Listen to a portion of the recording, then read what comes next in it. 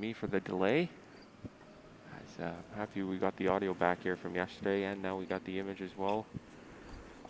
As Jake is just adjusting the scoreboard here, as we have a tight game. Just to bring you up to speed here, Jordan Koss came out at a firing start here, going up 2-0 in the first end, and she is holding shot right now. And I'm just gonna go double check the score for you guys here. Thank you, appreciate that.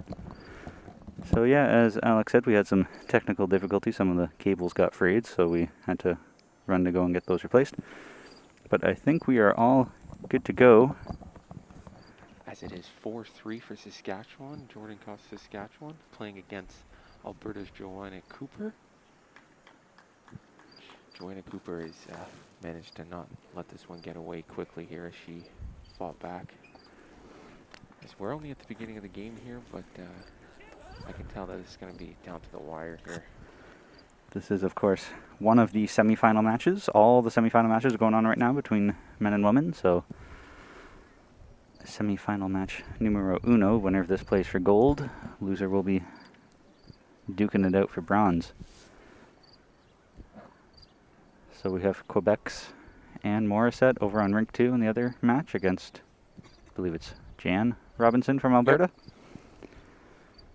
And over in the men, we've got Pat Bird from Alberta playing Kerry Lucier, as well as another Ontario battle of Mike McNorton and Mike Wagner, both from the Heritage Greens Lawn Bowling Club, I'm told. So Jordan Koss uses the Raspberry Ripple pink bowls, while Joanna Cooper has the traditional black.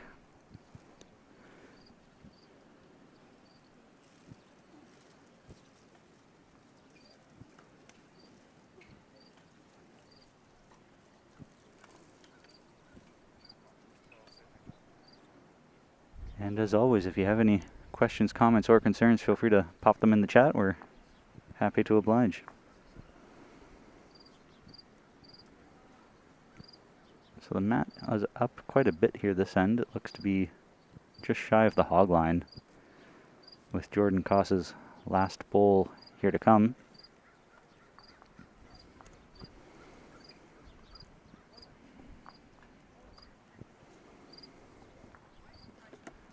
Coming down here nicely, just through the head, through the port.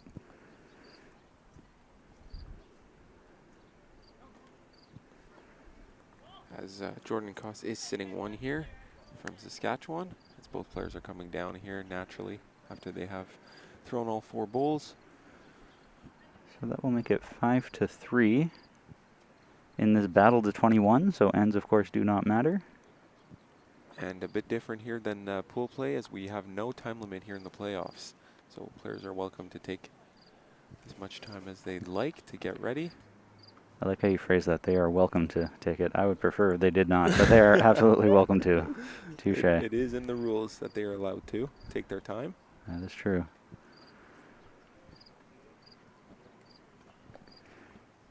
And so, see if I can move this scoreboard down here a little bit and keep it mostly off screen. It's funny you say that, Daryl. I'm not sure how I'll cope when the streams are over. Alec and I were just joking about how it's going to be weird after today is done to not be climbing up on scaffolding for the first time. Setting up cameras, yeah. First time in who knows how long, 2 straight weeks. Actually, this will be the last time I guess you have to do this season. Yeah, I guess I'm not bringing streaming equipment at the yeah, nothing's going to the senior triples. So yeah. Jeez, it's been a ride, guys. Basically the month of August straight that we've been streaming here. Basically, feels like it. Which is nice. And you guys in the comments keeping us company as always. As the mat has not been brought forward here by Koss. Mm-hmm. Mat is back, and the jack is about medium length, nothing too crazy. That was a nice bowl from Joanna to just tickle around Jordan's bowl to get in there into the head for Uno.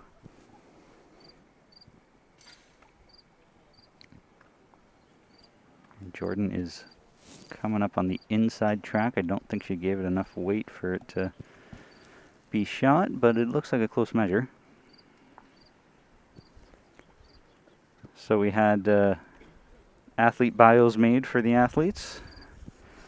A little bit more on it today than we were last week, as we had a little more time to actually get them to do some homework. All right. And yeah, we're gonna read them out here as the game goes on. Naturally, for both of these players, I believe, have bios on our website, if I'm not mistaken.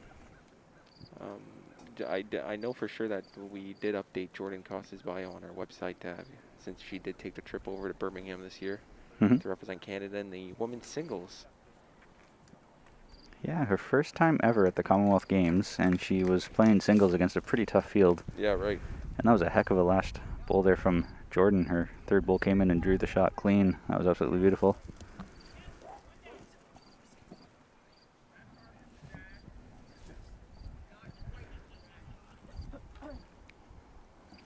So with Joanna on the mat here for her third bowl, she was asking the marker a few questions. Now she's asking whose second shot. As now that the marker's moved, you can have a clear view of the head.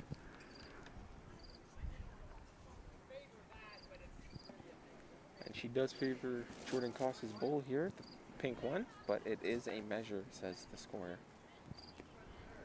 So Joanna is from Calgary, Alberta, plays at both the Calgary Lawn and Rotary Park lawn bowling clubs. She's been playing for roughly 10 years. Got a full decade under the belt.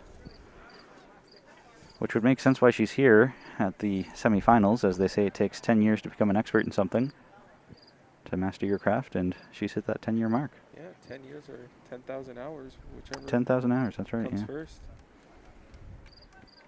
They usually come a similar pace there. By the time you get 10,000 hours of training done, it'll be about 10 years, unless you're very, very keen and determined. And for Jordan Koss here, naturally out of Saskatchewan here, Regina is her hometown, and she does play out of the Regina Lawn Bowling Club. And for Jordan Koss, although being younger than Joanna, she has been playing for longer here, 15 years. As she does throw up a question mark and saying, I am bad at math. So that is I think, rough estimate from Jordan here that she's been playing for 15 years. Little insight about Jordan's favorite subjects, I guess, hey? Math not being one of them? Yeah, right. And just a little bit of information on her favorite bowl brand / the type of bowl that she's using for this tournament here. So they are Taylor Ace size 3 with a raspberry ripple, which is the name of that pink color there with the white spots. And her emblem is an old lady lawn bowler. So that's Jordan's a very interesting character here. An old lady lawn bowler. Yeah, I love that. That's her sticker. No stream for mixed pairs, asks Sarah. Sarah, no, we do not stream the mixed pairs or senior triples typically. Ooh, Jordan Koss coming through there. Right. It's tough to see here with the score. Yeah, we'll need to go down and give the noose to the marker down there to hook her off to the side, but looks like it's still 1 to Joanna Cooper. No, we typically don't stream mixed pairs or senior triples, as we focus our energy on youth, pairs, fours, outdoor singles, indoor singles, which for events is still plenty of streaming coverage. And Aaron is calling out Adam Kaufman from BC to get his butt back to lawn bowling. Not sure if Adam Kaufman is even watching this right now, but you've been called out by Aaron. Hey, Aaron.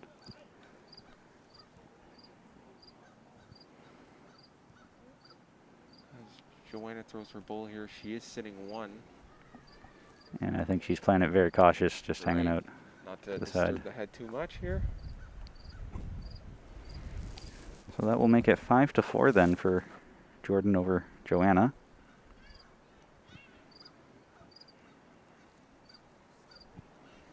Thank you, Malcolm. Malcolm White says he's loving the streams. Great 2 weeks. Bulls Canada and Burlington Lawn Bowling Club. Thank you very much, Michael. Malcolm? Malcolm? Close enough? Pardon me? I wasn't reading your name, pardon me. That's fair enough. I'm the one with the laptop in front of me. So you can see where the mat is up there. Joanna has it up quite a pace again, which is interesting. I wonder if she takes that out of Pat Bird's book, as Pat has it up to the hog line as well, and he usually plays way up there.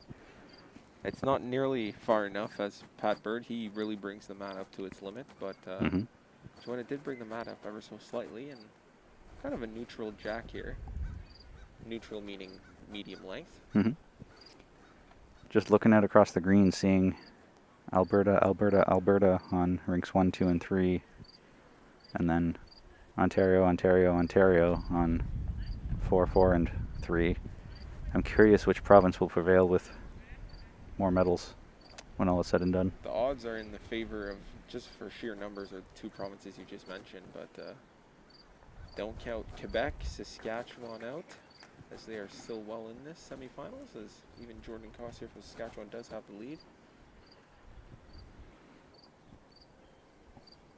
But for how long, as she throws her bowl here, and a very nice one at that.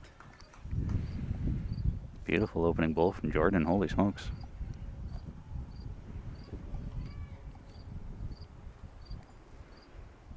As we have beautiful weather here, a bit windy, keeping it cool, not too much sun. This is perfect for final stay here. As Joanna Cooper Coming down just inside. Great effort. Claire Day, I'm going to wait to tell you scores for the other games because all the scoreboards are down at our end, and so I don't want to stand up and mess up the players here on rink 1 as they're looking almost directly at us for their draw lines. So I will get back to you on the scores.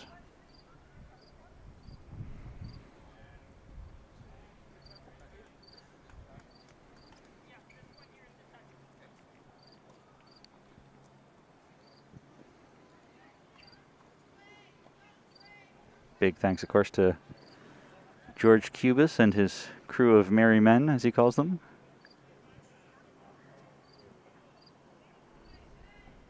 Ah, interesting. So, Alec, they're telling me that your audio is very low. Oh. And so I'm wondering if that has to do with just the mask coverage or if there's really anything else we can do about that. I guess I could turn mine down and see if that makes any sort of a difference to make it a little more consistent. Because, yeah, you're up to the max as far as you can go. No. Oh, wait. There Now we I go. can hear myself a lot better. There we go. Wait, do you want to turn yourself back I up? I would love to. Yeah? Yeah. So now I think we're in the ballpark for having consistent volume. Hi guys, sorry. I know you missed my voice. Hopefully it's a bit louder here. As, wow, very tight. Tight here between Joanna and Jordan. Jesus, both of these bowls are almost right on the jack here. Don't blame for both players coming down and taking a look at this. Yeah. So Joanna has a little bit better position, I would say, just because she can come in behind any sort of trail of the jack or come across into Jordan's bowl. Right. Jack movement's going to be in Joanna's favor, but her bowl is sitting very tempting on the side for Jordan to come down and push out through, so we'll see who can connect first.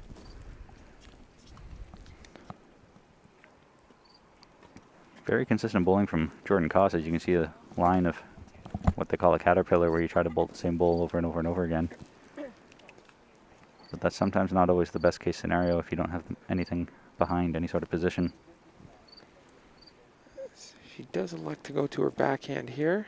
I am surprised by this. Me too, as there was a small opening on her forehand here, as maybe she just tries to get position, but then again, that was her last bowl, so. I think she was trying to play onto Jordan's bowl into the jack and have the jack pop backwards, which is not the easiest shot in the world, but squirting the jack out the back right-hand corner probably would have done okay. Right.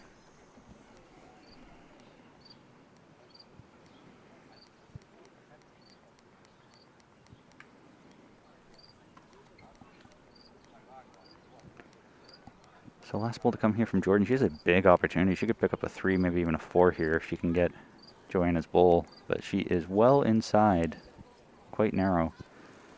So I think it is just going to be 1 to Jordan, but that's close. Our angle could be playing tricks on us.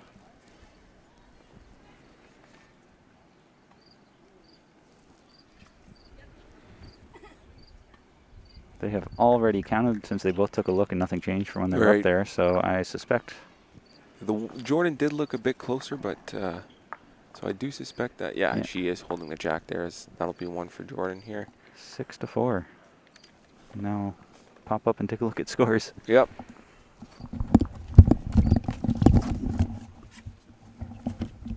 And as Jakin goes and checks the scores here, we're going to change the camera angle naturally to see where this jack ends up. As he's trying to... Ooh, that wasn't too good on the ears, was it? Sorry, the the headset actually reaches long enough I can stand out here. So on the rink next door, I can see Alberta is up 5-3. So that's Jan Robinson over Ann Morissette. 5-3 Alberta over Quebec. Further on down the line, looking at the men, there is a beautiful rose bush right in the way of Ontario A, so I can't see what that score is, but I can tell you Pat Bird is at 4. And way on down, Ontario B 12, Ontario A 5, but I'm not sure who's B and who's A. Based on the fact that Mikey McNorton is rolling the jack, I'm going to take a stab in the dark and say maybe he's up 12-5, but really anybody's guess at this point. As coming back to our game here, let's see. Joanna, as she throws her bowl here, she does elect to go on her forehand side. Going ditch shot as she just doesn't have enough to get there, but still not bad of an opening bowl here for Joanna Cooper. So I believe Jordan is shot for now, but only with 2 bowls out there, it's will most likely change. I can tell you Carrie Lucier has 3, and Pat Bird has 4 in that score. As there is contact there from Jordan to Joanne's bowl, and Joanne's bowl did go a bit closer to the jack, but I believe Jordan is still holding shot for now.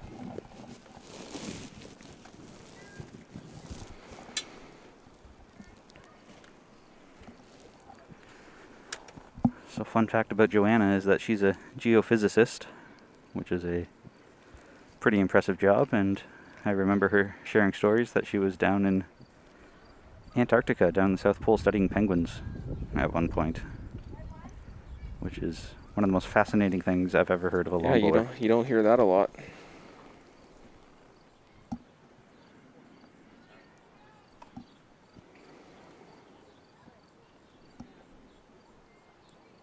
And if we're talking about fun facts here, I got Jordan Koss's favorite food in front of me, and it just starts with never met a carb I don't like.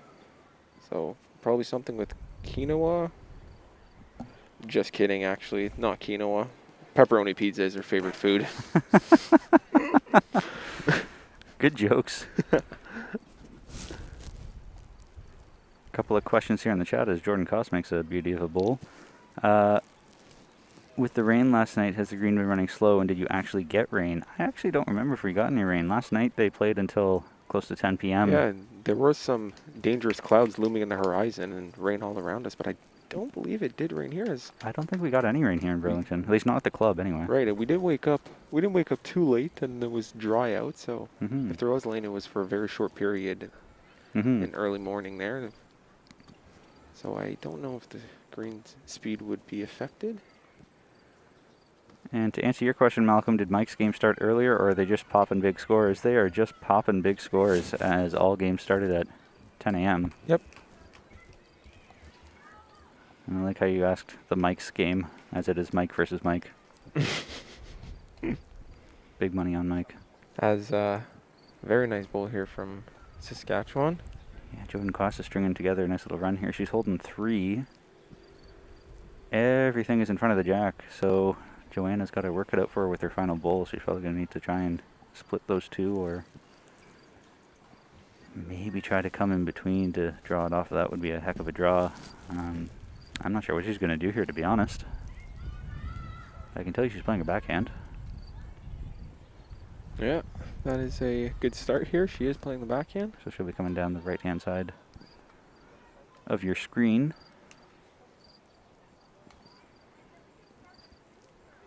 Nothing hectic for weight here. This looks very controlled. Barely more than a draw. And she gets a couple of rubs up front and trickle around and behind to cut it down to just 2. When you have good weight, good things can happen. So probably not the result she was hoping for, but still got Still was able to cut down there. a good result to cut it down to 2 instead of 3. And you can see her running down there with the mat. it is fascinating and interesting to me that in singles, New Zealand and Australia typically, they only play with one mat because it saves time if you bring it with you instead of tossing it behind the bank and going down to the other Right. end, having to get the other one behind the bank. So you can play much quicker that way. But people here in Canada, for whatever reason, aren't really used to that, so then people forget and have to go back and get the mat anyway. But Joanna and Jordan have both played internationally enough that I don't think that'll be a problem this game. So they did put a measure to it. I'm not entirely sure what the final outcome was, but I know it was for sure at least 1 to Jordan, so I'll give her 1 for now. We'll see what the marker updates the scoreboard too.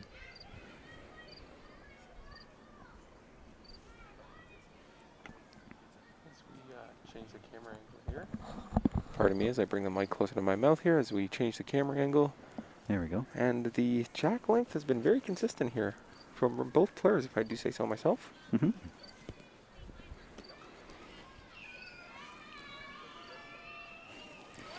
Apologies if you can hear the folks on the tennis court right behind us. There seems to be a bit of a kids camp with a lot of excitable children over there.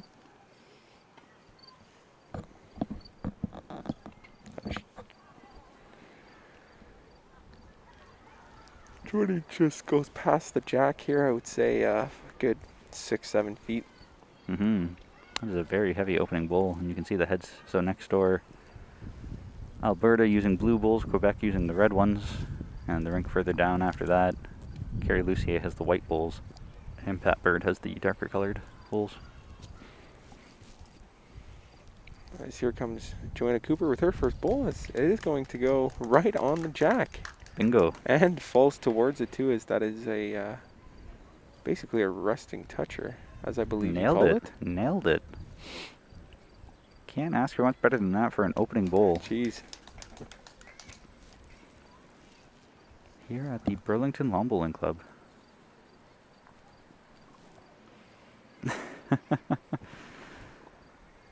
Good answer, Claire Day, and Jordan Koss. What a response. Holy smokes. A great response, but still shot for Joanna here. Jordan threw basically an identical bowl from Joanna's first. Claire Day put in the chat here, I only use one mat, and when I'm questioned by the marker, I tell them it's my favorite mat. Gotta play with my fave. You do gotta play with your favorite. Consistency is key. Yeah, exactly. It's the name of this game.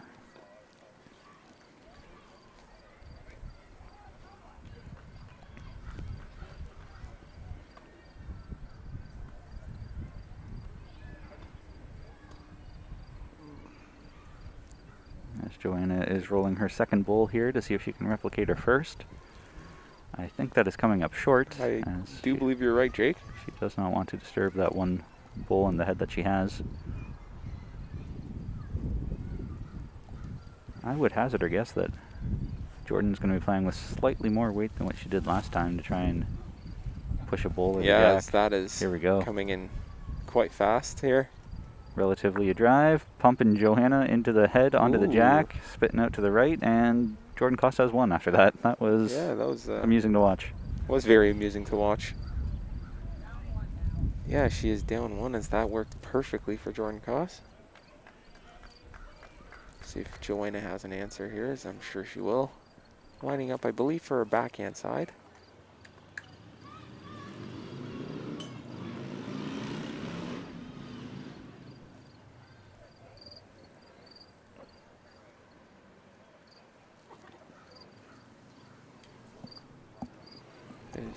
Attempted to draw it in here.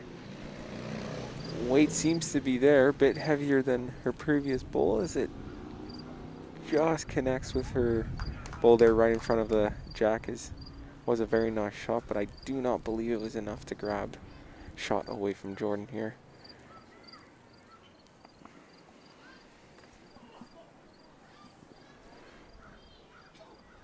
Give you a few more score updates. Jan Robinson 10, Ann Morris at 3. It's the other women's semifinal match, Alberta over Quebec, 10-3. And beside them in the men's semifinal, Carrie Lucier from Ontario has 7, Pat Bird from Alberta has 5. And just waiting for the last rank there to come in. And Ooh, so I was absolutely wrong when I was guessing it was Mike McNorton up big. It's actually Mike Wagner that is up 15-5 over Mike McNorton. Jeez, quick game over there, eh? Yikes. Mike Wagner dialed in. Heritage 1 versus Heritage 2. And Jeez. Jordan Koss coming in here for 2 here now. She's playing very well here. Her wicks seem to be going her way. Getting some good bounces. Here and what do you think Joanna's thinking here? How can she approach this head, as it is quite hectic over there? Yeah, this is tough because the closest back bull to the head is Jordan's as well, so any sort of a trail doesn't really help you any. There's not a big bonus. So at this point, I think her best case scenario is she's going to be getting 1. So it's either draw it off or a touch more than that to come in off of Jordan's. But best case scenario result for Joanna right now is probably 1. I suppose you could go jack in the ditch, and depending on the angle, she might have 2. I'm not quite sure Right. who's winning the tee in that battle right now. Sorry, James, didn't know that I cut out. I will repeat Carrie's score. So Carrie is up 7-5 over Pat Bird. Carrie 7, Pat 5.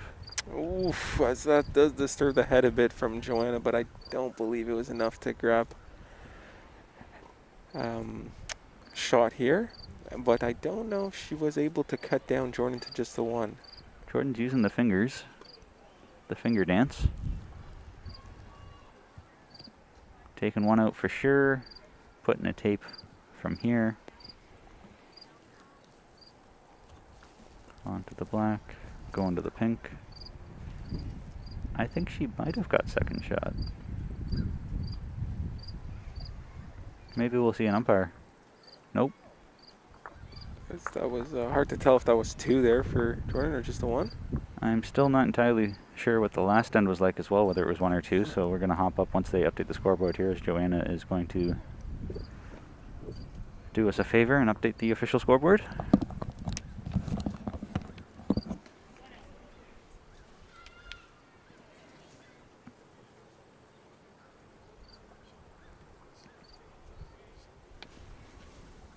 So we were clearly off on either this end or the end before.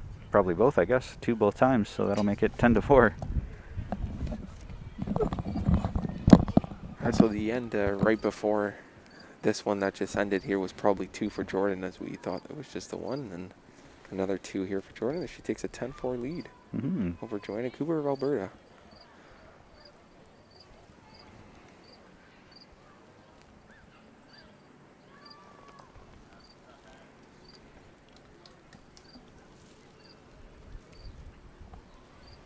And so I might get up and hop down there to tell this marker to Yep. stand to the side. That would be very helpful for our viewers here. So unfortunately, you do see the jack creeping just on the left hip of the score here. Is cost through her first one, I would say a couple inches, maybe 2 or 3 inches. Or pardon me, probably more than that. I would say close to 10 inches from the jack. As Joanna Cooper puts it, this is a very close one here. Very good opening bowl as we see Jake hop on frame here. As even following the, there you go, as she does step aside here on the left-hand side of the head.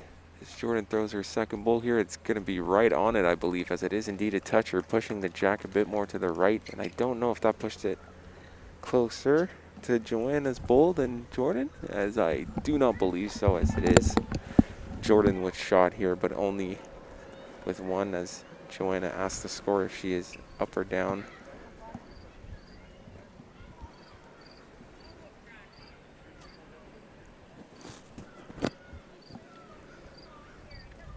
Thank you, Jake. No problem. We saw you on the screen there as you were advising the scorer to just step slightly to her left. I gave her the option of 1 step left or 1 step right, and I guess she went left, and it still hasn't made too much of a difference, I guess. No, right would have been good, because our camera is on the left-hand side, pointing into the pointing into the rink here.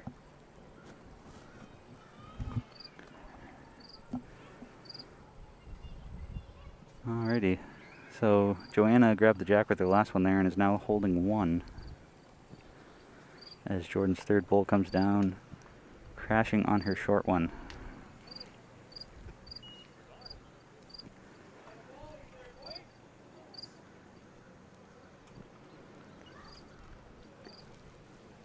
So Joanna has a huge opportunity to draw for 2 here. As Yep. There's nothing that close at the moment. Anything within 1.5 feet will be the shot. Anything within 6 feet will get you second shot.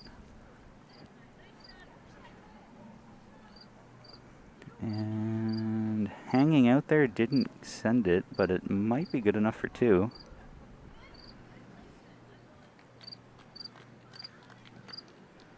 That looks like a fairly open draw for Jordan here as well, and that looks spicy out of the hand. As she did go back inside. She does cut in short again, unfortunately for Jordan, as I believe that will be, or not that will be, but that is still shot for Joanna here. Big opportunity here to collect possibly a 3.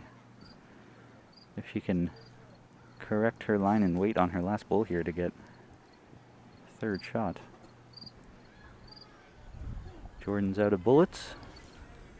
Joanna is again playing on that right-hand side of the rink, and she has done it. So that is 2 for sure, and I think 3 black bowls for Joanna Cooper, which would make it 10-7 if it is in fact 3.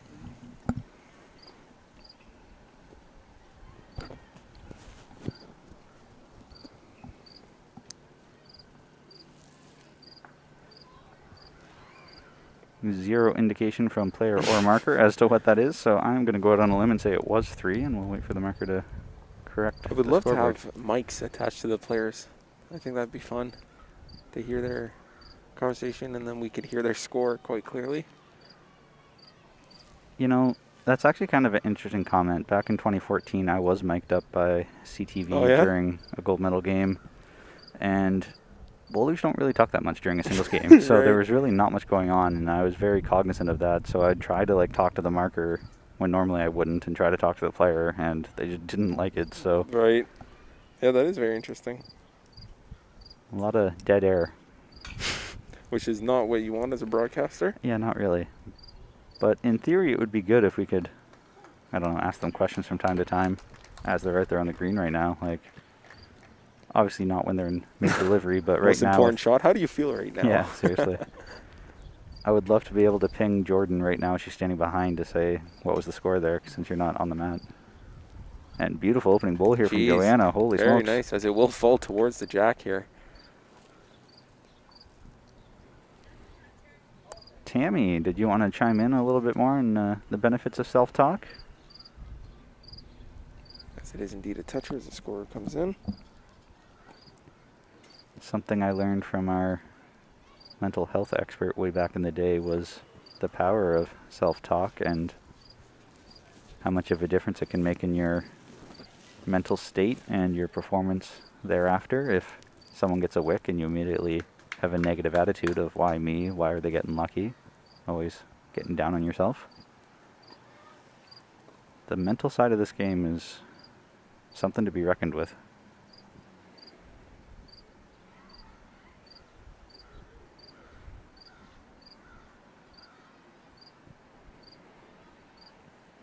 So Joanna's playing this ditch hand side here.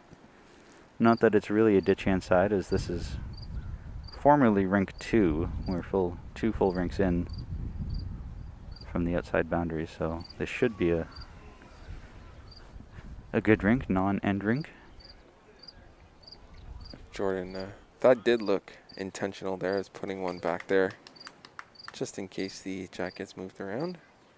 If it wasn't intentional, well, it sure did look intentional.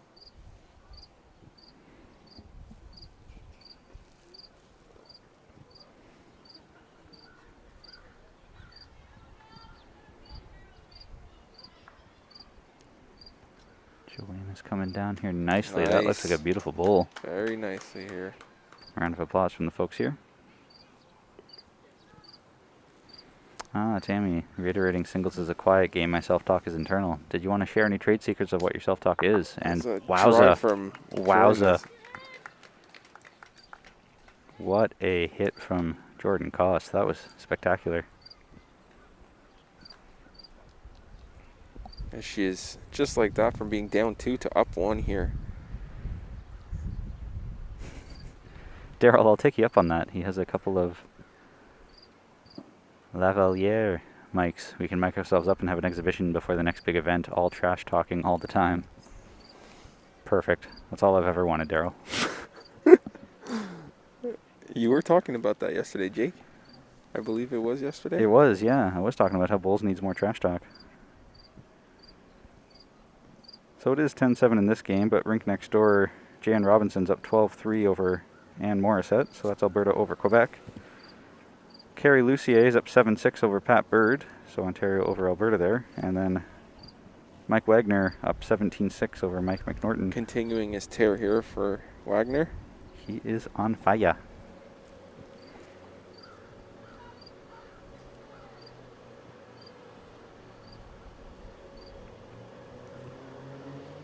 And apologies for the lawnmower behind us. I'm actually going to turn the audio off for the next 5 minutes as this lawnmower is incredibly loud behind us.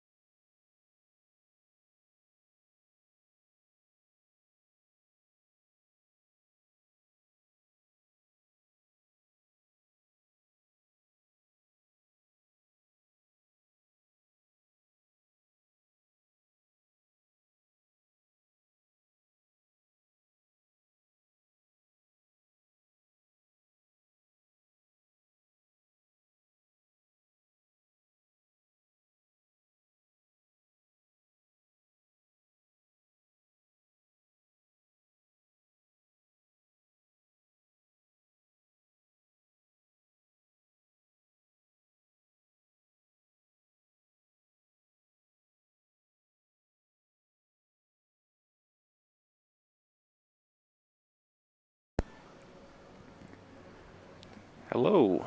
Apologies for the temporary silence, as we have learned that the Burlington Lawn Bowling Club is in a very noisy, busy area with lawnmowers and garbage trucks right in the immediate vicinity.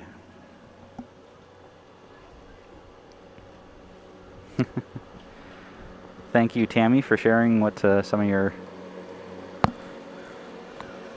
internal thoughts are.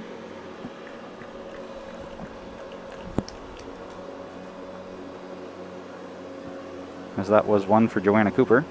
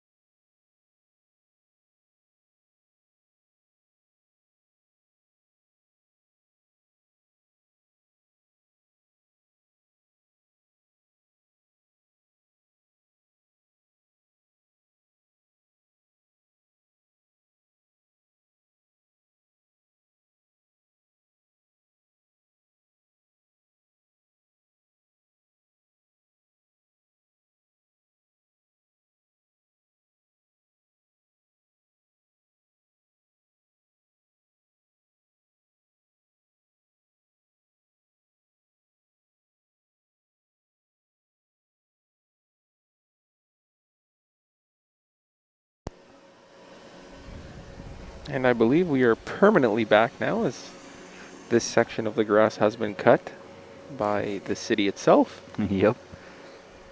And Joanna has a couple of beauties in there to be lying too. Yep. So a couple of score updates. Jan is now at 15 and still at 3, so 15-3 in the other women's semifinal. Alberta over Quebec. Carey 9, Pat 8. Ontario over Alberta. Mike Wagner is now at 20. Well, Mike McNorton is still at 6. So sitting on match point here for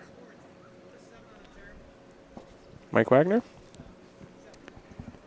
And Susan, you are absolutely right. Between tennis players, garbage trucks, police and ambulance sirens, and the occasional rumble of thunder, the sights and sounds of Burlington 2022 has been something. Very well said. It has been something. And Daryl, I absolutely do want to hear your self-talk, even if it is not safe for work vocabulary going on. Probably wouldn't want to broadcast it, but I still want to know.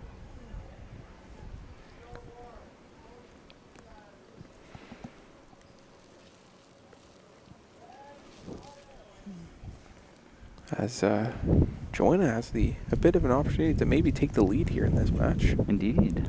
Assuming our score is correct here on the stream. Mm-hmm. So it is 10-8. This is Joanna's last bowl, but Jordan does still have one to come.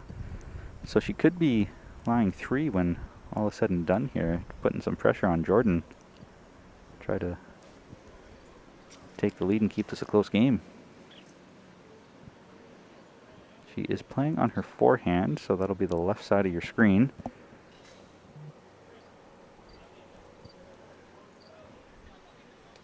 And that should be good for 3, I think.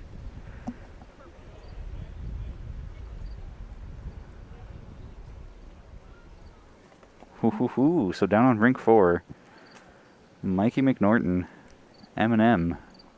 Last shot coming up to stay in the game. So I believe Mike Wagner is also counting in the head right now. Last bowl of the end, way down on rink 4. We'll see what he is throwing immediately as he's throwing a drive here. I can see Mike Wagner's got 2 buttes. And he crashed in a short bowl. So that is going to be the game to Mike Wagner. We have one finalist. One finalist declared here, with Mike Wagner punching his ticket through to the gold medal game and Mikey McNorton playing for bronze. As I wonder if that was an intentional guard here from Mike Wagner. I couldn't see if that was his own bowl or not. Mm-hmm. That prevented the drive from heading to the head. And we have a drive here. And speaking Jordan of drives Koss. here,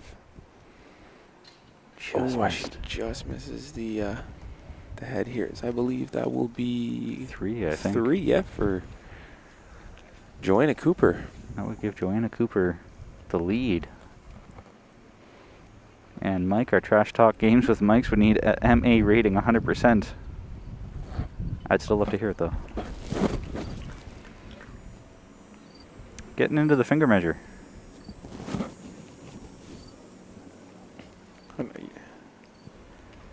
So that's 2 bowls out for sure. Joanna's getting down to measure between black and pink.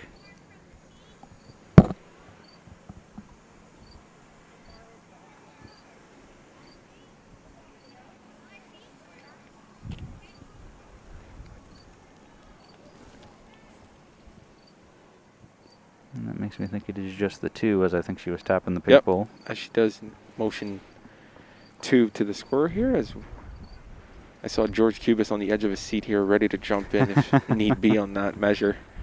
Huge thanks to George Cubis for being here for the past 2 straight weeks, working round the clock 24/7.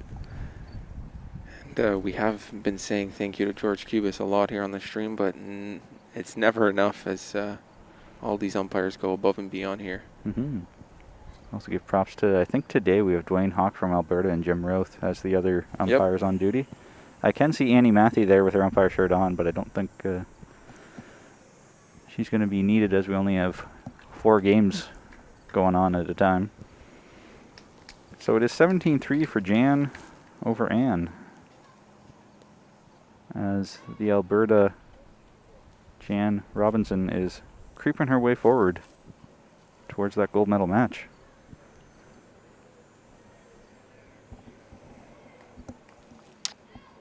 This is a very nice opening bowl here from Joanna, just slightly too heavy, but Nothing crazy here as Jordan Koss is getting ready here to throw on her backhand side as well. Ditch side, but as Jake said, we are down a rink, so it's not quite ditch side.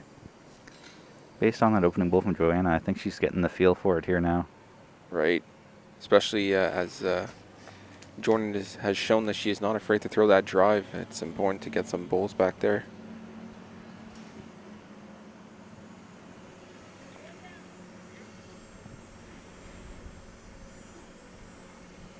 So I believe it is 10-all between Carrie Lucy and Pat Bird right now.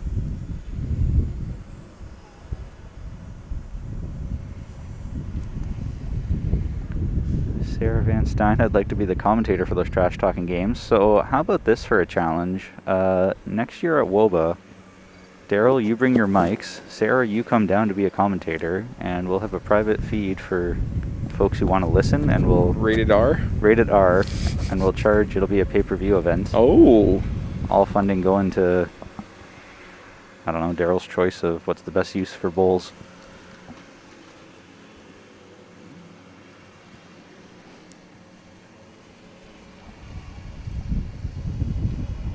As both of these players are playing exceptional bowls here, as every single head has had a very tight spread here.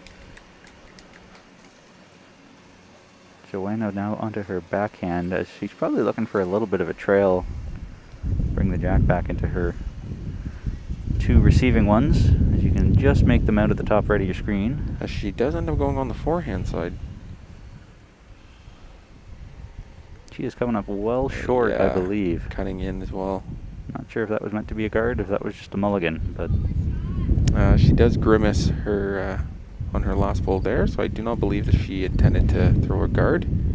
We are being told that short bowl from Jordan Koss, pink one up front, is the shot. So that means Jordan Koss is lying 1 right now. Interesting.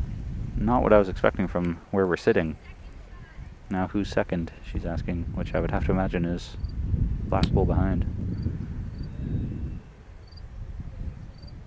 Yeah. Yep.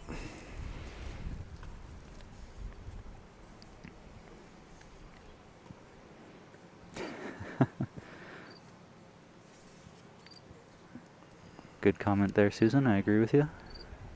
We'll get some ketchup jam to go with it, and beautiful bowl here from Jordan Koss. As it now looks to be 2 to Jordan, assuming the marker was correct with her assessment of being 1 before that bowl. Joanna did do the finger dance to confirm. So with her last bowl to come, I still suspect Joanna's going to be looking for a bit of a trail, I would imagine.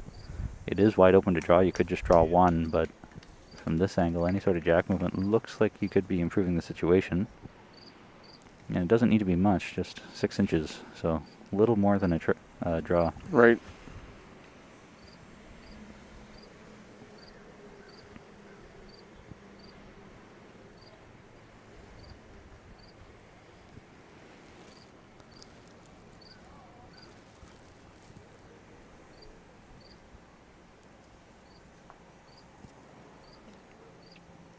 She does throw here on the same side. She's on her forehand. She does have some weight, but she's a bit tight, and so she's crashing in on Jordan's, pumping it in. And that pumped in Jordan's Koss, basically right on top of the jack here. That was the one that was questionable. The marker favored to be shot to begin with, so it didn't really change. Oh, I see, right. Good point, Jake. But now for Jordan, chance to draw for 3. I'm not sure which hand she's going to play, as you don't want to move the jack at all. Her forehand, there's wide open, nothing to rest against, but if you're narrow, you could have some problems. And then on her backhand, which is what she's playing from the way she's lining up on the mat, a couple things to rest against. She had a very confident delivery here. It didn't take too much time deciding what she wanted to do with it. And she is coming down around just outside of everything. No harm, no foul. So I believe that's going to be 2 to the Regina native. Do you still have that sheet of paper we had them fill out? Yep.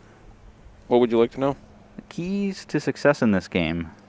I'm curious what they wrote in comparison. So Joanna put that focus on the process was the key to winning. key to success. All right, so there is a couple bullet points here, so I'm going to read them off. So Jordan did write 4 bullet points here. Ooh. So maybe some of these are going to be bold terms that you can further explain, Jake. So the first one being little to the middle. Okay, so make sure you don't throw any wrong biases. Focus, focus, focus is our second, which is arguably the most important, especially with onlookers here and semifinals, bringing a bit more pressure than usual. Make sure to focus on your game at hand. Mm-hmm.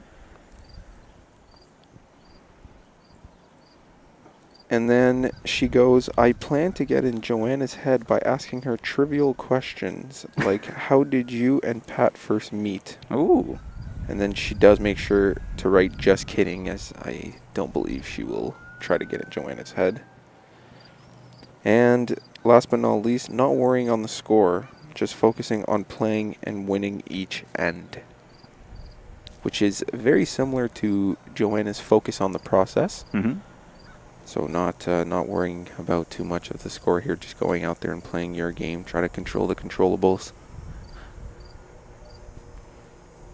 Big fan of try to get in her head by asking her trivial questions. I'm all for that.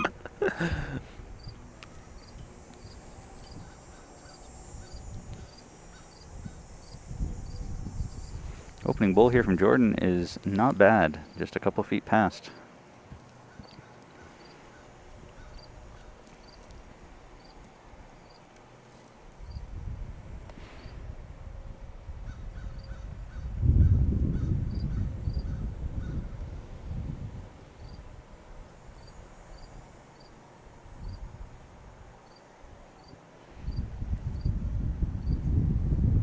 Joanna is quite heavy with this one. I am surprised. Is there a new strategy coming out here as she's going back Maybe, to cover yeah, the tee? right?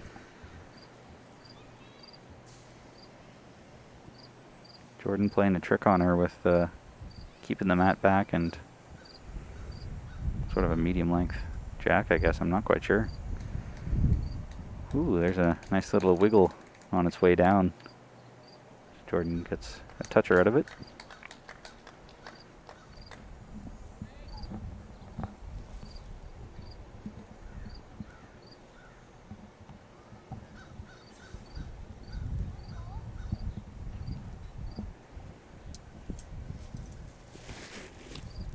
So we'll see if Joanna adjusts her weight here. I believe she has. And that is a lovely bowl from Joanna to draw the shot. Yowza. So her new strategy is to go and cover the tee and then draw the jack cold with her second one. Right. That is something else. It's very impressive. Yeah, Good very. weight control. Jordan decides to almost join her back there. Not quite as deep.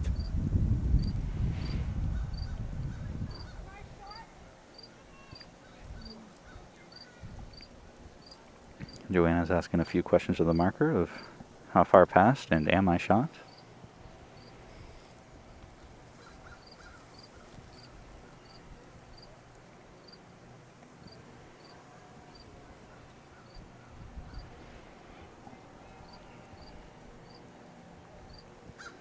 See, maybe Joanna's going to come in the frame here, running after her bowl here. Coming up short with a guard, I think that might have been intentional, as that's possibly in a driving line for Jordan. Because Jordan has second and possibly third, she could throw weight at that and hope not to move the jack if she can pick Joanna's bowl clean, which would be difficult to do.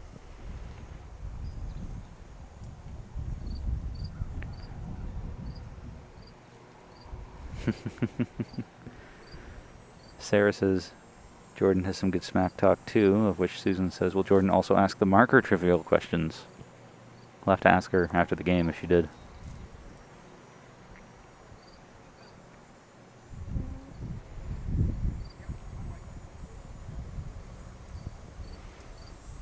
Controlled weight coming down here, not a full-on drive.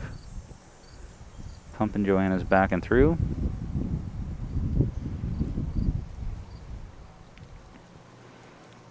very dangerous but very doable opportunity for Joanna here to draw a second. She can rest that pink or even rest on her own if you have perfect draw weight. Obviously don't want the jack to move anywhere. Yeah, as, there's trouble looming on every direction, it seems, for Joanna, as there's a triangle starting to form here of Jordan's bold. That said, she could go and kill the jack as she's got 2 best back bulls, Yeah, but very good point. that's a risky maneuver I don't think she's going to opt for. As this does have a bit of weight on it here, as maybe a little slow down. As Crashing on Jordan's. So that will be 1 to Joanna Cooper to make it 12-11. yeah, as both players agree there rather quickly that it's just a 1, and I hear a smattering of applause, which would make me think that the game next door is done. of We have Quebec and Alberta. Jan Robinson has punched her way through to the gold medal match, while Anne Morissette from Quebec will be playing for bronze.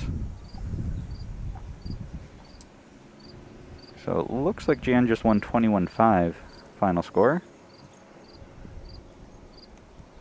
And I was wrong with a previous update where I thought it was 10-all for the guys down there. It actually wasn't, so it is 11-8 Carrie Lucier over Pat Bird. That's okay, Jake. Nowhere in the ballpark. It was 10-all on our rink, I believe, at that time. That must have been what my texter meant when they said 10-all for the Secret Jays. texter. Yeah, Secret score updater. indeed.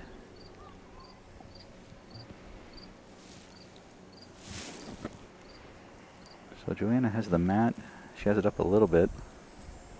Probably a medium length here again, as you commented earlier that both players are sort of playing similar length. Yeah, they are. As Joanna has a very nice opening bowl here, not nearly as heavy as her first one on the last end.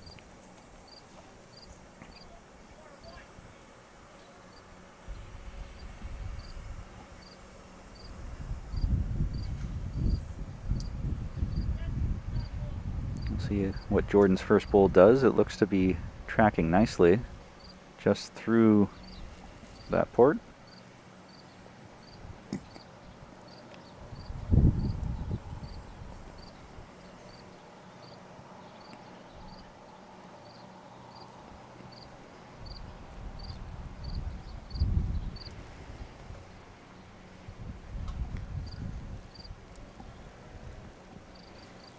As Joanna put her head down, interestingly, as soon as the bowl left her hand, but this does not seem to be as bad as her reaction led me to believe.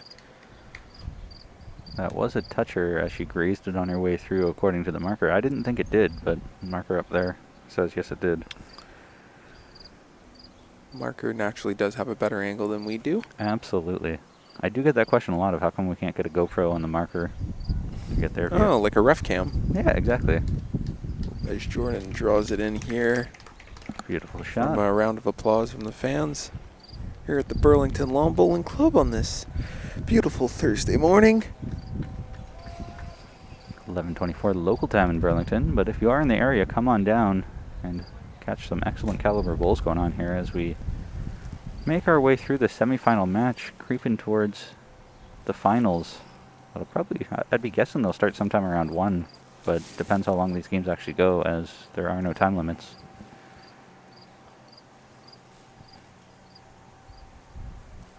It is hard to believe that it's been almost a week and a half now here at the Burlington Lawn Bowling Club, as it has been flying by between the pairs, the fours, and now the singles coming to an end.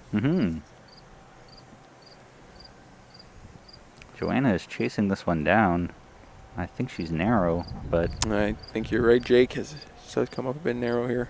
she does have best back now, which is always beneficial. Jordan wants to know who's second, and I think it's very clearly one of Joanna's two, just not sure which one. She says they're both pretty even, so not sure which one of Joanna's is actually second shot.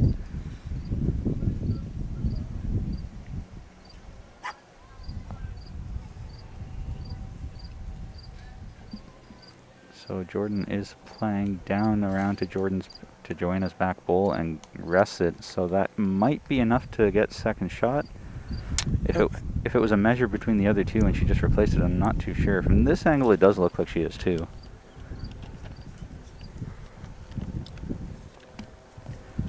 Yeah, I do believe you're right, Jake. I do believe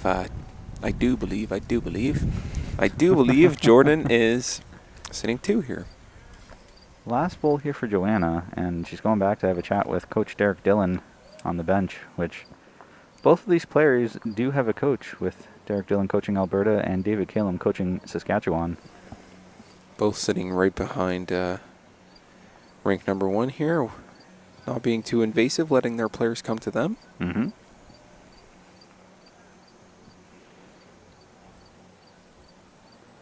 Derek is discussing, you know, what if we play the forehand, what if we play the backhand, based on his body language, as I can see the hand motions. I almost want to say he's favoring the backhand. Yeah.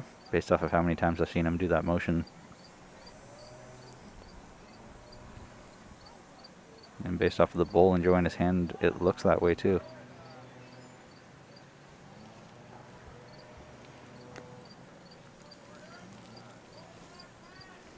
Ken Simpson just tuned in. So the mics are already done. Mike Wagner punched his ticket through to the gold medal game over Mike McNorton. So Mike Wagner in the gold, Mike McNorton in the bronze.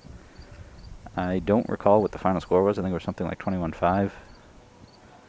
21-5, I believe, was the Anne Morissette. 21-6, my bad. Way off.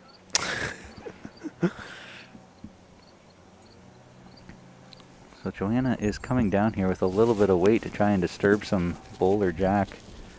Just missing the shot itself, but does grab the second. So it will currently now just be 1 to Jordan Koss with her last bowl to come. Opportunity to draw for 2, and lots to rest against if she wants to play her forehand. But she did play pretty good bowl in her backhand recently, so I'm not quite sure which hand she'll play.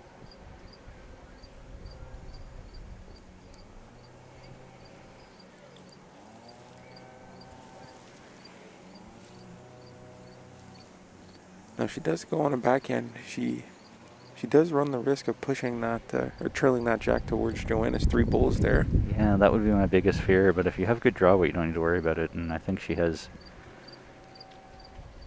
decent weight, but it is risky just going through. Going through everything, for that matter. So that will be 1 to Jordan Koss. Will be 1, yeah, for Saskatchewan. I get 13-11 in this game to 21.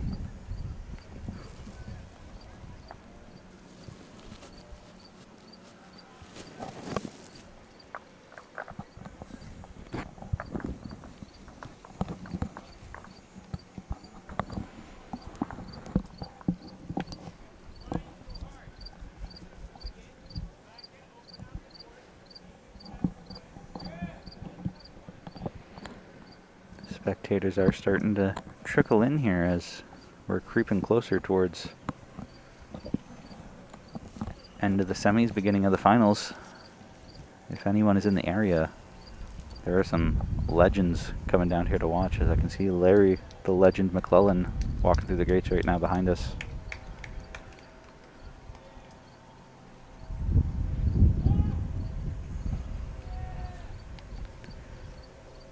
So the score of the men's game, that's the only other game going on at the moment, is Carey Lucier 12, Pat Bird 8, with Pat currently sitting 2 in the head with 1 bowl each left to come.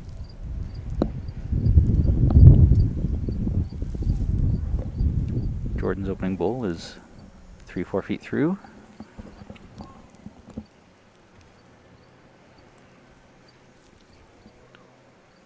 And do these players have a break after their semifinals, or is it straight in the finals? We will probably give them some sort of a lunch break. Right.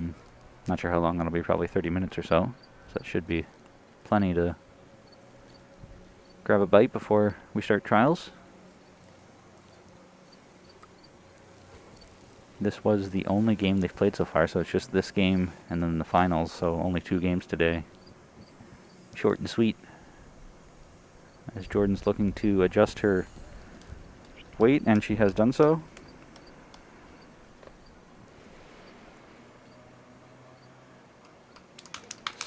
I think Pat Bird over on rink 3 has just rolled the dice and picked up a 4, which would make that game 12-all against Carrie Lucier from Windsor.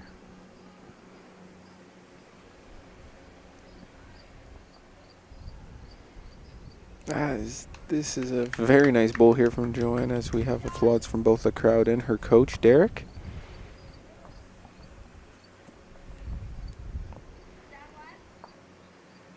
So that was Joanna taking the shot away, as Jordan was asking the marker, am I down one? And the marker said yes. So Joanna Cooper is currently lying 1.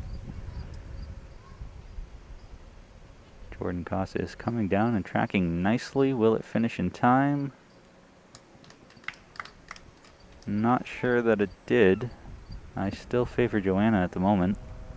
As the score will confirm that. Yep, the black bowl is shot. Yep. As the scorer shows about 5 inches with her fingers here from the separation between the jack and the shot bowl, which would be Joanna's, the black bowl. And I do have confirmation that Pat Bird did in fact tie the game up. It's 12-12 in the other gentleman's match over there.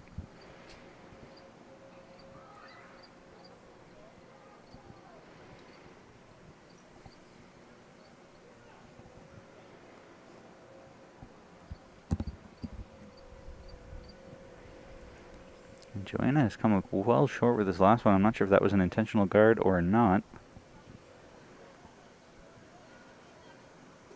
And if it was an intentional guard, that is a big guard there in front, as both bowls are resting side by side in the middle of the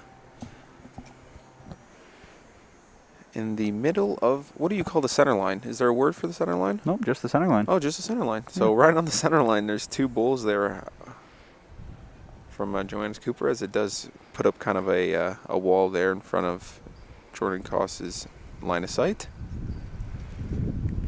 I do believe they're out far in front enough that it would be able to draw around them. Correct me if I'm wrong, Jake. No, you're absolutely right. You can still draw around those, but it does take the drive away. I'm not sure she would have really been trying for that anyway. But that hand has sort of a finicky line where it straightens up a little bit just before it starts to finish. Right. Yeah. So Jordan found that out again the hard way, where if you throw any sort of weight, it'll wiggle a bit before it'll start to bend. So unable to make the connection on her bowl. And now with 1 bowl left here for Joanna, I am not sure what she's going to be playing, as Jordan has 2 very close seconds.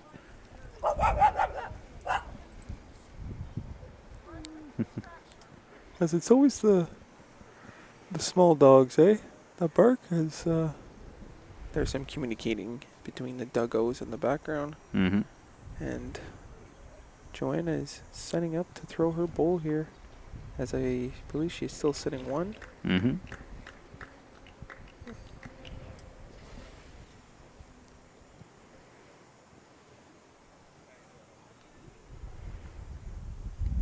And so she is trying to draw into it, and my goodness, she just took herself out. She might have just given up 2 to Jordan Koss here. As with reason, visibly upset. Pardon me. Mm-hmm.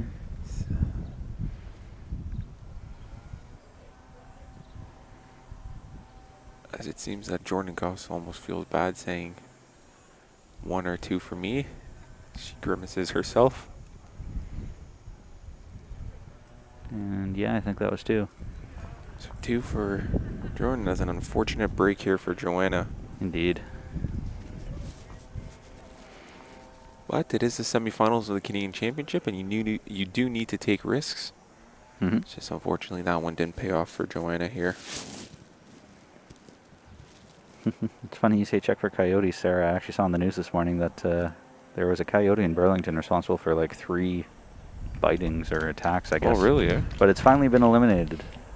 Eliminated. That was the word they used on the news. I don't know if I like that. I don't know if I like it either, but I was reading the ticker and it said it's been eliminated, which, whew. That seems very harsh. Yeah, a little bit.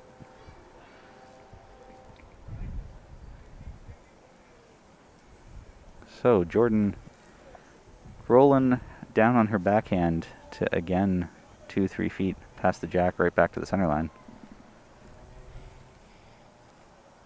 Excellent positioning.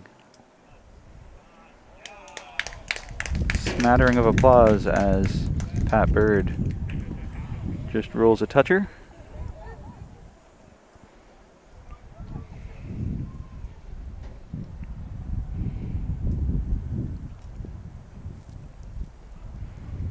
We'll see if Joanna Cooper can draw inside of Jordan's bowl. I think she is in the ballpark. This looks very close. That will be shot drawn. Scattered applause throughout as Jordan is so quick to be on the mat. People didn't want to disturb her focus.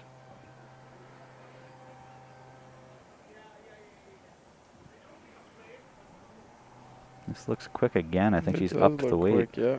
Up to the weight. Now instead of 2 or 3 feet through, she's 5 or 6 feet through the head.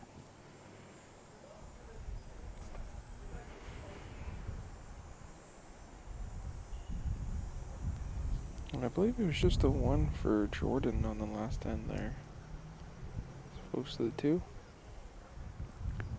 But I'm not completely sure here, so we need confirmation. Something in Joanna's eye as she just stepped off the mat to refocus. Sarah's asking, did you see the coyotes at Port Credit? I didn't see them, but I certainly heard them. There was a pack of them in the bush behind us where we were streaming, and it sounded like they caught something as they were singing to each other for a good 5-10 minutes, and it was loud. And here's a great bowl from Joanna. Very nice bowl here. That last end did not disturb her confidence at all. She's thrown 2 very nice bowls here to start the end. It does go to show you, though, that if something's in your eye, to step off the mat and refocus does pay off. Yep. She rolled shot itself.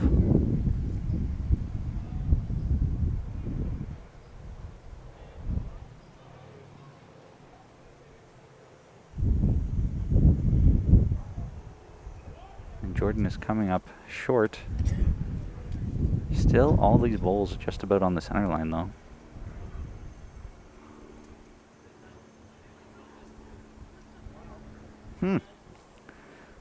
So we left that fun tournament at the youth before it actually ended, just as the finals were about to begin. And I guess when it did finish, there were some coyotes in the parking lot. And so people had some difficulties getting to their vehicles that night. Thanks for sharing, John.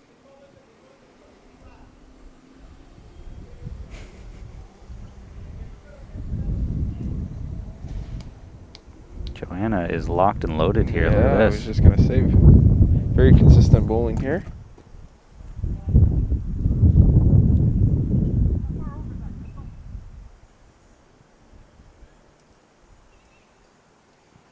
So Pat Baird has taken the lead, 13-12, as he made a big shot. Carey was lying 3, but Pat came in there and now takes the lead for what might be the first time in this game.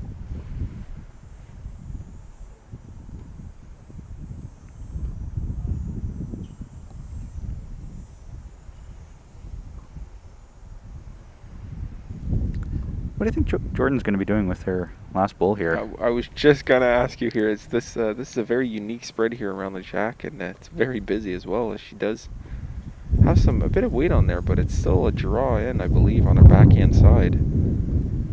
As it is coming in, quite nicely, actually. Just resting out the shot bowl, I think, but I'm not sure if that's going to be good enough for 1 or not. As from this angle, we cannot see the jack as it is covered by multiple bowls.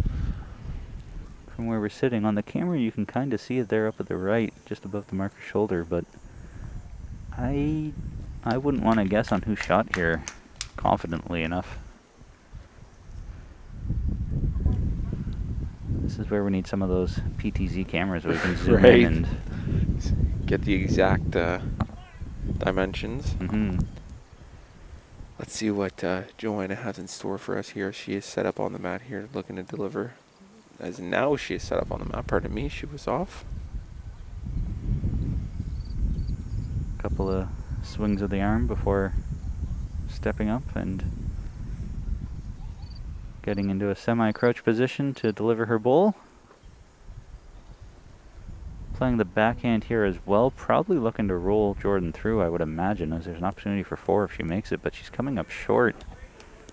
That is a good draw. I don't know if that's going to be enough for shot, though. I don't believe so either, as she did urge the bull to go for it. As I said before, I think these bowlers would quite enjoy remote control on these bowls here. I saw Joanna hold up 2, so it's possible she could be lying too. Jordan concedes, so wow, I would not have guessed that. That would make it 15-13.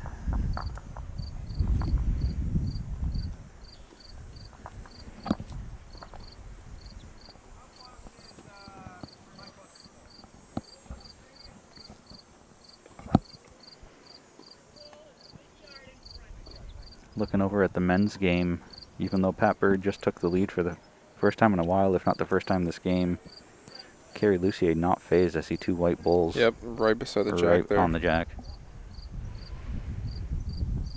And it is 14-13 for Jordan. So we're just going to adjust the scoreboard on the stream here.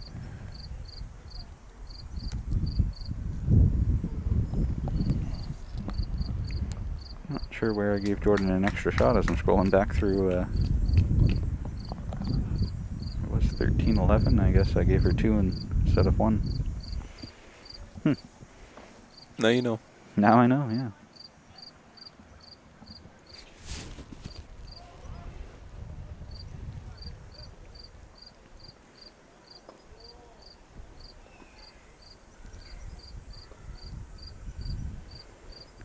And that right hand, ditch hand, forehand side going this direction just doesn't quite want to finish all the way back to the jack. Right. Joanna's bull wiggled there a little bit before trying to finish at the end. And so does this straighten out. You see it.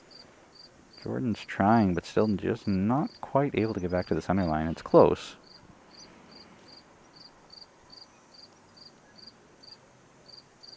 Both players electing to stick with it, though.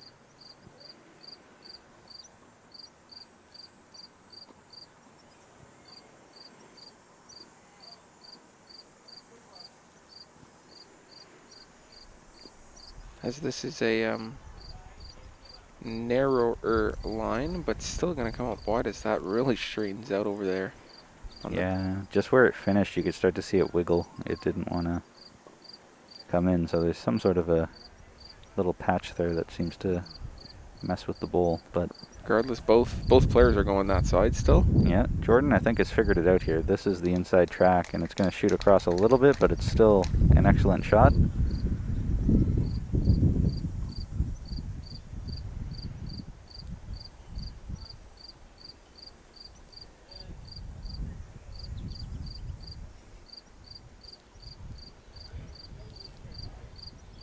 Joanna is again electing to stick with her forehand. Yep.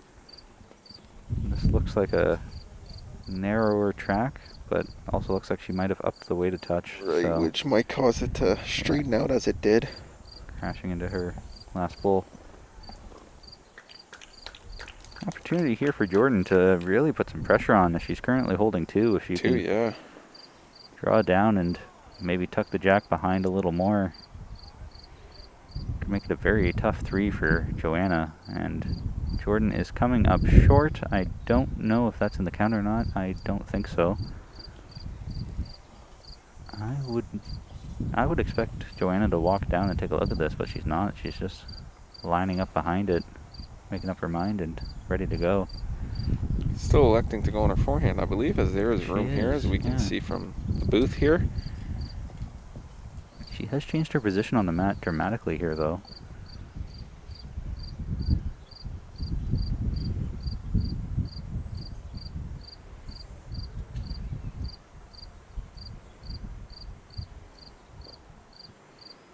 She attempts to, this looks like a very good line here, going straight up the jack. Just tickling the jack on her way through, but couldn't get enough of it to carry it with her.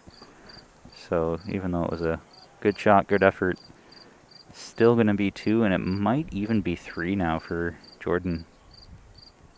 As she takes a walk down. That top pink bowl, I'm not sure if that's in the count now or not. And Joanna's out of bullets, so this is a big opportunity for Jordan if she can pick up a 3 or even a 4. She's looking to see if that top one's in the count. I don't know if it is, but she does have an opportunity to rest that black bowl out if she plays with a touch of weight onto that leftmost raspberry ripple bowl. She could push that onto the black and be sitting 4 after this. If she's not feeling that adventurous, or if she's lying 3 already, then just the wide open draw works too. Right. Because anything within 2.5 feet will be in the count. Also, Joanna showed us that you have to be a bit careful too, Mm-hmm. not to knock your own bowls out. Yeah, that's true. Jordan's trying for that pink onto black, I think. Didn't Ooh, quite as send this it. is still very interesting. If you compare it to Joanna's bowl here, she might be sitting 3. Do you think she's sitting 4?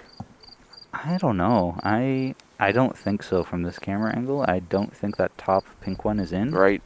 But it's tough from this angle because it could be closer than it appears. I would suspect they would put a measure to it all the way around. The finger dance is happening here. As Jordan has her hand in her pocket here, ready to measure. Are they conceding 4? Are they conceding 3? Nobody knows.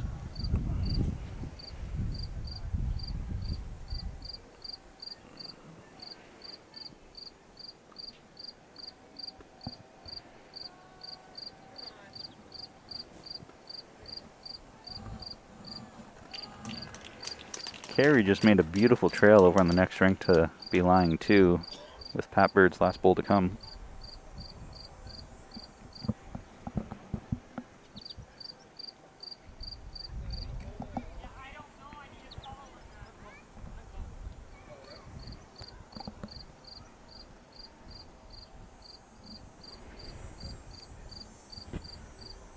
We will wait for the marker to update the scoreboard to find out just how many that was for Jordan. We know it was a few, but I don't know how many. If it was a perfect end or not.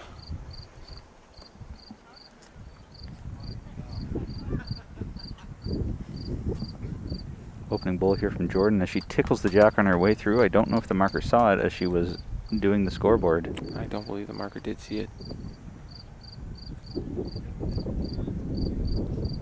We will keep an eye on that toucher as...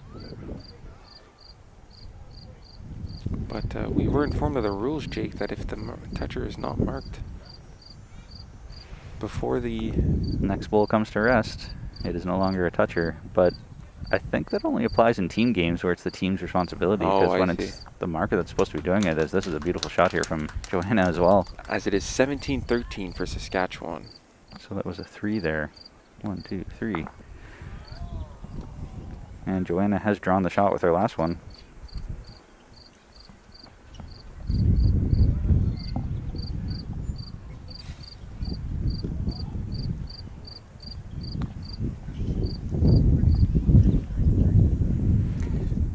And Susan, you are correct. We do need those point paddle things they use internationally. The paddles she's referring to, markers are supposed to hold up a 1, a 2, a 3, or a 4 of them to indicate the shot count. That would be handy.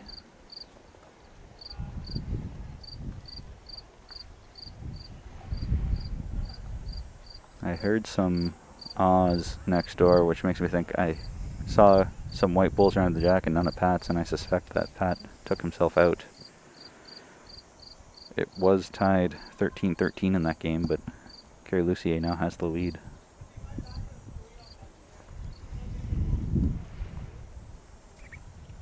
Well, you know, Ernie, I'm not sure she marked the wrong one, as I think Joanna's was a toucher as well, but I think she only marked one and not the other, as Jordan's first one was a toucher as well. Just pushing herself through. Don't think that really changes anything. Nope. She just switched spots with her previous bowl.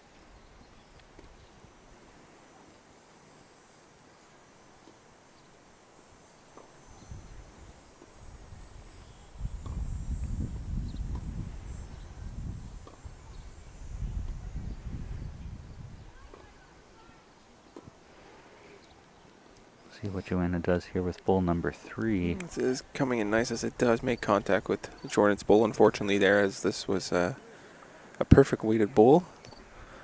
Fortunately, that's not how she goes, as they say.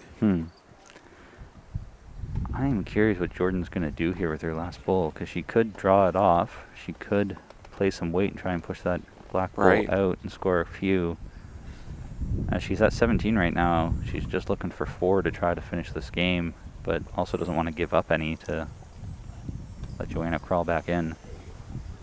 She is thinking and humming and hawing, and David Kalem sitting right behind her, and no indication of a chat with the coach at all.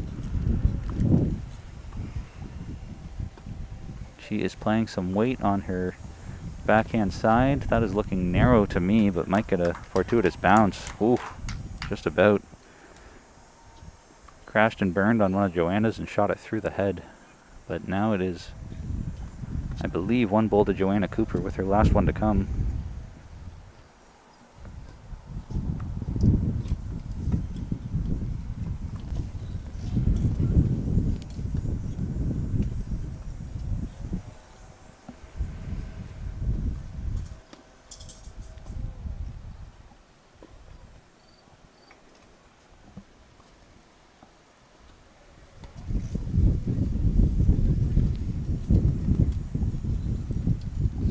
See what happens here with Joanna's last bull. She is sticking on her backhand, so the right hand side of your screen coming down.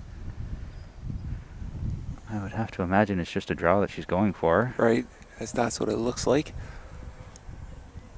In the neighborhood. This could be close. This could be very close, and that is an excellent bull. Fortunately, we can't see on the camera. As there you go, but right on cue, the scorer moves out of the way, and I believe, actually, I don't know what to believe. those are very close bowls, both of them. To the jack, as Joanna did hang back a bit here before coming to the head to talk to her coach, Derek. Indeed. Probably strategizing what to do now that she knows she's counted. So, should I move the mat? Should I move the jack? What should I be doing here to try and change the momentum? So, clear day to give you an update. Mike Wagner defeated Mike McNorton in the other men's match. So, Mike Wagner's playing for gold, Mike McNorton playing for bronze. And Jan Robinson defeated Ann Morissette. So Jan Robinson is playing for gold, Ann Morissette playing for bronze. And if you're talking about the other men's game, it was 13-13. Kerry scored, although I don't know how many. So Kerry does have the lead. I suspect it was a couple, based off of what the head looked like, but not quite sure.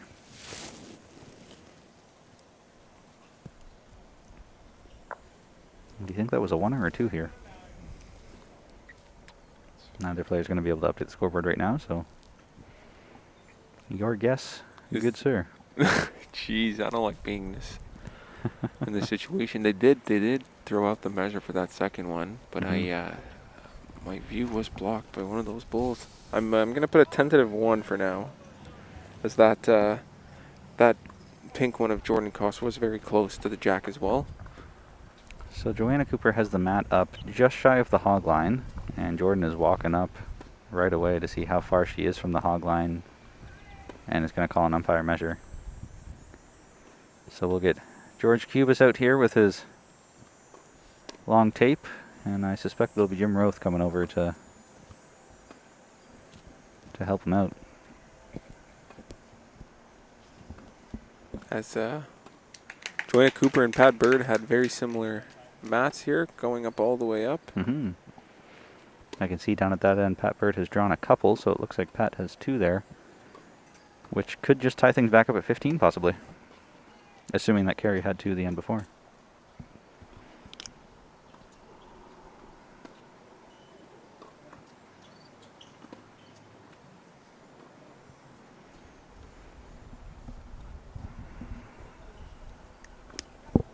Jack is good, says George Cubis.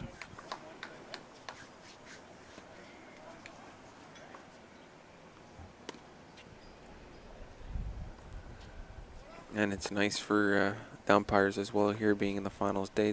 They're not too far of all the matches. As soon as you require an umpire, they're on the scene almost immediately. Yeah, with only 4 games going on, it's easy to tell who needs an umpire. Right. So with an okay jack, This is probably about as short as you can get it. Matt just shy of the hog and Jack just shy of the tee.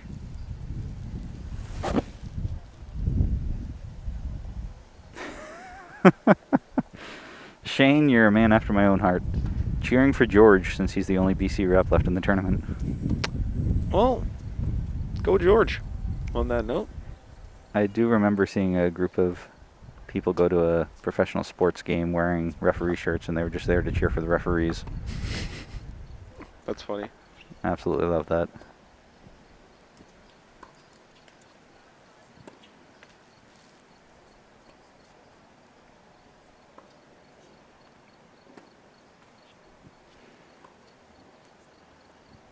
As we'll see if the strategy change here affects Jordan in any way, as Joanna did bring up the mat all the way up. We have not yet seen much as Joanna here comes up just short of the jack. I would suspect Jordan's going to ask who shot, but no, she doesn't. Doesn't matter. Just going to draw either inside or outside of that black bowl. That looks to be almost in the draw line, so I'm not sure which side she's going to be playing, inside or outside. Outside it is. And sneaking through, what a bowl. What a bola.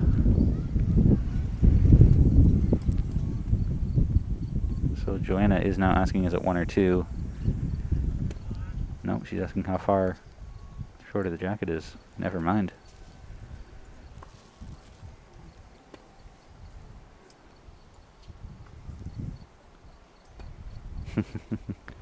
Susan, I love George's happy greetings as well. Always has a smile on his face, always something positive to say. An absolute gem of a gentleman.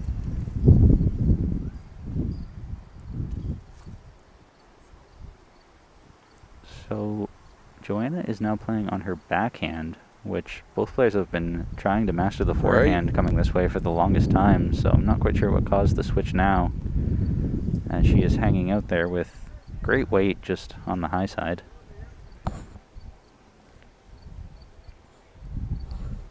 I would expect Jordan to try and play the exact same bowl. Could even be a little more aggressive and try and get something in behind. Push a purple, pinky purple bowl through. She is on the high side trying to come around, but it didn't want to finish. That's barely anything more than draw weight anyway, so maybe she was just trying to draw another shot. This is interesting decision here now. 1 bowl left each to come. I would expect Joanna to play a little more aggressively at this, either jack or bowl. Joanna has all the back bowls, so she's got the position.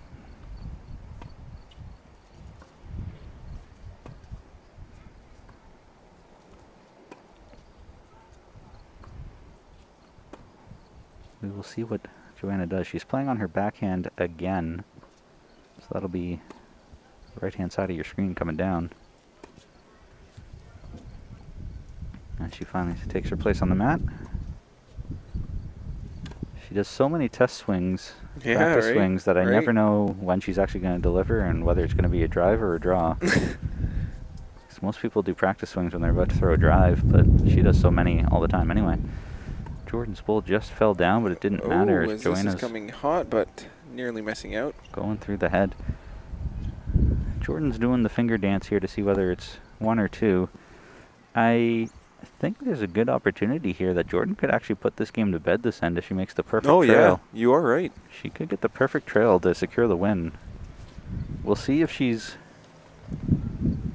going to try that or if she's just going to keep working on her draw weight and try to bring one in and master that. Even 3 would just put her 1 away here for the win, so very, very important bowl here.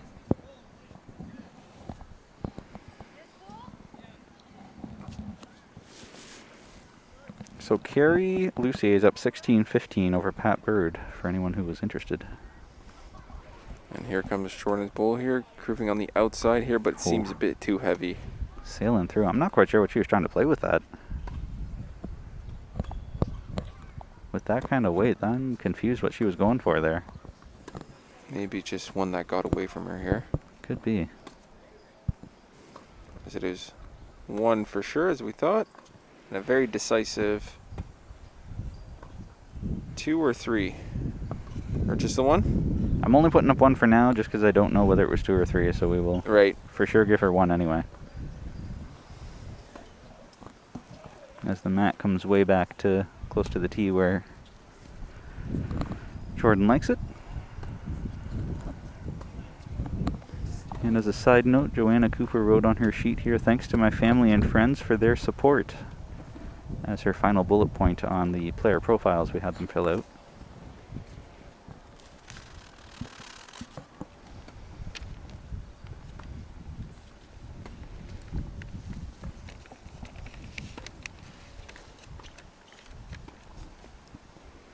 And as Jordan throws here, I have a couple more fun facts and also the last bullet points here of the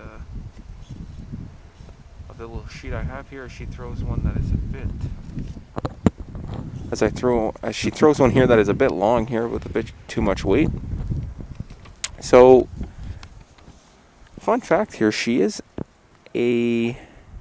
does have 3 nephews here, Henry, Eric, and Sean, and 1 niece, Jill. So although only being 22 years old here, she is very busy in her family, a very big family here. And speaking of family, this is a family affair with her 2 cousins, Brendan and Carter here, and Auntie Jan plus Mom plus Dad, all are bowlers. So very active family in the bowl community. And last but not least, just to get to know Jordan a bit better here, she is shy, quiet, and sensitive, and she can wear every color, which is quite a remarkable skill because not every color is flattering.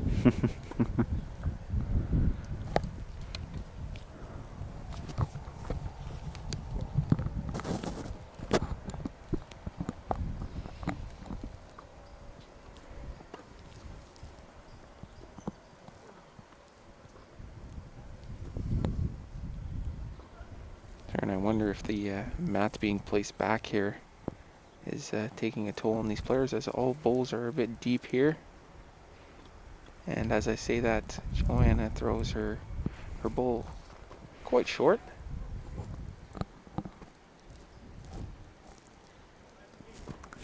Unfortunately, the marker is once again right in the line of sight, so we will do our best to describe the bowl placement. It is a very loose head here so far, as you can tell from the 3 that you can see. Jordan's bowl is coming down a little bit too quick, I think, but it might stop in for shot. She grabs the jack and trails it a little bit, so that'll be 1 to Jordan Koss at the moment, as she can maybe smell blood in the water, as she's got 18, just needs 3 for the win.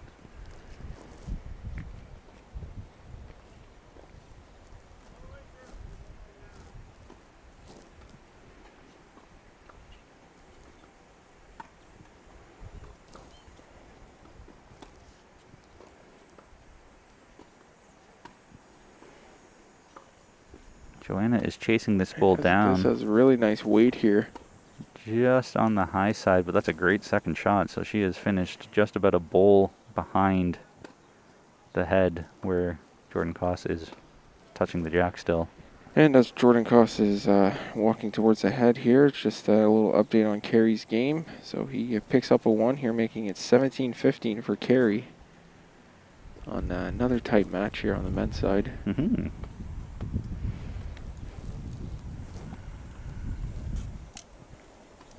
So not quite sure what Jordan's going to do with her last bowl, as she has 2 receivers already, 1 on it.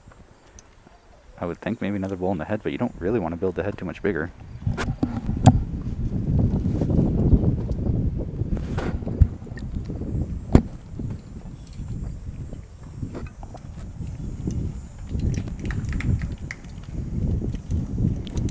As this is, weight seems good, line seems good. Now let's see the result.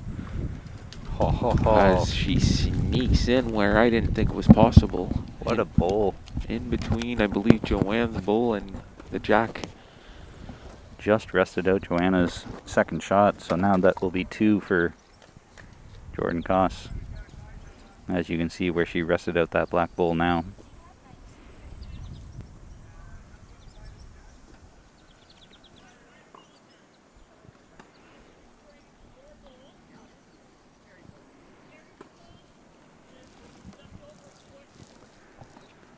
So we will see. It looks like the scoreboard is being updated. I suspect that the marker only put up 1 when it could have been 2 last Right. end, so it could be 19 for Jordan even. We'll take a look in a minute to see what the new scoreboard shows.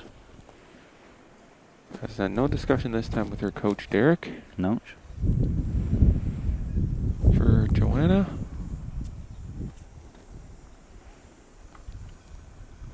she is debating what to do here Yeah. because if Jordan is in fact lying 19, she's lying game.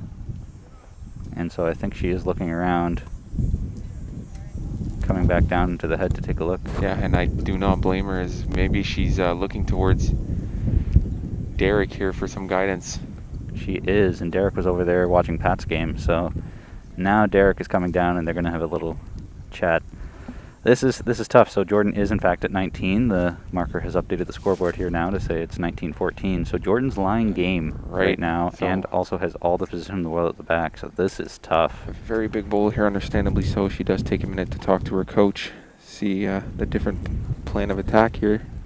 If she chips the jack back, Jordan has 2 receivers, so Joanna's bull has to go with it to try and either remain shot or limit the damage to only 1. If she misses, she loses the game. That is incredibly hard to draw off. Right. It's, the drive is not very an option. It's not really an option either, as Jordan does have 2 back bowls as well, as she does start her run towards the head, and I don't blame her at all. Folks in the chat, what would you be playing at this? Jordan's lying 2 with the best 2 back bowls. This is game on the line. Let's hear it. What are you playing?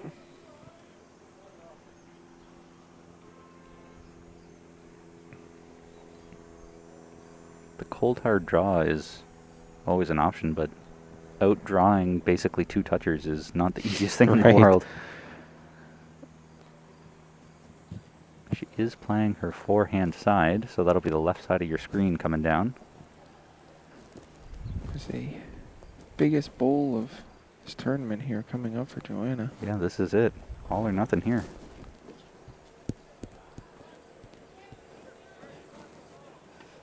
Crouch, she is playing weight. Right at it. She looks close. Crashing on her short one. So that will be the game to Jordan Koss. 21-14. As the applause from the stands comes around. So Jordan Koss will be playing for gold against Jan Robinson, while Joanna Cooper will play for bronze against Anne Morissette. So we will take a... Yeah, we might be able to angle the cameras to go and see the men. That's actually a possibility. Let me go and hop up there and see what we can do.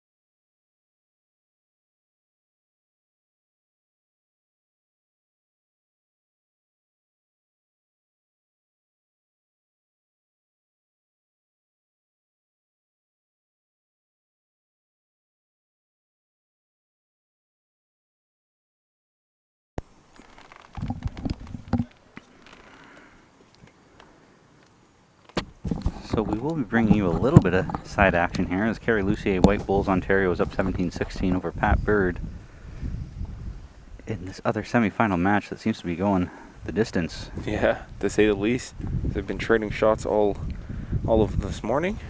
That'll be a 1 for someone, but I'm not sure who, so whoever has the mat will... As they are taking a measure to it here, and I don't blame them at all. Mm-hmm.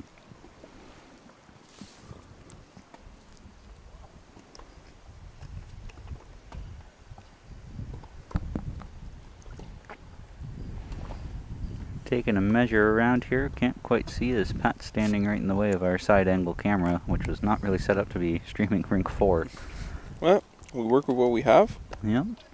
And so Pat is keeping the jack, so I believe that would be 1 to Pat Bird to tie things up 17 all. Boy, it'd be crazy if someone would get a perfect end here to finish the game. Could you imagine? That'd be nuts. Perfect end to end it.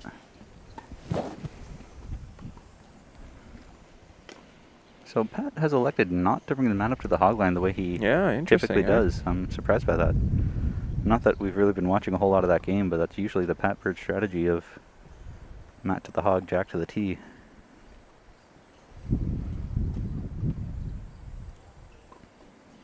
Opening bowl with his multicolored blue and red, I think they are.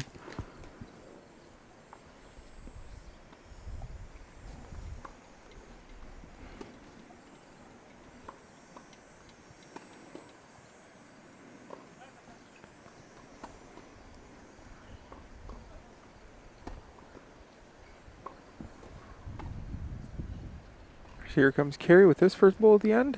Nice white bowl, it's easy to see on camera. Playing on his forehand, trying to draw inside of Pat, which I think he does. Really does, yeah. Great opening shot here. I thought there would have been a bit more applause to that, but I was wrong. It is a bit short, so I don't know if that's even in the count. Okay. Might still be 1 to Pat Bird. From this angle, it almost looks jack high right beside it. From where we're sitting, yeah. Yeah. There's a good shot from There Pat we Bird. go. As now we get the applause.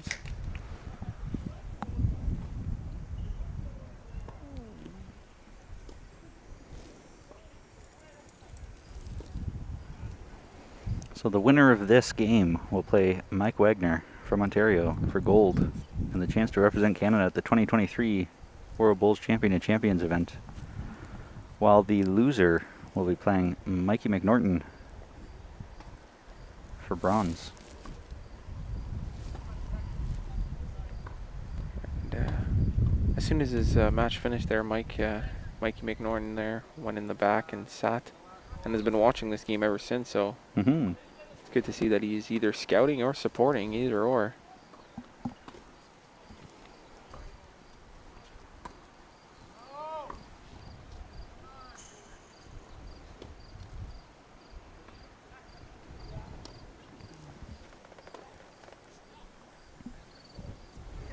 Big thanks to all the volunteers this week. Charlie Roach, Lenore Roach, Bob Pring, all the volunteers helping out, Greens crew, and even some of the players. So Crystal Shepard is the marker in this game, and she just played pairs and won the gold in the pairs this week, and is back here now as a marker for the singles.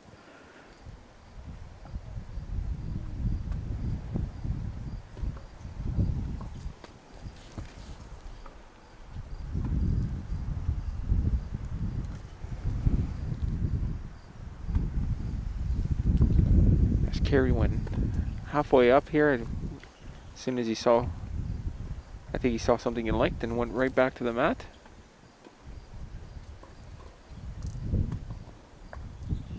Pumping Pat Bird's bowl way into the back, so now that gives Pat some position as Pat circles around.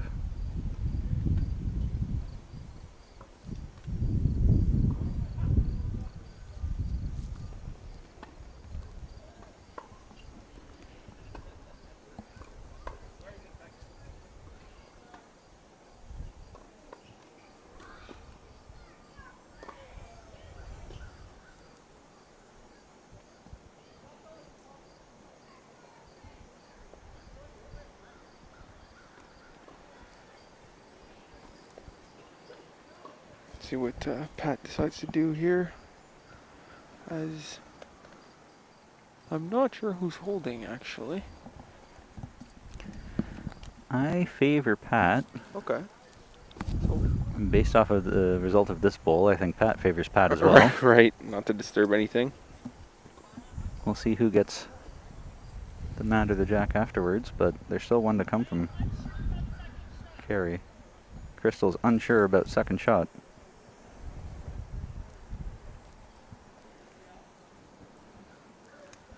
I am not quite sure why Carey's walking down, as not a whole lot has changed since last time he was down there, but No time limit. no time limit, so you can take as much time as you need, which is something the players are going to take advantage of, apparently.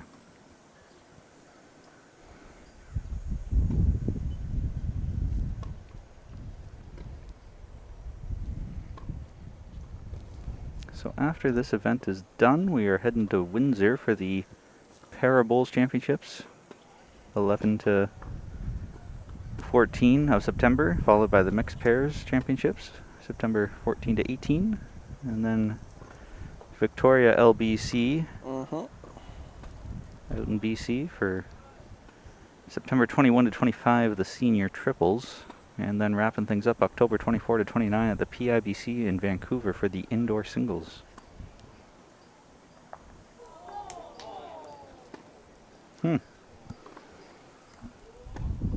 As now I believe it is for sure Pat holding one here. After that shot from Carey.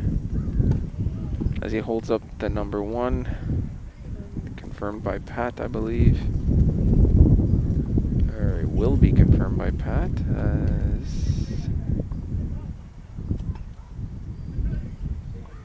He does roll in the one, yeah, and so that's one for Pat. Here making it an 18-17 game. And this time he is keeping the mat up near the hog line.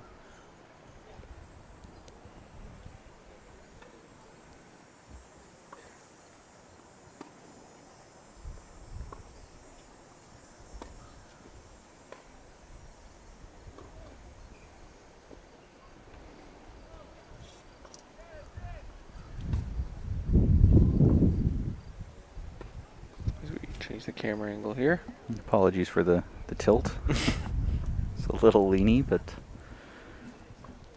tilted camera's better than no camera.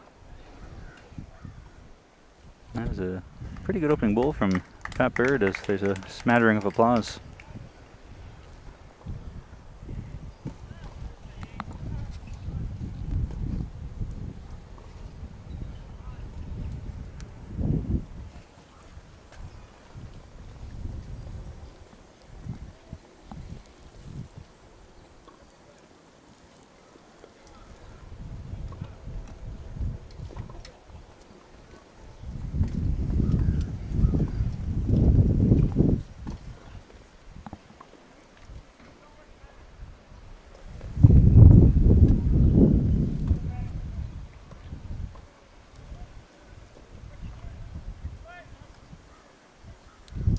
As Carey's stepping off here.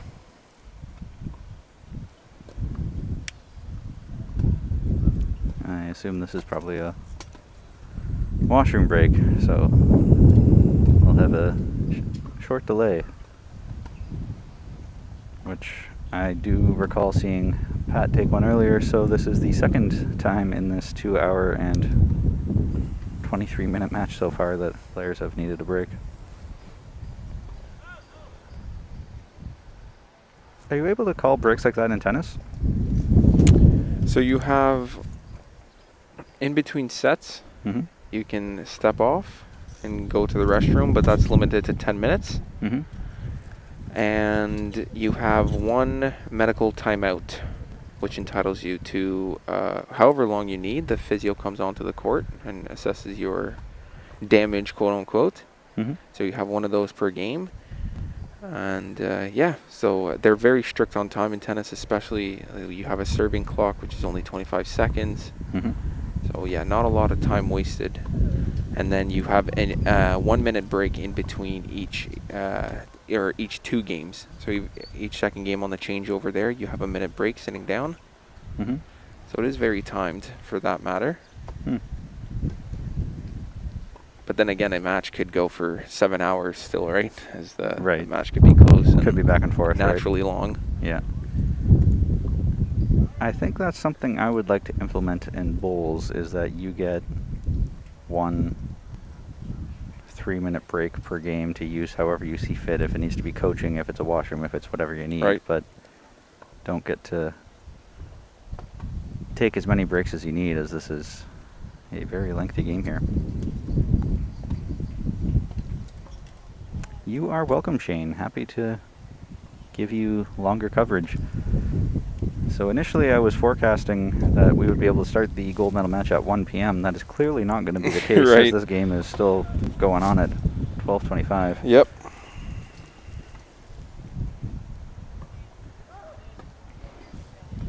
There's $1 plus tax ice cream cones at McDonald's if you, if our viewers are curious here, as we're waiting for Kerry to come back from his bathroom break. This promo brought to you by McDonald's. Yeah, as I just got a notification here. $1 ice cream cones. There you go. It's like a commercial break. Basically. Which I guess we should thank our sponsors and partners. So the federal government through Sport Canada, Kukri, our clothing supplier, Nuthers Awards, our award supplier, and then Event Connect for hotels. Yeah.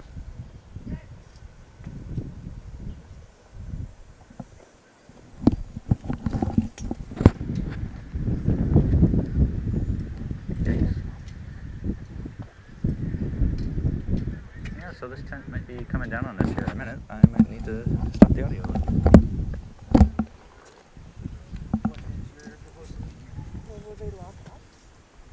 As we're having some tent difficulties here, as some heavy gust in Burlington here is making our lives rather difficult. As we saw Kerry throw his bowl here, as Pat Bird is setting up on the mat.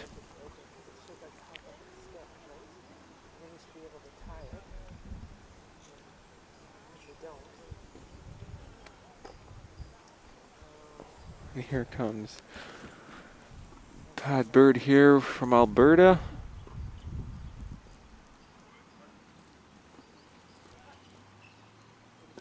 Just going past the jack here, as the jack is about 5.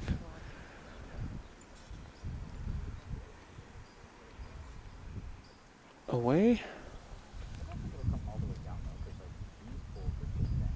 And here a bit of weight here thrown by Kerry, as he's going right at it here, as he does clip the jack but sends it to more up to on your screen, but it would be the right hand side if you are looking at it towards like a as a player.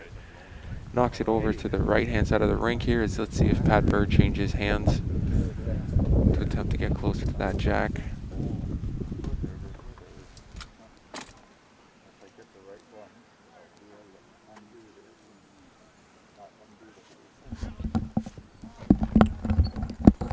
Indeed went on his backhand side here, trying to get as close as he can to that newly positioned jacked.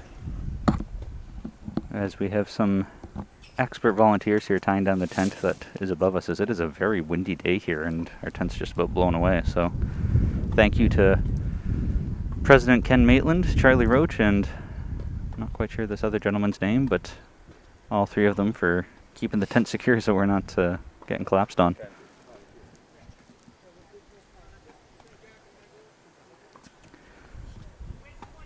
Daryl, that's a good comment. Crystal maybe marks, so she has the best seats in the house. That's true. Markers can see better than anyone else. And Susan, you are correct. There is no time limits for playoff games at the moment. Something I would very much like to change if I had my way.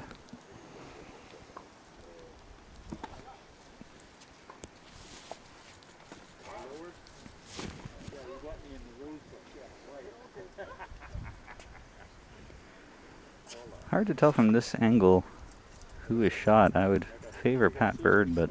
Right, and speaking of Bird, he just is sending in here his last bowl. Hard to say. That white bowl on the far side, sort of the top left of your screen right now, could be shot. Pat's coming up well short. Last bowl here from Kerry. Wasted no time delivering this. Playing on his Backhand, I think, and just missing the jack on his way through, so that's not going to change anything. I am not sure who is shot from this angle, but quite the spread, quite the loose head.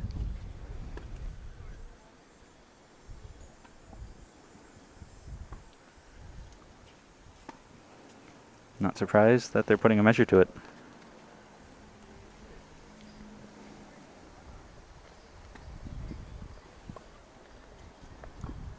Yes, I think it would be fair to say as a provisional start time for the finals here being 1:30.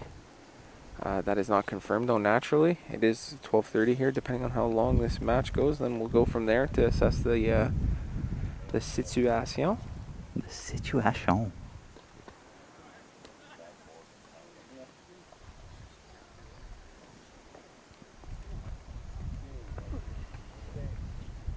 As they kick the bowls and the jack in, Pat picks up the mat, so that would make me think Pat has collected another end here. I would tend to agree with you, Leo, that it would make sense for the playoffs and finals to have the same time limit as the round robin, as that's what they've been used to the whole time. That said, though, we did have to make changes this year as a game and a half got rained out, and so to make up time we decreased the time limit from 2.5 to 2 hours and 15 minutes. So that could be a little confusing if we then said playoffs and finals are back to 2.5, or keep them at 2:15. But in normal times, I would agree that whatever you use for the round robin, you should use for the playoffs and finals as well, because that's what the players are used to. I am going to hop out of my seat to see what the score is, as I wasn't sure if that's 1 or 2 for Pat to maybe make it 19-17. Yep.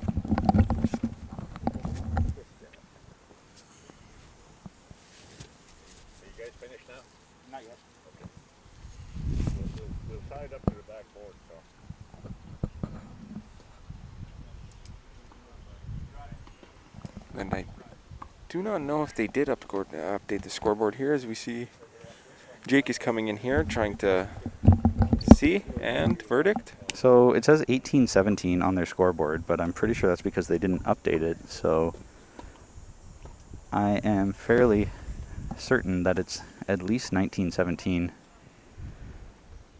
for Pat, as he counted that last end, but asterisk on the scoreboard right now, it could be 18-17 still if they did update it, and it's just we're off by 1.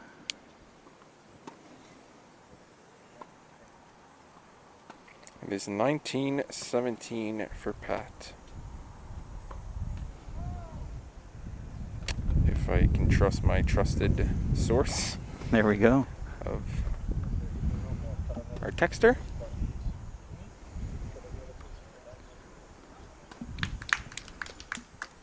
As we have a round of applause here, as Pat Bird sends one close to the jack. So I would disagree with you, John, saying people generally move quickly enough, as this game is now over the 2.5 hour mark and could still go quite a ways yet. So this is kind of proof that people are not moving quickly enough, as this would have timed out normally. And as much as I love to play to a winner, I don't quite enjoy playing a 3 hour, 4 hour, 5 hour game, or spectating for that matter either.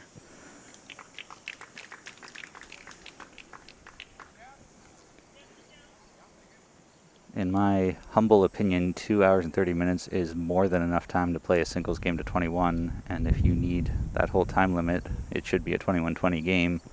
But even still, that's kind of an indication that you're taking too long to play, so you need to make up your mind faster and move a little quicker. We're currently catering to whoever happens to be the slowest, which isn't necessarily the best case scenario in my opinion. But that's just me, and I'm sure many of you will disagree with that assessment.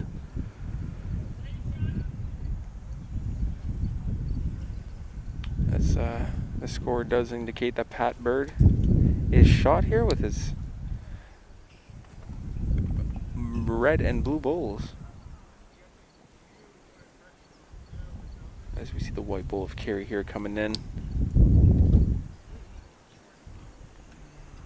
Going out wide here, missing his mark.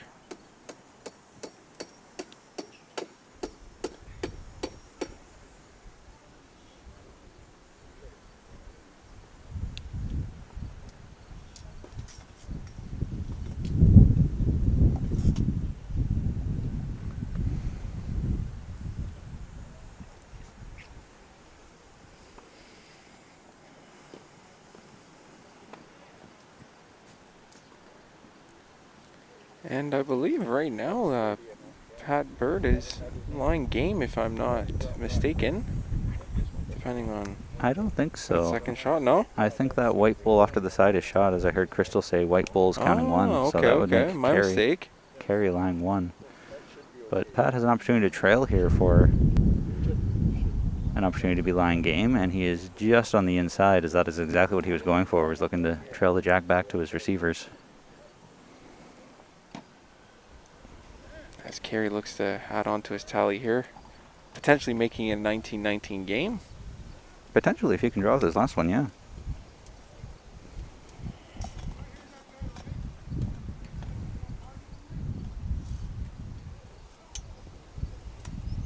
Something that I would love to implement that you have in tennis is the shot clock. So you said you have 25 seconds to serve? Yep. I think we should have 25 seconds to deliver a bowl. Yeah. That Yeah. would be including going up to the head and back and Absolutely. the whole 9 yards. Absolutely. Yeah. There was talks of adding it to baseball out of all sports as well, which I'm a big fan of that too. could make it interesting here. Good shot from Carey. That could be two.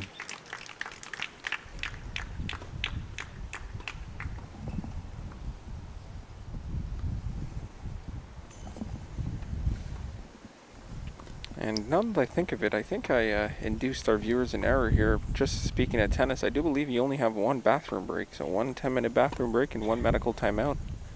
As opposed to after each set. Now as I'm thinking about it a bit more. But each sport has their own quirks and features. Whew, Andrew coming in with some quick math.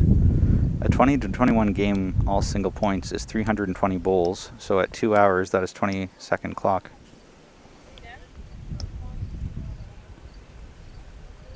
Yeah, that's very detailed. So if we set a 2.5 hour limit, a 20 to 21 game would be probably a 25-second clock, 23-second clock, somewhere in there. Interesting. Well, it's not something we can implement right now, that's for sure, but it is something, food for thought, as they say. Ah, good clarification, Andrew. Not including the time the bowls roll. That is true. 'Cause you have to take that into account. So I'm speculating on what the score was there, whether it's just 1 or 2 for Carey. I put up 1 for now, as I don't quite know. Crystal is, I think, updating the scoreboard right now.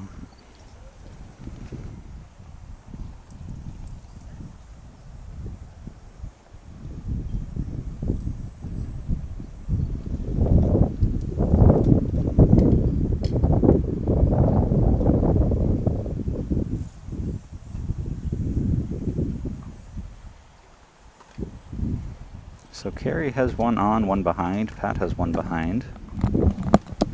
And it is 19 all to make it spicy here. Ooh, spicy, spicy. So he did manage to get 2 on that last end.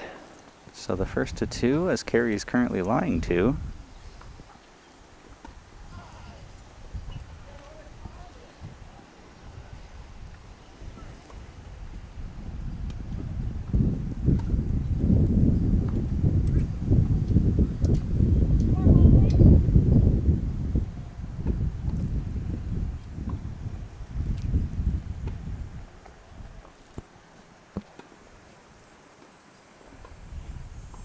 Ernie Mead coming in. What do they do at World Bowls and Commonwealth Games?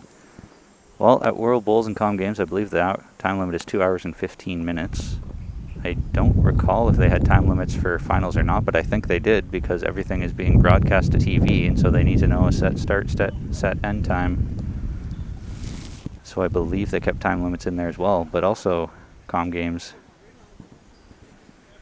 They also played in One Direction this year for the TV, so that means they would play One Direction, rake all the Bulls back, play that direction again, rake all the Bulls back, just for the sake of TV. So that is something to consider as well if you really want to be on TV, that might not be a good thing for the players, but food for thought.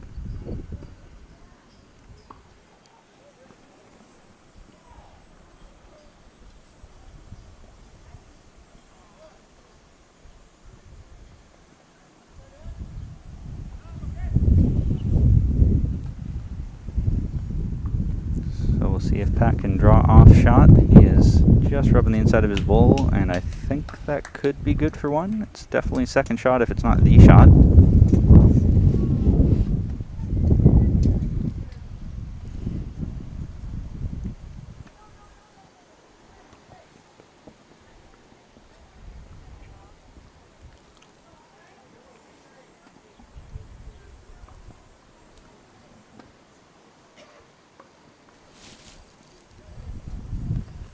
They don't have limits on medal matches. Thank you for clarifying, Daryl. I thought they did for the sake of TV, but I stand corrected.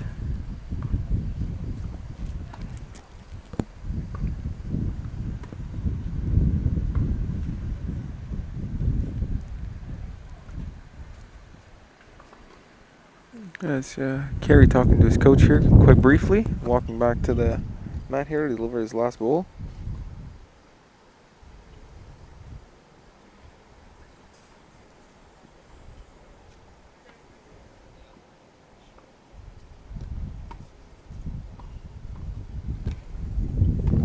Didn't take much time on the mat once he had made up his mind after having a chat with Coach Dave Burrows at the back.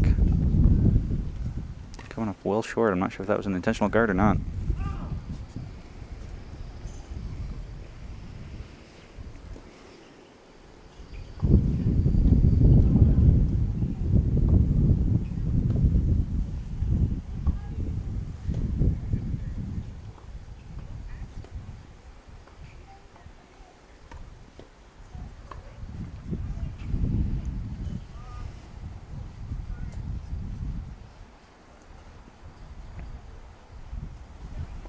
Pat could be drawn in for the win here, Could be. as he is looking at the head as if he had the opportunity to draw in for the win. It's very particular in what he wants to see, the angles he wants to see him in. Mm-hmm.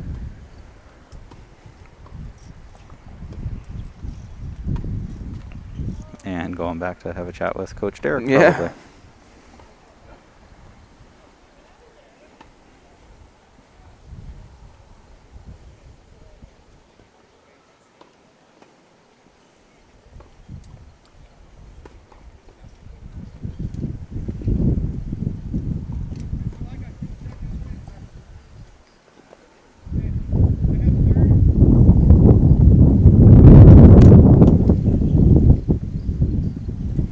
I'm surprised he is talking to the score here, as he was just down to the head to assess the situation, but maybe just a confirmation.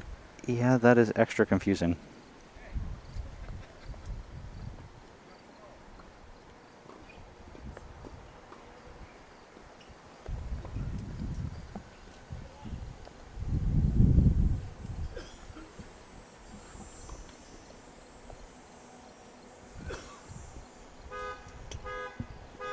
Someone's car alarm just went off as soon as Pat rolled his bowl. That is frustrating.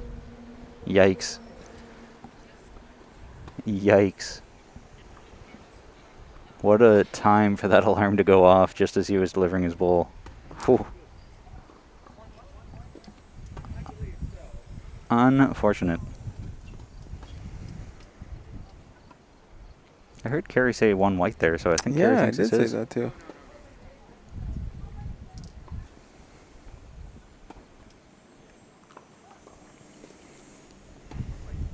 One white, says Pat. So that means Kerry Lucier, 2019.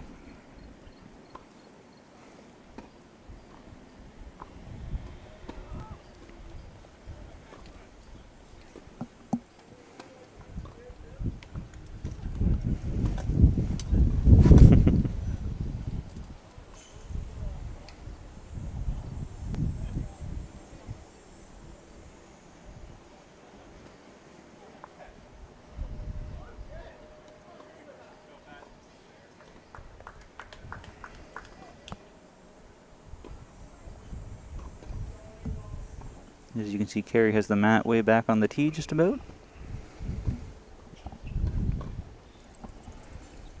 And even though Pat is down by one, he can still take the victory here. Mhm. So is Kerry can do it very easily with just the one needed. So it is coming down to the wire here. We're getting down to next end wins almost. Just about.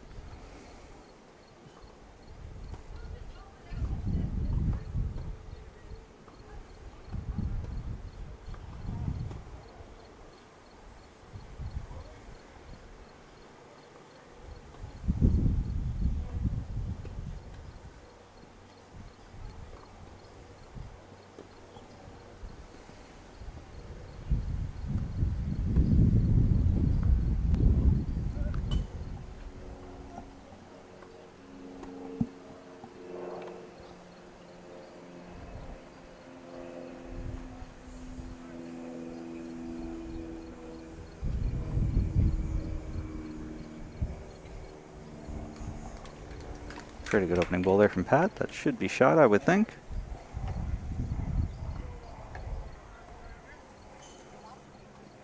And I would tend to agree with you, Shane. That was a very long end.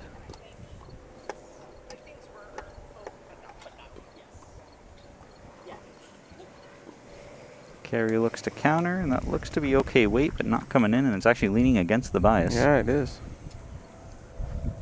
This Pat is setting one here comfortably.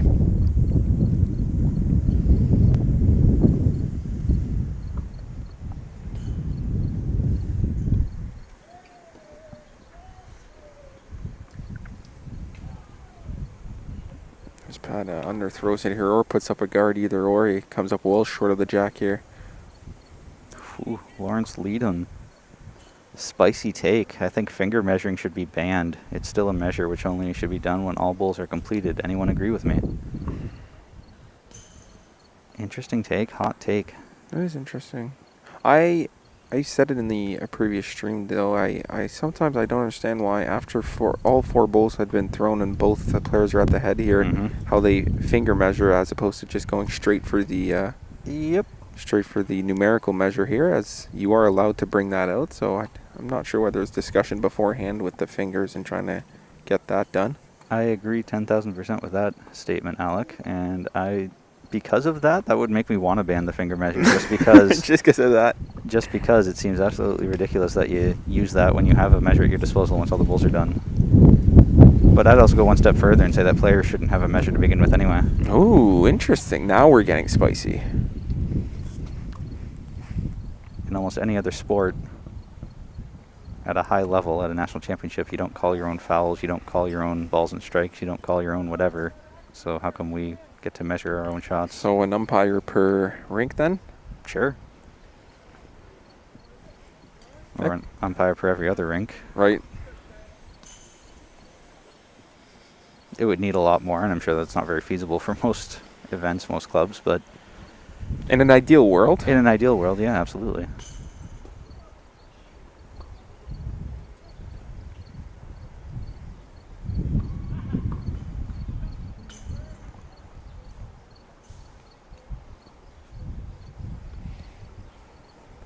As we are creeping ever so slightly on the 3-hour mark here. Shane, you're a funny guy. I love it. I believe Yoda put it best when he said, "Measure or do not measure. There is no finger measure."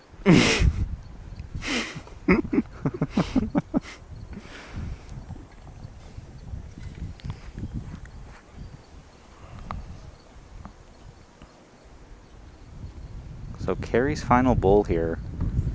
This is a fairly loose head here still. Plenty of space to draw, and Carey is hanging out on the wide side, high side, sorry. And a bit too deep.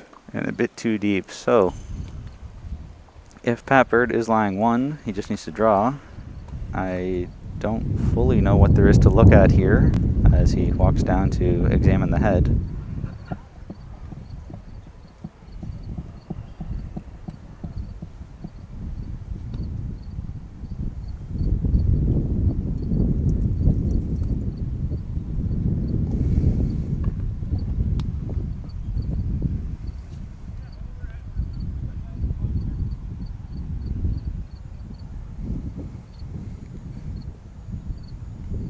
So the finger measure and the measuring thing has stirred up quite the debate here in the chat, which is interesting to see. Everyone has their own opinion. So Pat's final bowl, potentially final bowl of the game here, if he can draw a second shot. Otherwise we could be going to another end.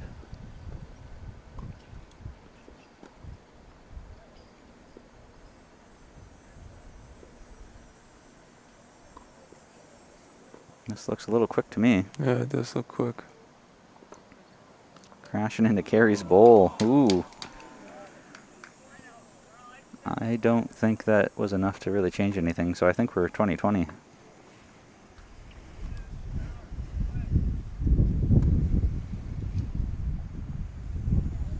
As I believe the players do think it is just the one, as they are bringing the mat over here for the last round, or last end here of this match.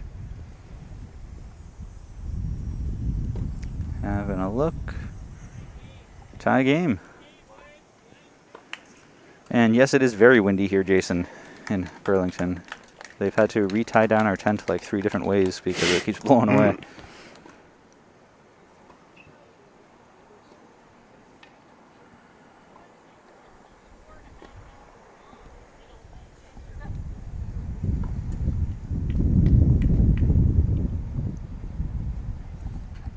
.2020, final end. We'll see who's playing for gold and who's playing for bronze.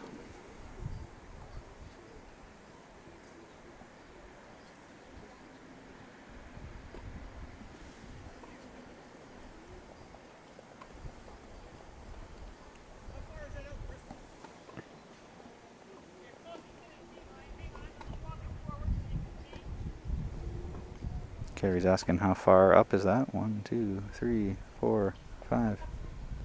Good paces. 1, 2, 3, 4, 5. Good paces is Carey to the tee, so he's saying it's good. Saying it's good.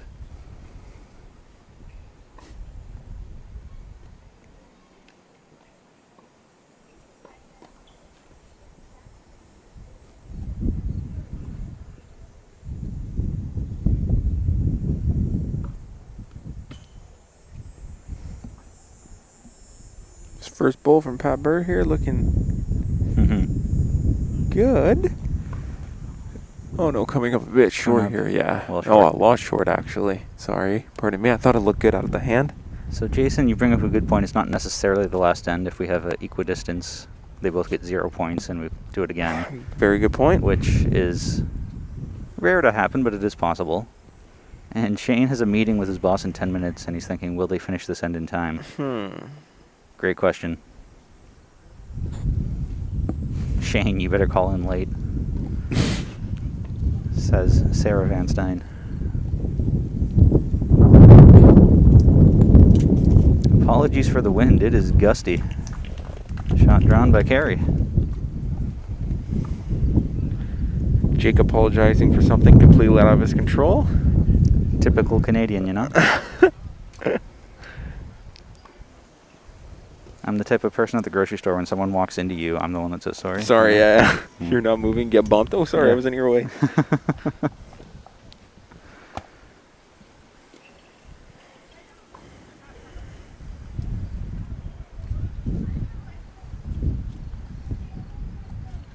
As Carey throws a very nice ball here coming up.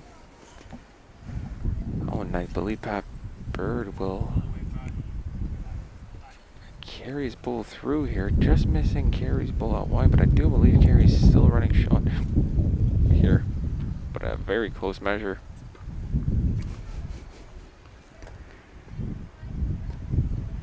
So Alec, Daryl's asking, when are you going to enter WOBA? It's a 3-day men's tournament in Kitchener in July. Is it open It for is, anyone? yeah. Are you my partner, Daryl? Hey, there we go. Now we're talking. And James, you said it nicely. It really brings the in-person experience through the camera.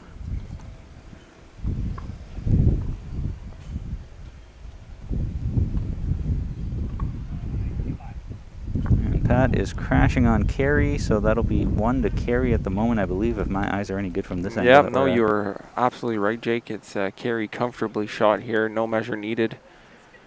As Pat Bird came up just short here of the with his last ball, making contact with that white ball of Carey. Oh, as the marker does say it's a measure, so my eyes might be deceiving me as well, depending on the angle here.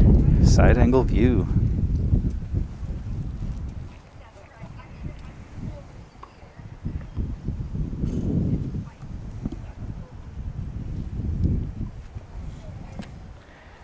And I'm just going to go on a limb here and say that finals are not going to start at 1 o'clock as this is a preview.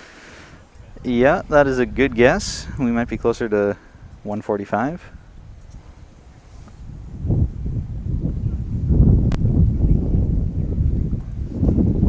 Daryl says he's old and washed up. If you want to play with him. Can you be young and washed up? 'Cause that's me. That's me.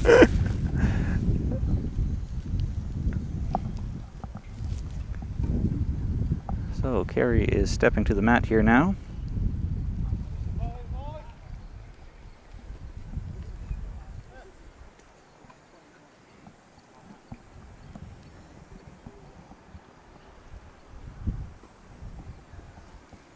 And delivering it on. Very good my weight side. here.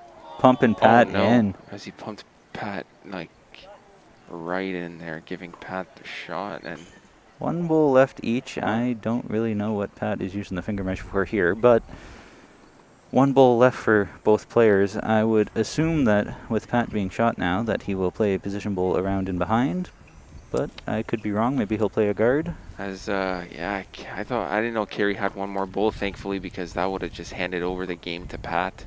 So thankfully he has another bowl here to redeem himself. As Pat is still looking at the head here, assessing the situation. You know, it's a good question, Sarah. I'm not sure. She's asking if Crystal the marker got to use the washroom at all during this 3-hour marathon. I don't think so. No. Which is kind of a statement that if a marker can last 3 hours without needing one, then players should be able to too. But Or it's the relationship between women and men. Maybe women are built a bit tougher than men. Ooh, there we go. There we go.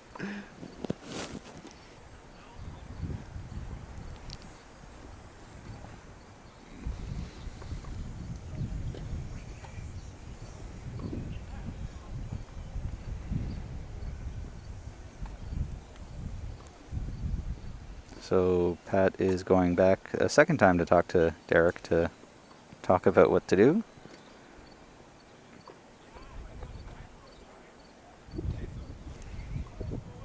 Ernie saying Pat needs another bowl in the head.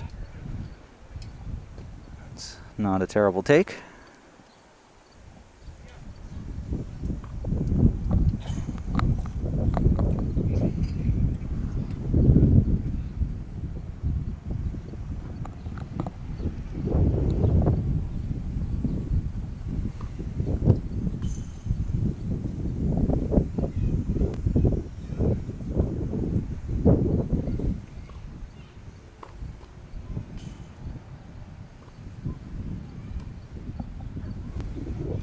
So Pat is on the mat here now. And there goes his last bowl of the end. He turned around and walked away from it before it's even halfway down. Yes, it is. Yeah, So it's just very playing heavy position. and very wide here. It's Playing position to cover the tee. So now I believe it's all on Carey to either promote his own, draw it clean, push Pat out are the three most popular options that I see from this angle.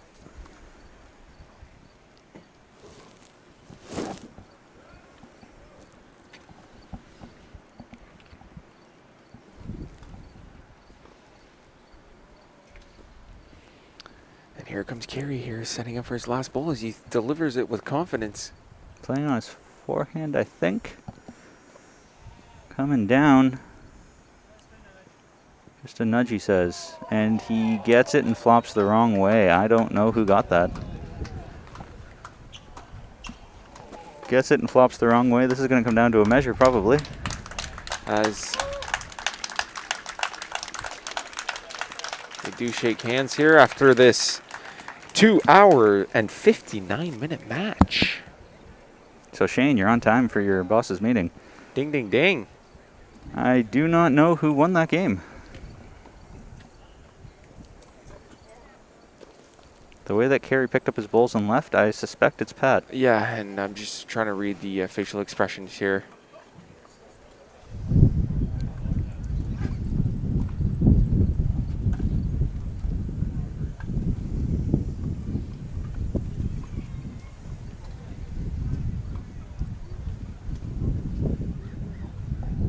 Yeah, I'm going to go on a limb here and say that Pat did win. Maybe there just wasn't enough here on Carey's last shot. Yeah, as confirmation as Charlie Roach here asks who won the game, and Pat points at himself, saying, I won the game. So Pat Bird winning 21-20 means it'll be a Pat Bird, Mike Wagner final on rink 1 here. At least a 30-minute break for lunch, maybe a touch longer, so tune back in at around 1:30, maybe 1:45 local time, and we will... Just being difficult. Gold medal match here in front of us. We have the Birdman, Pat Bird from Alberta, leading us off with the mat almost at the hog and Jack almost at the tee, and red and blue bowls coming down here. Which is classic Pat Bird. It is a classic Pat Bird. Against Mike Wagner from Ontario with just pure blue bowls coming from, I believe, a couple of lefties. We have two left-handed players playing in the final. What does that tell you about right-handed people? Dum dum dum. Dum dum dum. As both of these players went, Pat Bird had a bit more trouble in the semifinals than Mike Wagner, but nonetheless, both of them took the victory in their semifinal match to meet here in the finals. Indeed. Big thanks to Jim Roth, George Cubis, and all the other umpires here this week for doing what they do so well.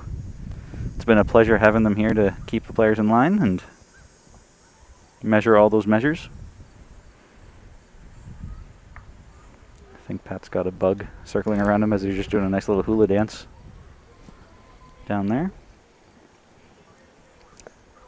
So, we gave them homework to answer a player profile, and hilariously enough, one of the last questions is there anybody you want us to say hi to? And that's a great bowl from Pat. And both Mike and Pat said give a shout out to Mike McNorton. Yeah. Which is just the strangest thing because Mikey's playing next door on rink number 2. So Mike, when you rewatch this, both Mike and Pat said hey. Pretty good opening 4 bowls here as they've got it surrounded with Pat Bird holding at least one at the moment. Yeah, so I'm going to just start here with the some of the biography items that Pat Bird gave me. So obviously name Pat Bird, as we have mentioned before here. And he's 57 there you go. years old, and I'm pretty sure he's recently retired. So congratulations to Pat Bird on his retirement. His hometown is Calgary, and thus he does play at the the Calgary Lawn Bowling Club, and as well the Rotary Park Club there in Alberta, and he's been playing bowls since 2003, so a seasoned veteran here of the sport. 19 years if my math is any good. Yeah, which is quite impressive. A very long time dedicated to the sport. Mm-hmm. And yeah, and obviously the media biography, if you haven't watched the last stream here, it is quite lengthy, but we like to go in sections here as we don't want to divulge too much information here at the start, as Pat Bird is bringing in a very nice bowl at that, nearly missing out on that front one. And I believe he's holding 2. Yeah, looks like 2. Could be 2 in a look. Interesting as they're both left-handed players, they can follow each other's line, because normally a lefty can't follow a righty and a righty can't follow a lefty because they take different paths. And I heard Mike Wagner say there it goes back as it was halfway down the green, so there might be a bit of a funky line coming on that hand side. There's one for sure for Pat Bird. Was it just one? I'm not sure. Mike's going to do us a favor and actually update the scoreboard. Right, as I thought it was 2 from our angle, but then again that blue bowl there at the right-hand side of the jack was close.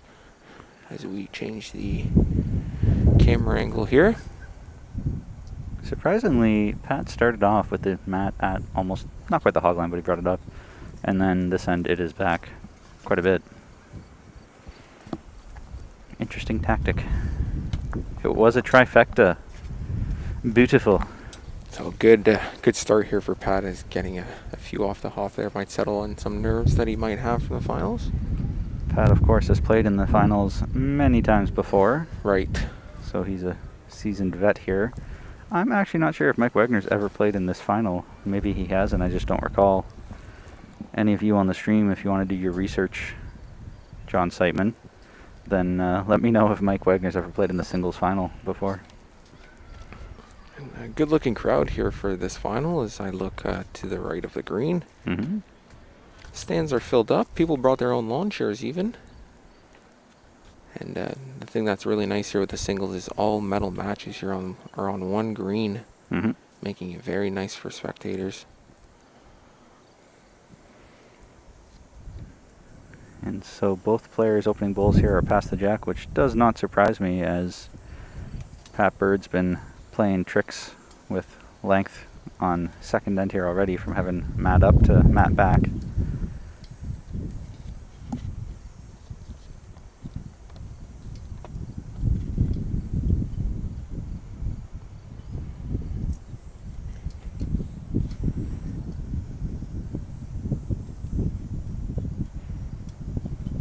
So Mike Wagner's coming up well short here on this one. Bit of a loose head here as we ease our way into this gold medal match. As you may hear from our microphones here, the wind has not really died down here. Whether that will impact the bowls or not, I'm not sure, but it is still quite gusty here. So Pat Bird skipped his team to gold in the men's fours, so he played August 16 to 20th, basically non-stop. 21st was practice day, and again here, 22, 23, 24, 25. That's a lot of bowling. That is for a lot of bowling, yeah. one person to do, but then to be able to make it to a gold medal game here, whatever sort of conditioning he's doing. I know I've seen him with the leg massager machine thing. That's a little handheld device that you've probably used it or seen it more than I have to explain it the better than I can. Terragun. The Terragun. Which is, well, the first one that was made by the company called Terra, and then a few cheaper options came out, which are a lot more feasible to buy. And as Jake said, it's basically a handheld massager. So you have different attachments that you put on it, and then you pick the speed, and it basically repeatedly hits anywhere you want. So it strikes a specific point on your leg that might be tight, or on your shoulder or whatnot. So yeah, we were seeing Pat Bird using that quite a bit. Quite a bit. When I asked him about it when we first got here, he said that there's quite a few that were using it at the Windsor training camp, I think is where he said he saw people using it. That's what it was, eh? So he went and got one too, and it's super useful because in these long days, hot days, your leg muscles especially can seize up, tighten up, so being able to massage those sore points is maybe part of what's keeping him so loose here, as he's in yet another gold medal match. Power of the gun, eh? Keeps you limber. Power of the gun. James says from his quick Googling, this is Mike's first Canadian gold medal match in the singles. Just going to add an asterisk at the end of that. As memory serves me, he has won the men's fours championship in 2018, if I recall correctly. And I think he was in a gold medal final for the triples back in 2015 in Willowdale, but that's getting a little hazy in my brain for memory, so I could easily be wrong on that. Yeah, good call there, James.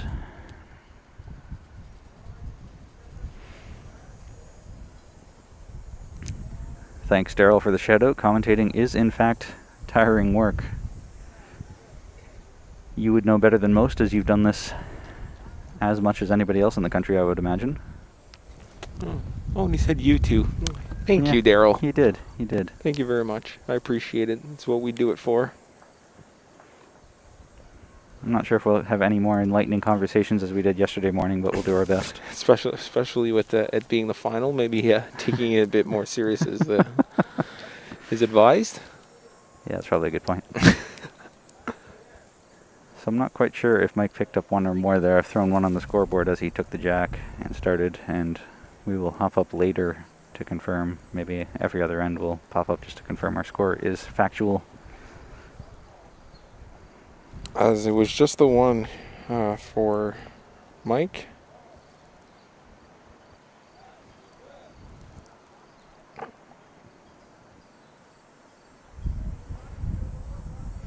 And looking at other rinks, Joanna got up to a 1-0 start against Anne in the bronze medal game.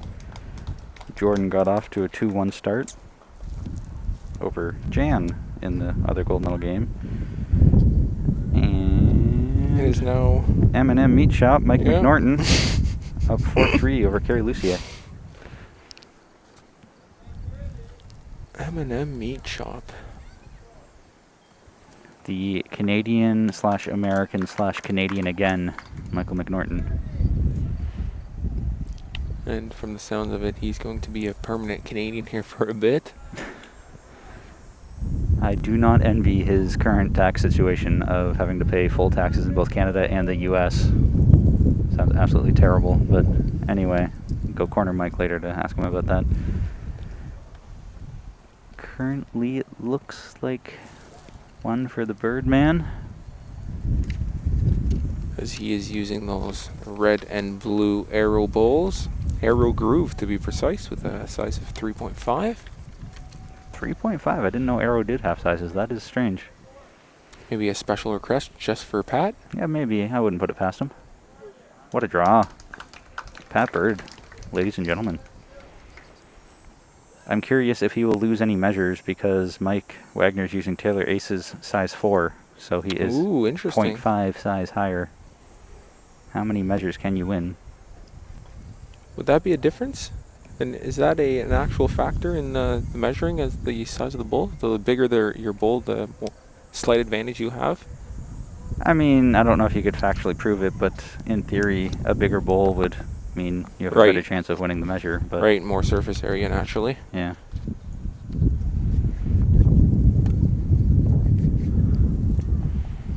Pat Bird's looking to come down here again and push out Mike, and he does. What a beautiful shot. Oh, is he sitting comfortably with 3 Sitting here? 3 here again, doubling up. 1, 2, 3.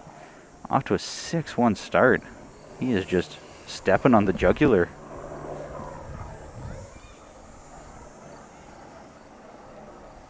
Yeah, as he had a tight game all throughout his semifinals here, Pat Bird did. Nearly coming out with the win here with a 21-20 win, I believe. Yep. And they were going shot for shot for the entire game, almost a 3-hour match. So to see him come out strong here with a fast start is very, very reassuring.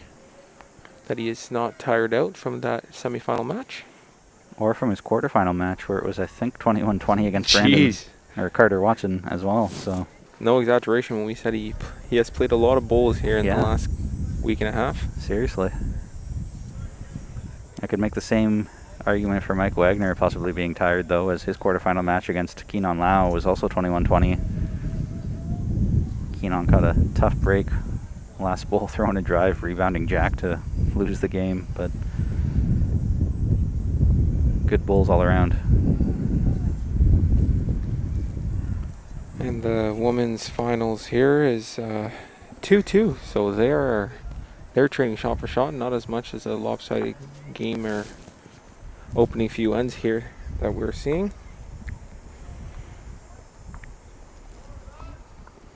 So get your bets in now if you want to take a stab at who's going to win each of these medals. Early days.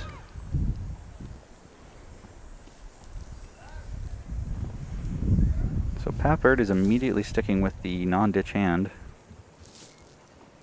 And still not bringing that mat up, as we're accustomed to seeing from Pat. James Rimmer throwing some stats here at you. With his score of 6, he's 1 bowl short of 30% of the total that he needs to win the game. So he's almost 30% of the way there. More or less is what James is telling me.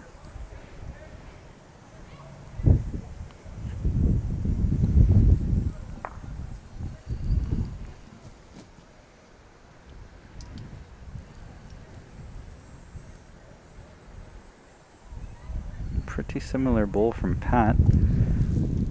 Just dropping in there for shot.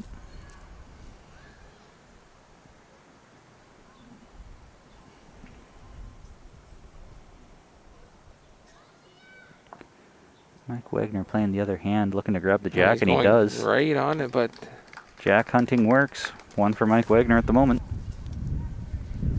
from this angle, it looked like he hit it dead on, but the jack does go to the left a bit or on the right-hand side of your screen, depending on how you're looking at it. Mm-hmm. Our left, your right. Big thanks to Crystal Shepherd for marking this game, as she's a phenomenal singles marker, and really shout out to all the markers here, as I'm told that Mike Wagner and Pat Bird both said all the markers this week have been excellent for them, so kudos Burlington Lawn Bowling Club for rounding up the markers. Yep.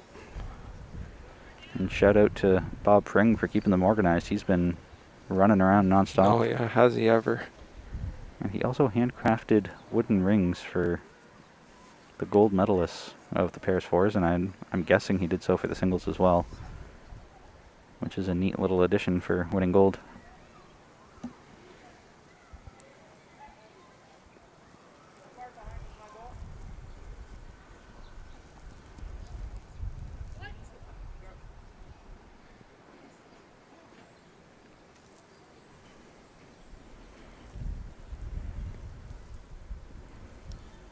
Sarah Van Stein, you're listing off names in the chat. Can you elaborate on what you're explaining or getting at here? I was going to say, do you think those are the medalists, but you've listed 3 men right off the hop, so I don't really know. Are you saying that's 1, 2, 3, like Pat Gold, Mike Wagner second? Oh, that's exactly Mike what Gordon she's bronze? saying. Yeah, that's exactly what she's saying. Okay, I think I get it now. So she thinks Pat is going to win gold here, and she thinks Jordan's going to end up taking control of this tight match and winning gold as well. So thank you for your hypothesis.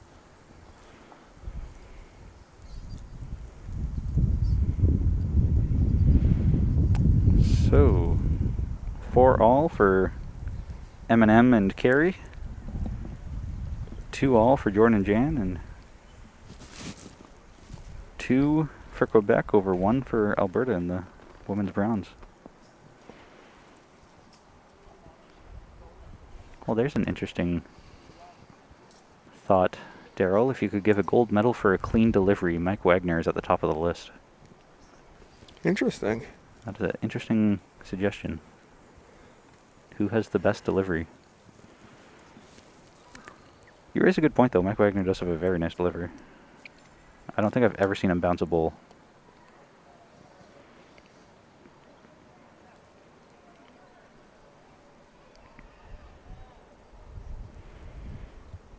As again, Pat Bird doesn't elect to bring the mat all the way forward as we're accustomed to seeing, so maybe a strategy change here to start. He does have it up probably halfway, though. Yeah, it is up. Yeah, you're right. It is up still. Just not as aggressively as Yeah. I'm used to seeing it anyways. Yeah, yep. Clearly it's working for him, though, as he pins it with his first. Whatever he's doing, it's working. Maybe if that's part of the plan, is to keep Mike Wagner from getting comfy, constantly changing it. It's a very good position bowl for Mike Wagner. Almost the perfect place right behind, 2 feet.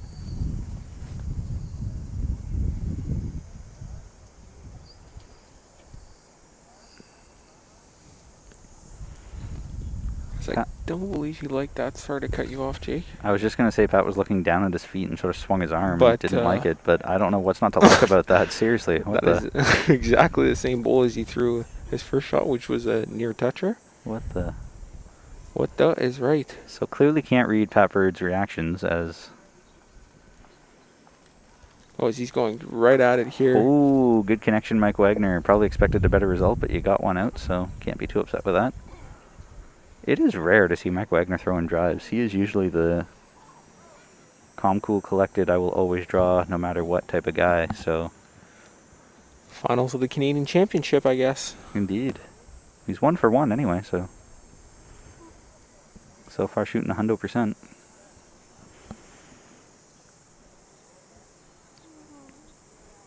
Doesn't phase Pat any. I'll just come down and draw another. Different 2 then. Yeah, he has found his weight rather quickly here.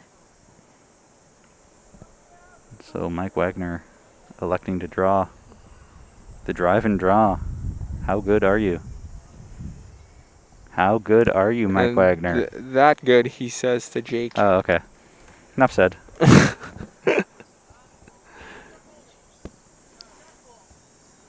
So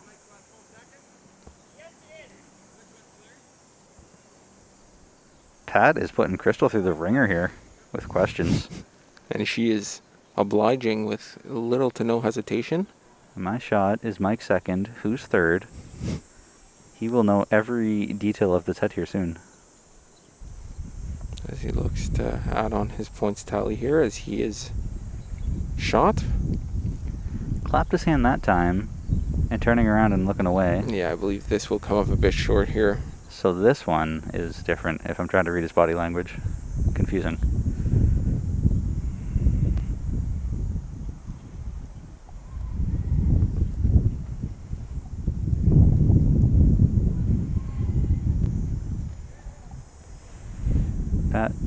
Mike Wagner coming down, just missing everything through all the holes there. Yikes. Great effort, but that'll be another one to the Birdman to make it 8-1 already. Yikes. As Mike Wagner is going to start to have to string a couple ends together here so it doesn't run away from him. So it's 3-2 for Jan over Jordan in the women's gold right now, so they're having a close battle to get things started. Less so here as Pat is taking a commanding lead 8-1.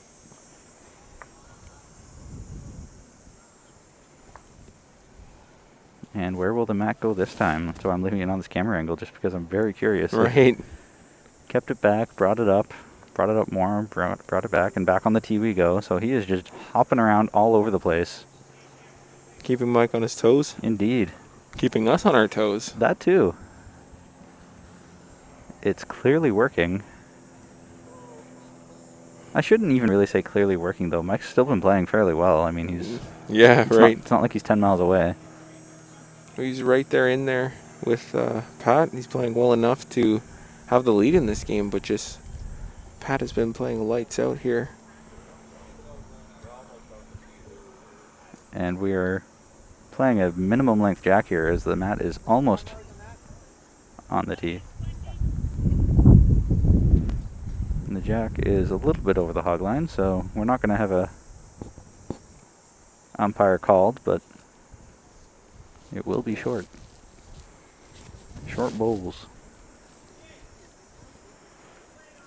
Which is what Pat wants. Although he didn't bring the mat all the way up, the jack was thrown very lightly, so the distance relative from the jack to the mat is very similar. Mm-hmm. This time Pat's not quite touching, but still a good opening bowl. Oh yeah.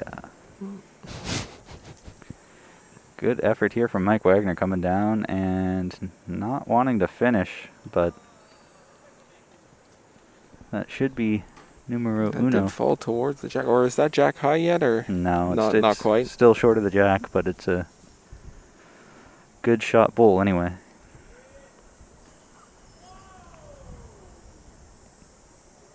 Pat has made a bit of an adjustment here, I think, as he's going jack hunting, but just missed. Took a slightly narrower line, but couldn't quite grab the jack on his way through, so Mike might be advised to get something past the jack, as those two back bowls of Pat are looking a little tempting for a trail. Right. And now the Mike coming across, that looks even more tempting as the uprights are there to come through with the jack. Yeah, if Pat goes on his forehand here, just draw it in and trail that jack back, he'll be sitting 3 quite comfortably. You are a quick study, sir, as when you said on his forehand, it's because he's a lefty. I had to think about that for a second. Right, It's his backhand, but no, you're right. He's a lefty. It's his forehand. But he does not do that. Instead, just draws around. Quick question on who shot. Crystal Shepherd is going to tell us. Mike Wagner is still holding one.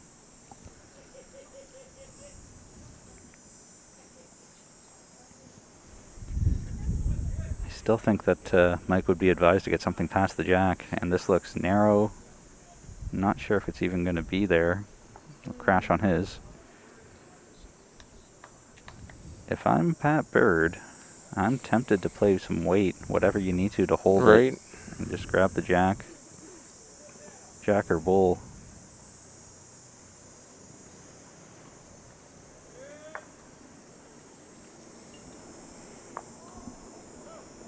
And as Pat is walking back to the head here, just an update on the women's gold medal match, pardon me. So Jan does make a larger advance here, bringing the score up to 6-2 against Jordan. So.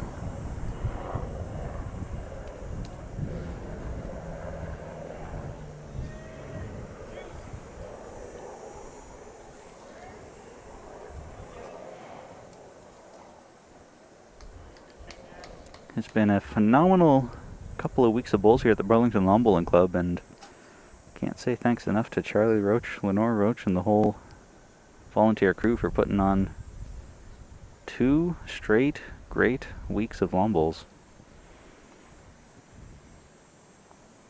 And so Pat is playing a little bit of weight through the uprights. Pushes Mike through and tickles the jack on his way by. I don't know if that's exactly the result he was hoping for. I'm sure he was hoping to grab the jack and bring it back a little bit further. Mike was halfway down before changing his mind and saying, wait a minute. What did I just see? What did I just see? I'm not quite sure who shot here at the moment.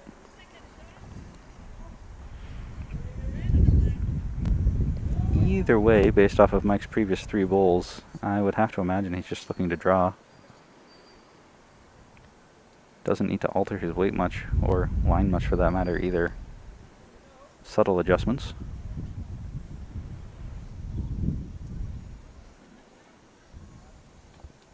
And he is playing the other hand. That is boggling to me. right, I was thinking the same. Why did you do that? There's plenty of room on the. It is wide open on the hand you've been playing for your first 3 bowls, so to change on your 4th to the crowded side makes... Maybe he was nervous on clipping that jack, or I don't know. Clearly he was one, as Pat Bird just gave him the mat, so I guess he was already holding one and just threw it away? I don't know, but regardless, he does have one. That is confusing. 8-2 now for Alberta over Ontario. As Ontario finally puts a stop here to Alberta's run.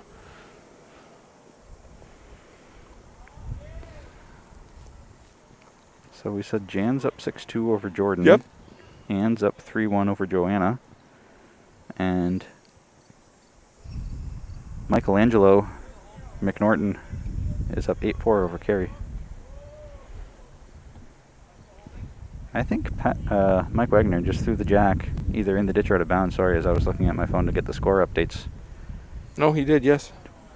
So Pat Bird will get to place the mat and throw the jack here to his length, which is unfortunate for Mike, as this was one of his first opportunities here to get the get the jack where he wanted it. That said, though, Pat didn't really change it much. He moved the mat up a bit. Right. It wasn't a drastic change.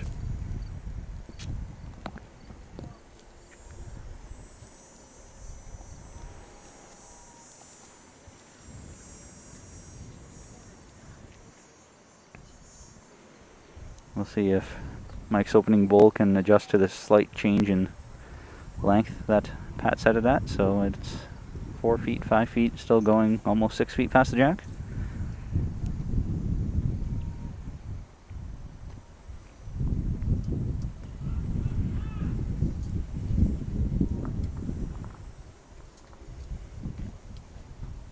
I think Pat's trying to loosen up his arm here a little bit.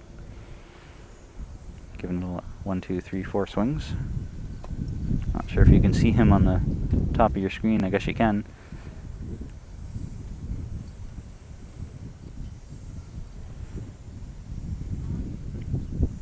Just stopping quite nicely here in front of the jack, as we have some muffled clapping from the crowd after that shot. See if Mike can make any sort of an adjustment off of his first, as he was well past on his first. His second one is looking the same. Almost the identical bowl. Happy Caterpillar, but not where you want it.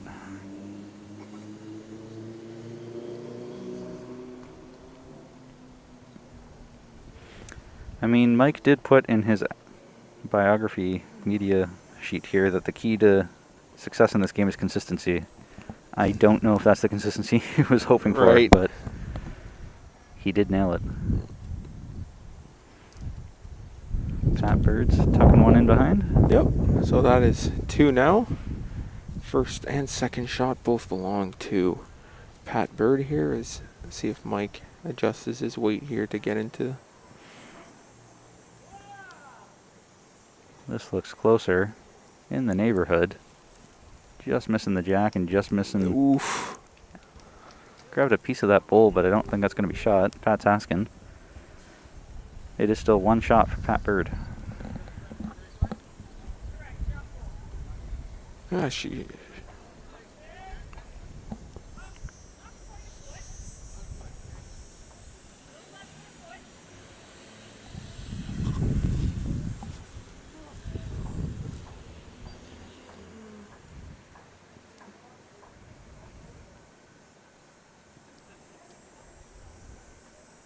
I think Pat and Mike are having a bit of a laugh down there as Mike said something and Pat chuckled.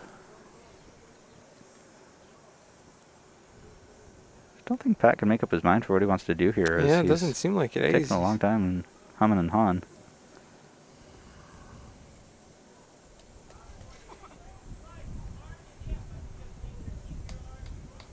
And I believe he has finally made up his mind here and throws on his backhand side as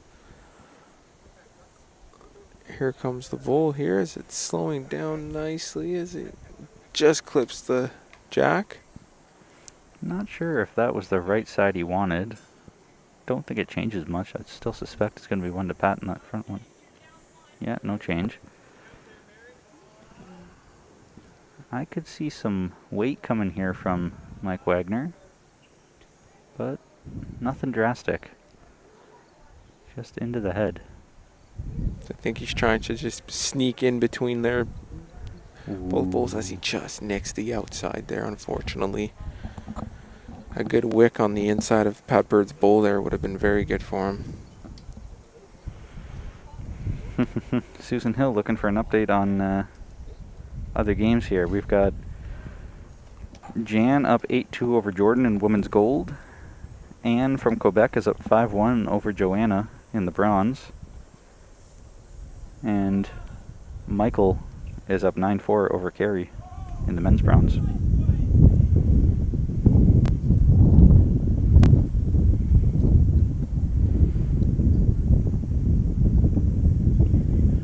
The wind is picking up, as I'm sure you can all hear that blowing through the mics. Pat Bird is playing with weight into this. That is dicey. That is dicey. I think he just took out a shot bowl. I believe he did with, yeah, that was surprising to see that much weight going into a head where Yeah. he mostly occupied. I'm not sure what the game plan was there, what the attempted shot was. As he drops his towel there midway through his walk, as I'm sure he'll be.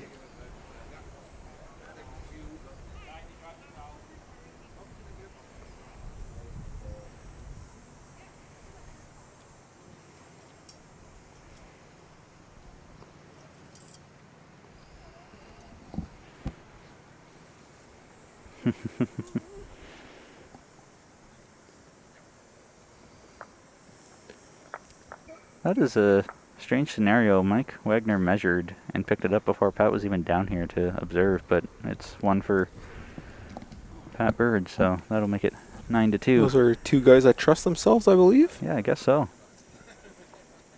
They are trustworthy guys, so I mean, no questions asked from me, but typically when you're playing, Right. no matter who it is, you still want to You watch. want to be there 100%.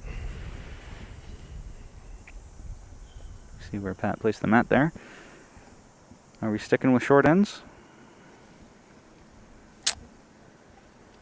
I would hazard a guess, yes. Moi aussi, which means me too. Hmm. That's something. We can learn a little bit of French here on the stream as, Right. as we go. Moi aussi.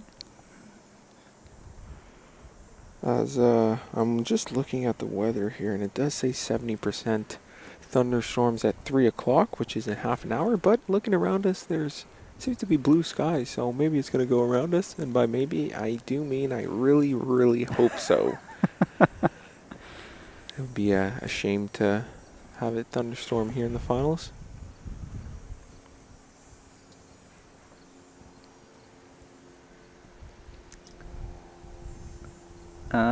Jason Curry, do you want to elaborate on that? Is that a saying that I've never heard of? He said we need a dead cat for the wind. I have never heard that before. No, me neither. Is that just meaning we need something to cover up the mics? Is that like a technical piece of equipment that we need to... A dead cat? A dead cat?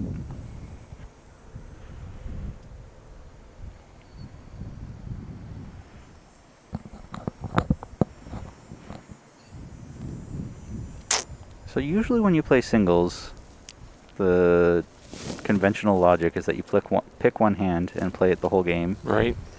But looking at this end and a couple other ends, it seems like both players are sort of testing things out, playing both hands, as Pat started the game on his forehand and played a bull here on his backhand.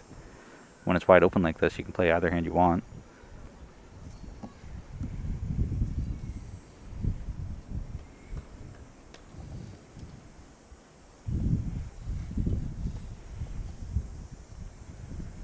Alec, we've got a French comment here from Susan that I don't even want to try to butcher reading. I could probably sound it out, but I'm sure I'd get it wrong. No, you can try, Jay.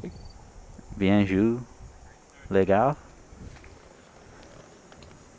Yeah, bien joué les gars, which means well played, boys. Okay. Okay. So is gars like short for garçon? Yeah, exactly. Okay. Okay. Good game, the boys. So it'd be boys, and it's like it would be saying boys instead of men, I guess. How do you say boys to men in French? Jeez. That's a good question. As we have a little friend here, off topic, but we have a little birdie coming towards us. Yeah, that's something that's interesting here about the Burlington Lawn Bowling Club. There's a bird here who apparently doesn't fly, so he's been hopping around the greens for the past week and will come up right within 3 inches of you, basically, just very bold. So if you're looking to make a new friend, come on down to the Burlington Lawn Bowling Club and you can meet a bird.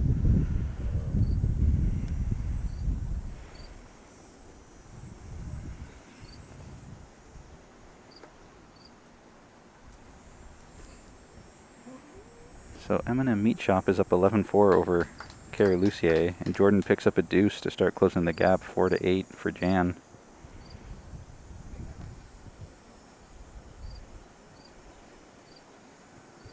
So he nearly misses out here. I don't know if he did throw a shot there. It did carry away from the jack at the last possible second.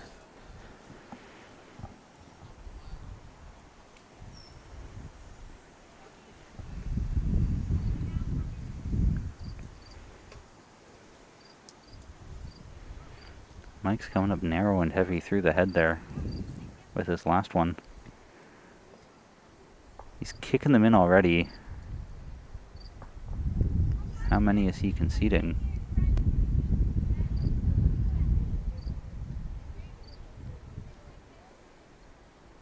Zero indication. No, I was even trying to listen their conversation and couldn't get anything, but as we'll put 10. Yeah, that's a fair guess there. Just a 1 point for Pat, as it did look very close.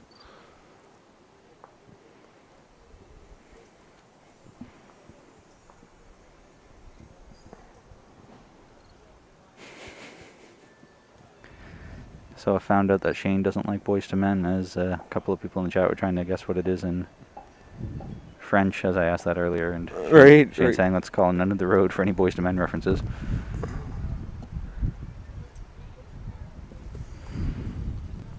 Patrick Duranlo, welcome to the conversation.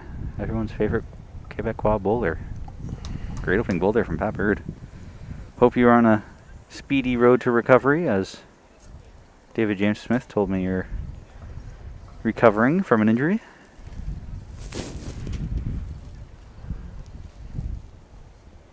Mike Wagner's response here is pretty bang on. Look at this.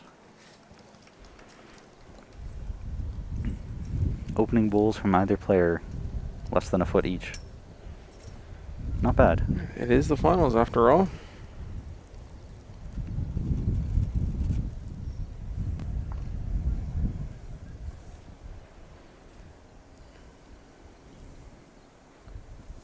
This is looking very nice as well here. I think it's going to cut underneath. Yeah, that's diving. It's great weight though. Jack high.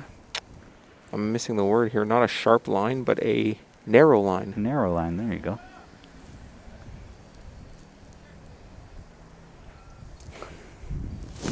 Sorry, Susan. No offense. I wasn't saying that I like Patrick more than anyone else. I love all Quebec bowlers. Hey, we called out. We can have multiple favorites here.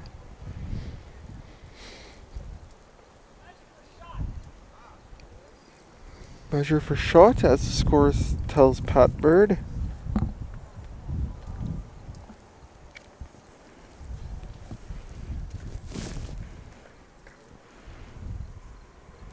John Duval saying, shout out from Sun City, Arizona. Go Mike, you love the wind.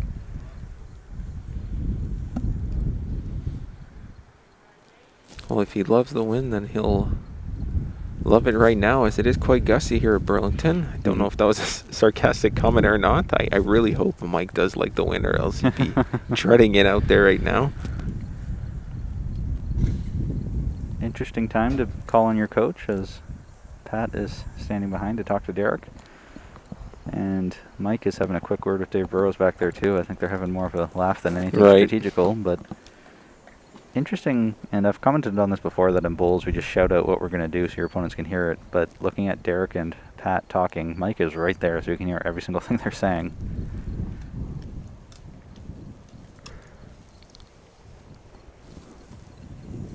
And there you go. The conversation is concluded here for Team Alberta.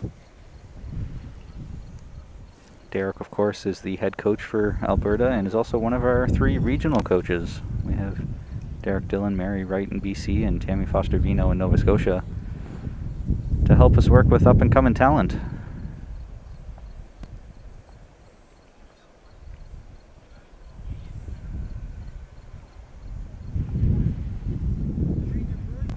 So Pat's playing weight here. That is not at all what I expected. Cluttered things up. I think his shooter might still be the shot. Interesting way to get there, though. Yeah, very interesting. And I wonder if that did pay off for him, as I'm having trouble to see here if who is shot. I do believe it's still Mike from my angle, but don't quote me on that.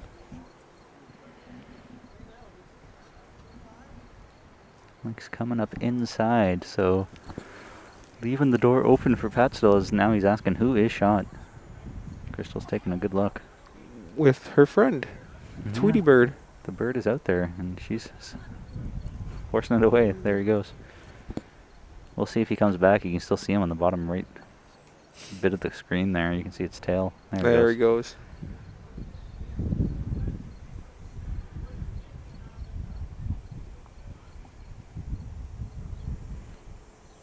I do remember playing when we were streaming, I think it was a pairs game on Rink 1.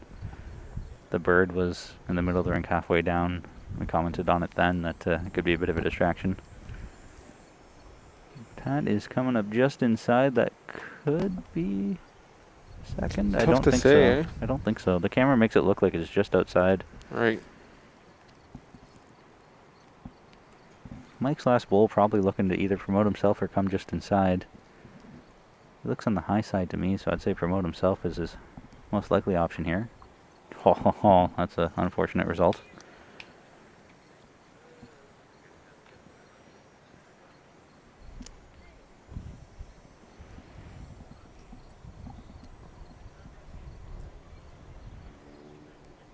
Mike was about to kick a few out, but now he stood up. Second guess, eh? Wait a minute, maybe not. What was?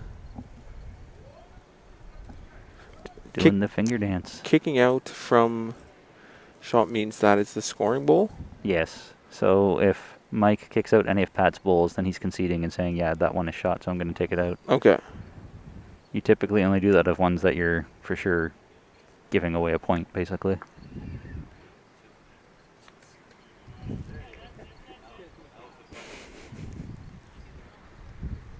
So I think that was 2. I think so as well, judging by their conversation and body language. Shane, you're just dying to have someone from BC in the final here. He said, I suspect that bird may be from BC because we'll do anything to get in on the final somehow. Oh, that's funny. Shane, I hope we'll see you in this event next year.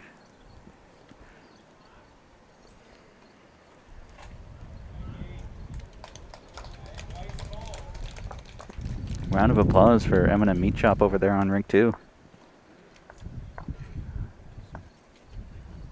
Michael McNorton, M&M. I guess I could call him the Candyman as maybe a better nickname than M&M Meat Shop. Pretty sure Candyman was a horror movie. Yes, it was. Now that I think about it, so I don't know if I would want to be associated with the Candyman. He's a terror on the green. Oh, I like that, Jake. Also ironic because Mike is always smiling and Yeah. laughing at everything. He's So furthest away from Exact being a opposite. terror on the green. yeah.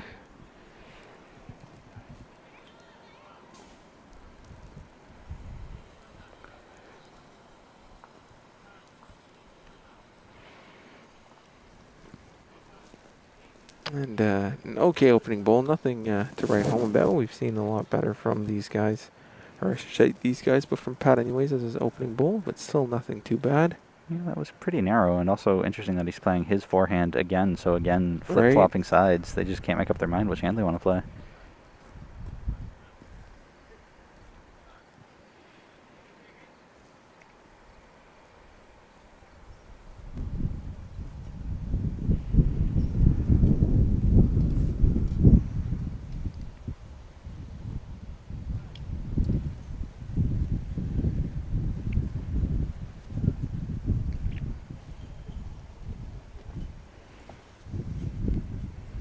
And Mike following suit here of Pat Bird coming up with a narrow line and a bit short here.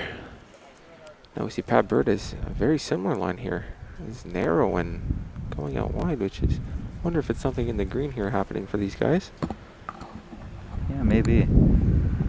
It is currently 7-3 for Ann in the bronze medal game over Joanna, and 11-5 for Mike over Carey in the men's bronze.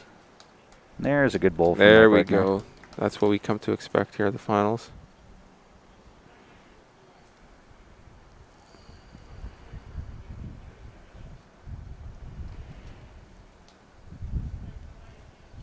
Putting some pressure on Pat here.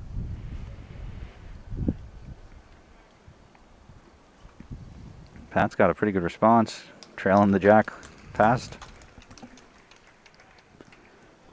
Can't quite tell if that's good enough for 2 or not.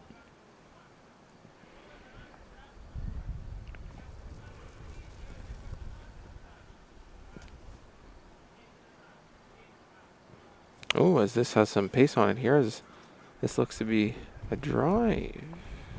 Oh, just missing. Missing absolutely everything. I didn't. Missed everything, yeah. Did it, eh? That's too Queen, bad. bull, and jack.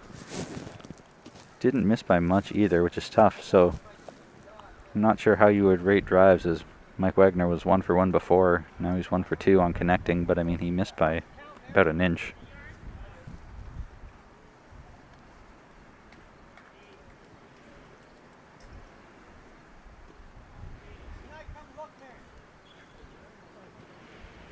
So Jan is up 10-7 over Jordan in the women's gold medal match.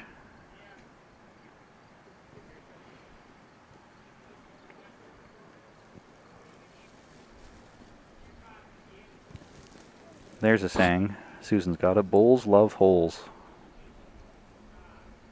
Whenever you throw a drive, you tend to always Right. put it through a hole. Right. I wish that were the case in golf. I'd be a lot better.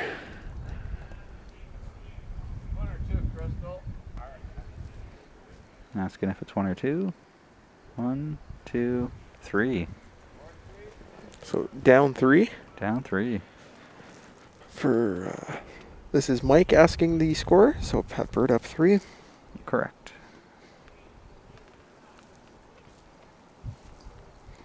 Which I do love the change in expectation.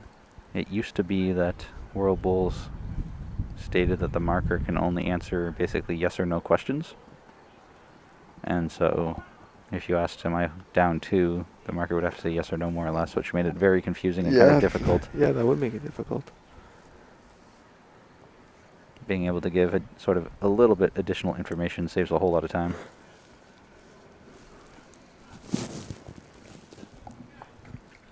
As I wonder if that was 2 or 3 there. I couldn't quite see Mike's third bowl.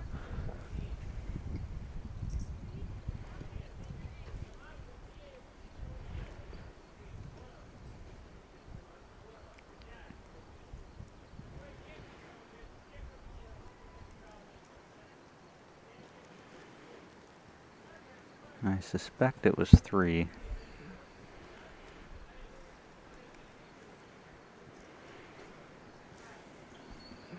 And if it is indeed 3, Pat Bird running away with this one. Indeed, 15-2 if that is correct.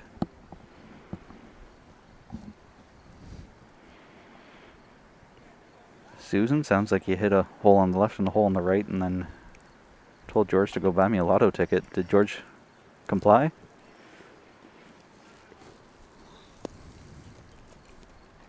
Need to be good to be lucky and lucky to be good. So Pat's playing with the mat length here again. He's got the mat up a bit and Jack on the tee. As he throws one, I'd say a foot, maybe 2 even, Yeah. in front of the Jack. This is a bit longer of an end just because the mat isn't up at the hog. Right.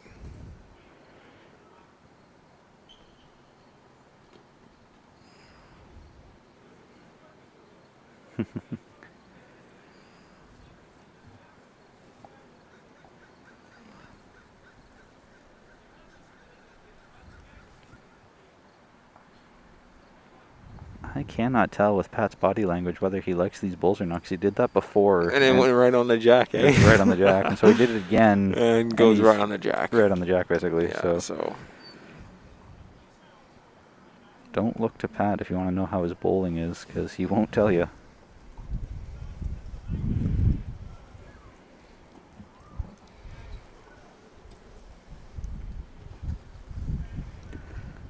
So Ann and Joanna are all tied up at 7 now.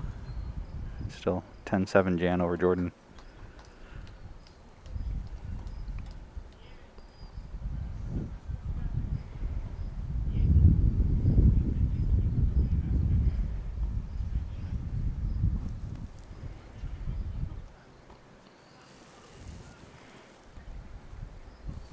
Oh, so this is just going to come up deep here. Rolling around the outside. Right. Pretty important bull here for Mike to try and stop the bleeding. Need to get a shot bull in the head here to try to turn this game around. Sitting now, Pat Bird would be looking at 17 points. Mm-hmm. Mike turned around immediately and walked Yup. away. As that comes up narrow and long. So it is a bit wide out there. It's not going to affect the count at all. I suspect he was trying to come through the hole up top with that bull and pick Pat's bull or rest it. Right. Tell Susan that she never goes through a hole here in Quebec. Her nickname is Draw Queen. All right, nickname for Zoom Zoom is Draw Queen. Thanks, Pat.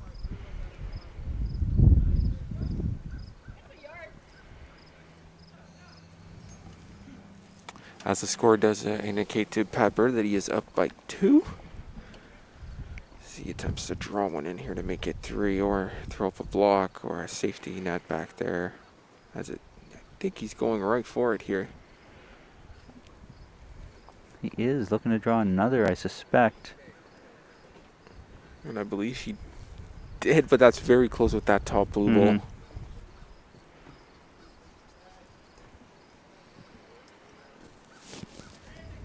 It is just 2, according to Crystal. Interesting. Ooh. Mike's As here playing a comes drive. Mike. That came out of his hand kind of funkily, but still made a great connection, and I think that's going to be good for one to Mike Wagner. I believe so too, as that was a beautiful drive. The way he released that, kind of almost lobbed it down the green, so that didn't look the greatest coming out of the hand, but got a good result.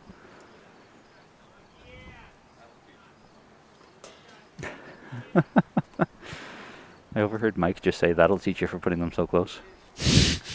I guess he's not wrong on that front. As that nice drive went from a 2-point end for Pat Bird to quickly turning around for 1 point and finally putting a stop to Alberta's momentum here. As Mike is trying to slowly get back in this game. Thank you, Jason. I am known for my English mannerisms, turning adjectives into adverbs.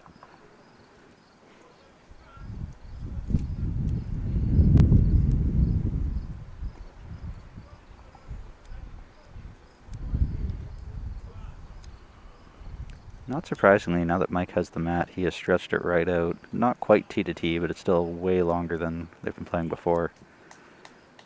And Mike's opening bowl is about 1.5 feet in front. It is now 9-10 on the Jordan and Jan match of the women's gold medal. 9 for Jordan and 10 for Jan. As M&M has 13 against Carey's 5. And naturally, Mike and Pat here in front of our eyes are 3-15, pardon me. 3-5, going back in time. 15 being for Pat.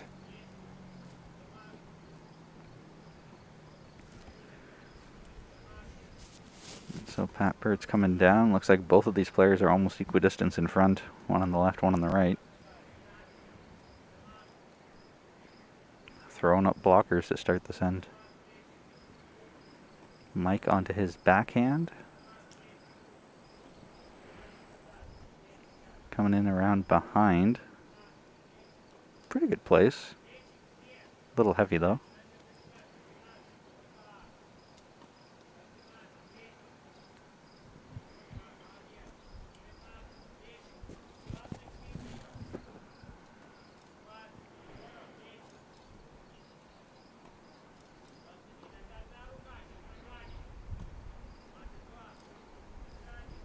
This seemed like a confident delivery, but very narrow line. I am very confused on why Pat changed hands. I mean, that Ooh. worked out and he got shot out of it. As he apologizes very quickly to Mike here. I would have stuck with his other hand that he played before, because then you just need to add some weight, same bull, and push yourself in normally instead of coming across backwards like that and getting it anyway. Mike is coming up inside and just missing everything on his way through. I would expect some big weight coming from Mike here, trying to pick that bull with his last, unless Pat changes the head a little bit.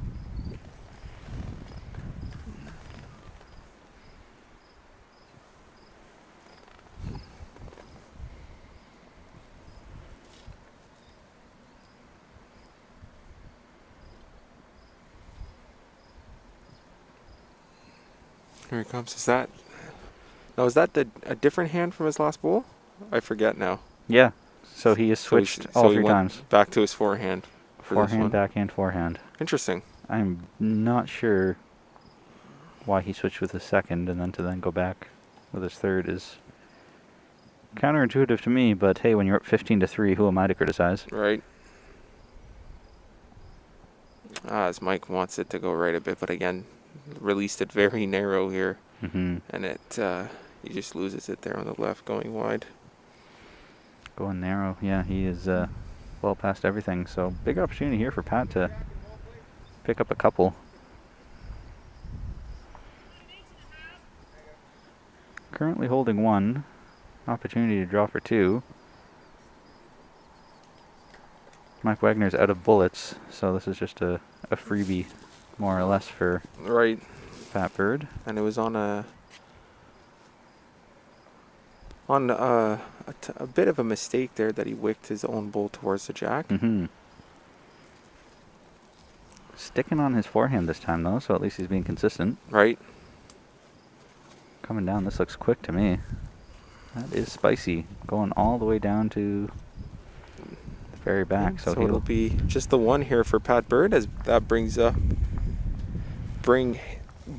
him up to 16 points, pardon me, as it is now a 16-3 game.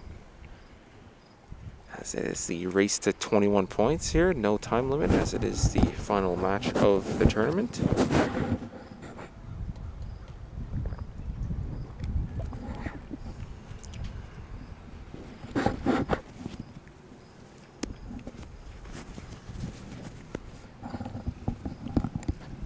And as long as Pat Bird doesn't get too confident here with this big lead, he's 5 points away here from taking gold in the Canadian Championships. That's a spicy meat bowl, Susan called Pat's last one. Interesting. Got a nickname for it. Yeah, that's right. Pat's only 5 points away from heading down to New Zealand for the 2023 Champion of Champions event. He's played in New Zealand before. He has played in the Champion of Champions before. So neither scenario would be new for him. Catch you up to date on some of the other scores. Jordan 9, Jan 11, Ann 8, Joanna 7.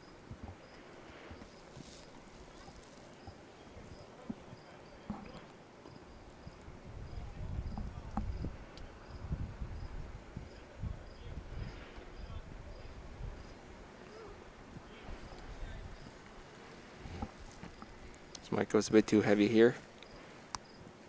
Crazy amount of opening pressure from Pat once he got the mat back to bring it back up to that halfway, three-quarter way. Pin one just behind.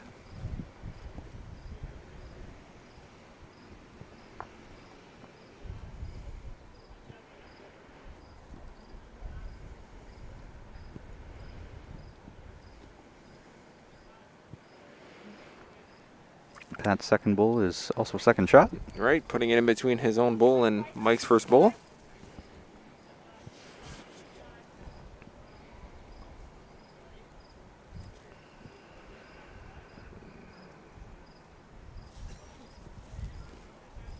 And see if Mike can adjust his weight here as the first bowl that he threw went sailing past. And he's still a bit deep, but then again, second shot as he creeps in just in front of Pat Bird's bowl.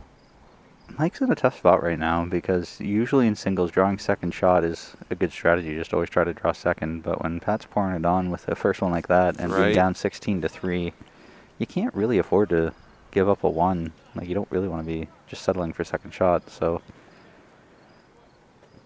good effort, but not quite good enough as Pat's rolling another zinger here. Will we see some weight from Mike? He is switching hands, not surprisingly.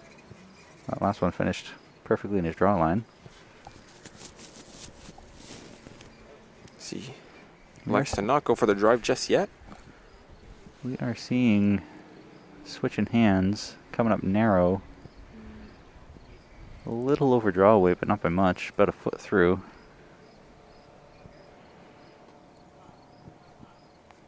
As both players are walking towards the heads here.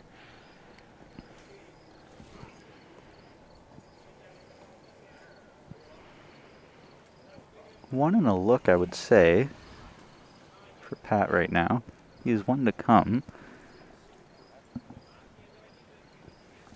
That is, as the guys are looking here, just an update on Ann and Joanna's bronze medal match here. It is 8-7 for Ann. With Pat's last bowl here, I can see a pocket of 3 blue ones sort of on the right back side there. You can see a bit of a blue triangle. It would be difficult for Mike to chip the jack there without also getting Pat's bowl through it, but it is possible, so that's the only danger I see for Pat. So I would suspect he would probably want to get something to the back right corner to split up those 3 blues, as that's the biggest danger zone I see. Or you can be greedy and just draw another one in. Yeah, I'm curious to see what he's thinking. He hasn't quite found his weight here on this side. So I wonder if he is going to try to draw it in, or then again, if he is able to get a big drive in there, he does have back position. Yeah, so it's hard. Yeah, you're talking about what Mike Wagner's going to do with his Yes, last ball. yes, Yeah, I so am. so it's hard for Pat to predict, you know, because normally you want to be a step ahead and see, well, if he does this, then I should do Right. that, right? But Right. how do you know what Mike Wagner's going to do with his last ball? Is he going to drive, or is he going to draw, or is he going to try and just like chip the jack sideways? So do you think Pat is thinking about that, or is he just trying to get the bull in the best spot that he can? I think he is thinking about that, knowing his opponent is a big part of the game. So I think Pat is speculating about what Mike Wagner's going to do.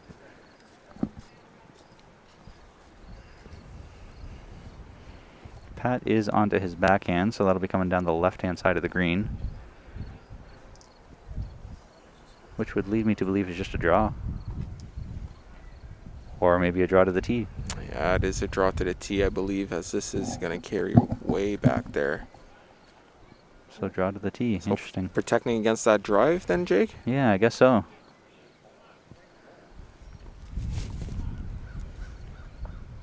So for Mike, he could play on that same hand and try and just chip the jack out to the right. Splice it.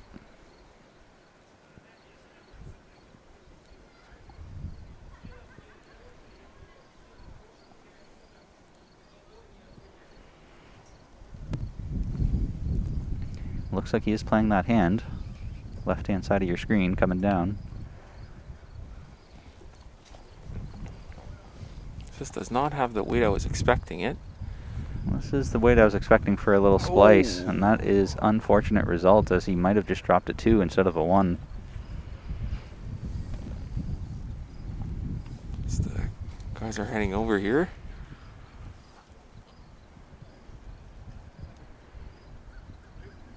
And that is 2 confirmed by Mike Wagner himself. And the 2 going to Pat Bird. 18-3, he's creeping. Any end from here on out could be the last. In this battle to 21 shots.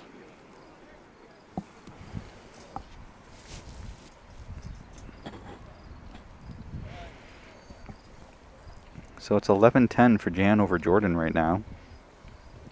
They're How's it? having a close match. Doozy of a battle for gold. Who will be joining Pat or Mike in New Zealand? Now this looks incredibly short, as we will show this up on the screen. You can see way up there. Still 3 yards over, wow. So 3 yards being 9 feet. As we learned in or as I learned, I should say, in yesterday's stream. Shout out Daryl Fitzgerald for Shout out Daryl. chiming in. How many feet are in a yard?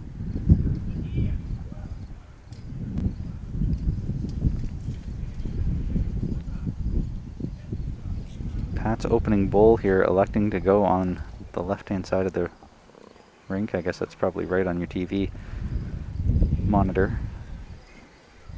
His forehand, right-handed folks backhand. It almost feels like it's raining. Almost. I felt a few splatters, which makes no sense to me because we're under a tent. We are under a tent. It is getting cooler. You can feel that there is a thunderstorm looming here, but still blue skies here with a few clouds, nothing too menacing.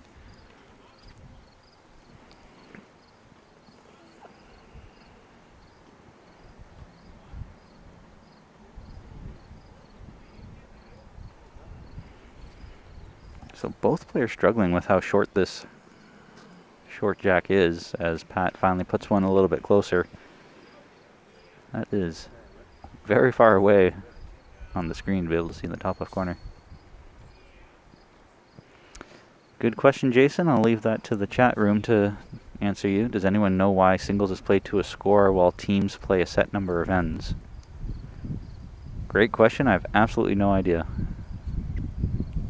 And I think you were commenting on this earlier this week that that's kind of conflicting and confusing. Why do we do that? Yeah, who knows? Another quirk of bowls, right? Yeah.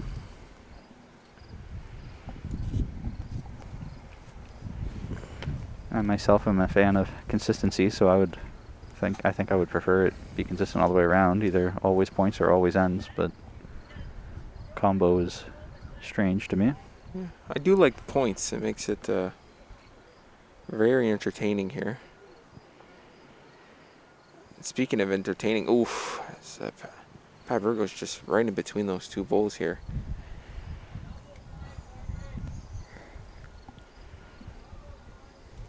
Unfortunately, Pat is standing right in the camera line. Pretty much the only time he's been down at the head to even have that opportunity. Mike is drawing, maybe shot, maybe not. Do the finger dance again here to see who's shot.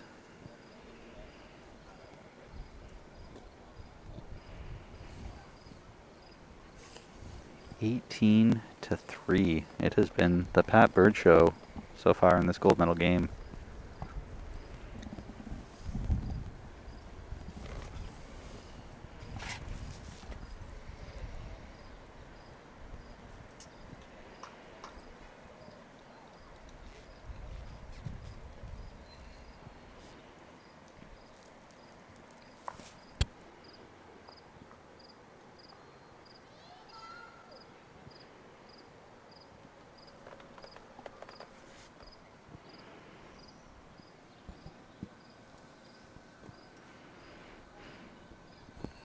Pat's looking to come around or inside? Inside of Mike's. And I believe he does do that. Chips him over once. Interesting comment, James. I think the idea may be that singles was considered more luck-based on an end-to-end basis. So having a high points total of 21 is higher than most team events ever get to, is to reduce the impact of luck.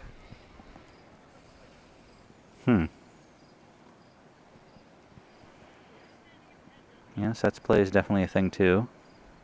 2 9-end sets or 2 7-end sets.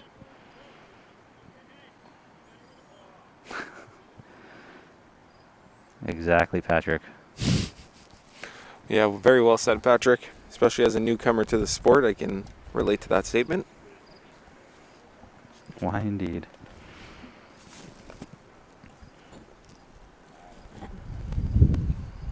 So, Candyman Eminem is up 14 to 7 over Carey. Jordan's up 12-11 over Jan.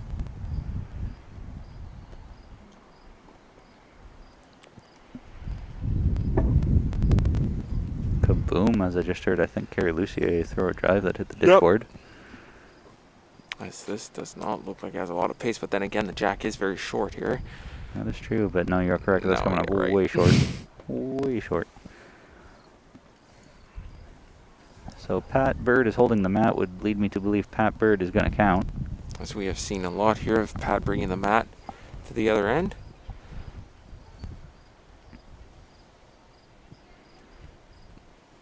As he throws it down there, would make me think that he's collecting one.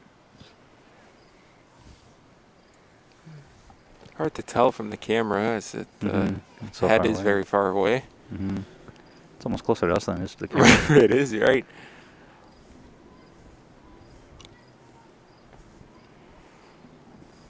If we're measuring all the way around, it's probably just for one, right?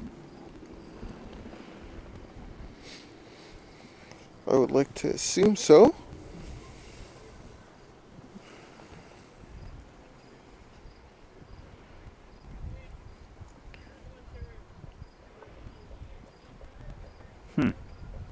Mike Wagner picked up the jack,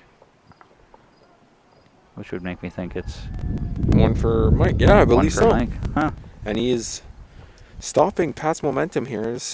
Hopefully he gets a good jack release here and keeps it in play. And yet he is keeping the mat up where their bowls were as well, which is a page out of Pat's book.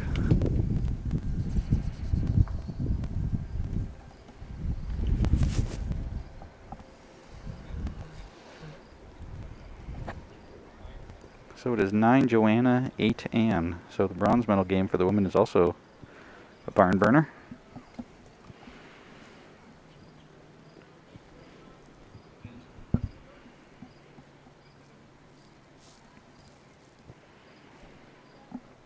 Great opening bowl here from Mike. 2 feet short.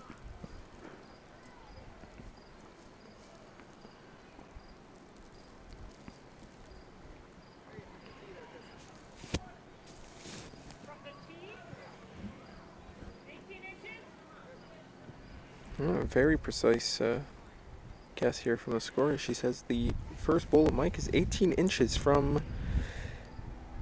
the tee, I believe, was the measuring point. Correct.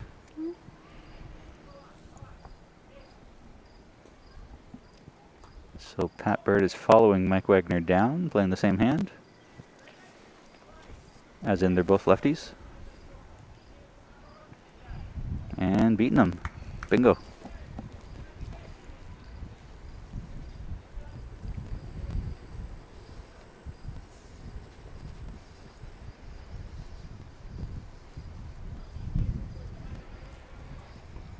Mike Wagner's not phased. Going to try to draw outside it, I would assume.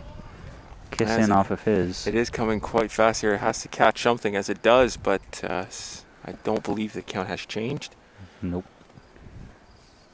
That was a little spicier than maybe he wanted, as to wick in off of.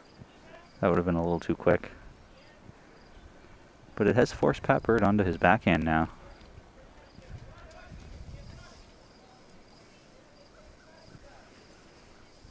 To which he is coming up narrow. Yes, and short. And very short. So that could be a nuisance bowl right in Mike's line. Mike just laughed immediately.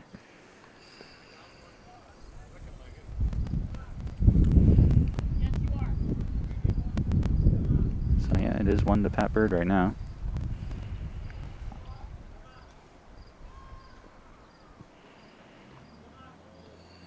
As that was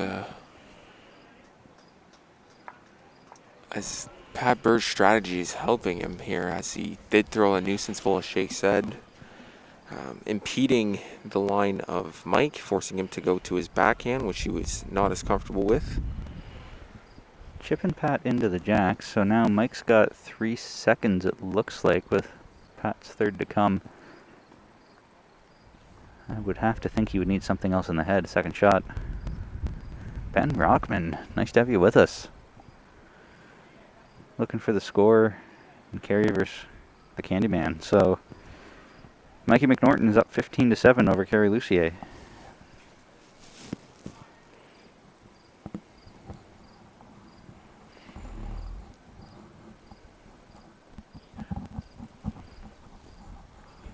Mike Wagner's throwing heat. Well, that is an unconventional way of doing it. But nonetheless, it is done. People are applauding, and Mike is apologizing, saying that was not the intent. And needless to say, even though Mike was able to knock out 2 of Pat Bird's bowls here and have shot, Pat still has 1 more bowl to play with here.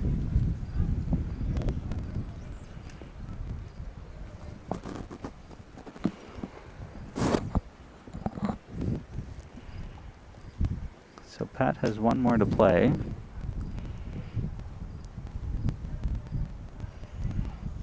Investigating and scanning. As a little update here for the women's gold medal, it is 12-all for Jordan and Jan, so they are having quite the battle over there on rink number 3. Mm-hmm.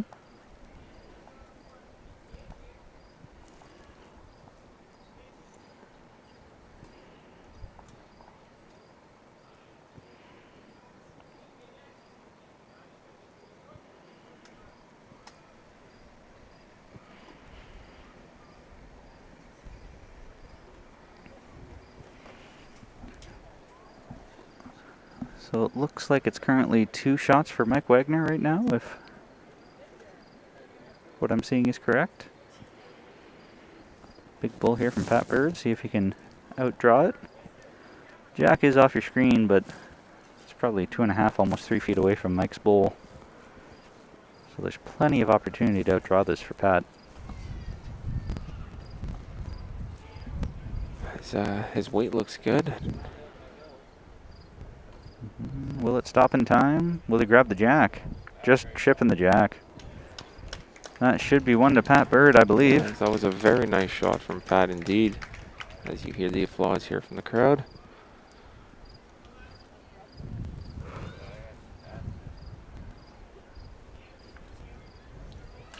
That will bring up the tally here to 19-4. Indeed.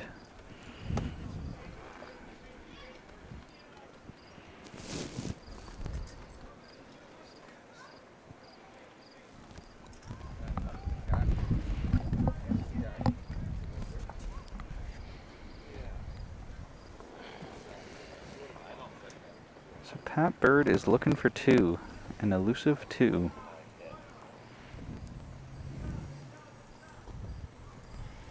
The elusive 2. Dos.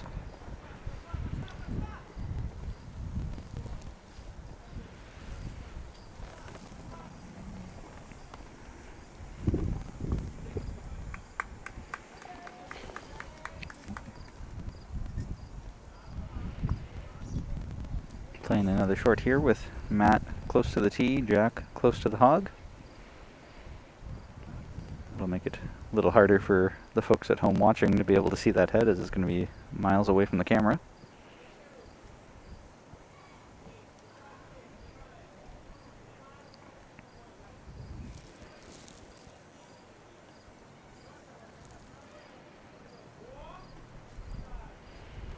Pat Bird is sticking with his forehand to start things off, and that's not a terrible opener.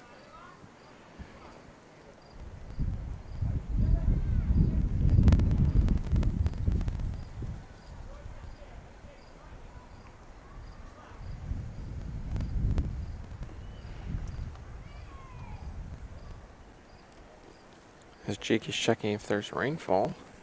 I do feel a little bit of sprinkle coming. Could just be me where I'm sitting. Yes, I'm not sure since it's the second time you said it here, I believe you. I just don't see any as of right now, and hopefully it holds off here for a couple more minutes as we watch this Rink 1 game, as I did feel a drop on my knee. You are right, Jake, so hopefully it just stops as soon as it came. Because our cameras are very not equipped, as we have a toucher here from Pat Bird putting it right beside the jack, as he might close this out just in time for us here before we have to pack up all our less than waterproof equipment. Indeed.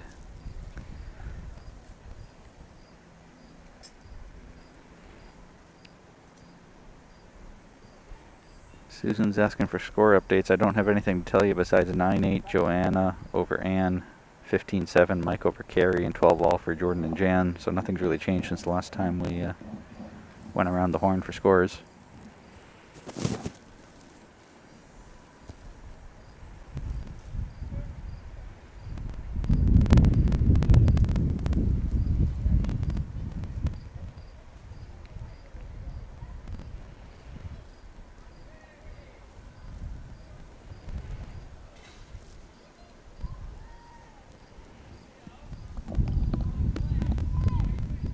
As Pat rolls his third bull down here, sticking with that forehand side.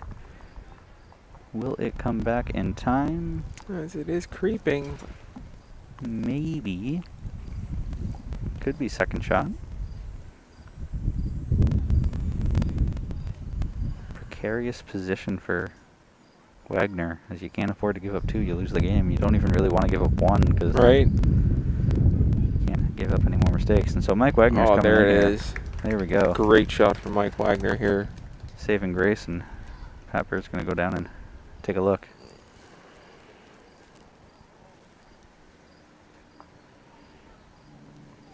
Are you thinking of a backhand draw here, maybe? Going off the... trying to knock the jack towards his 2 bulls on the left, or are the angles just not right? Yeah, you know, that could be an option. I would be tempted to still stick with his forehand and try and push Mike's bull through. Oh, I see, right?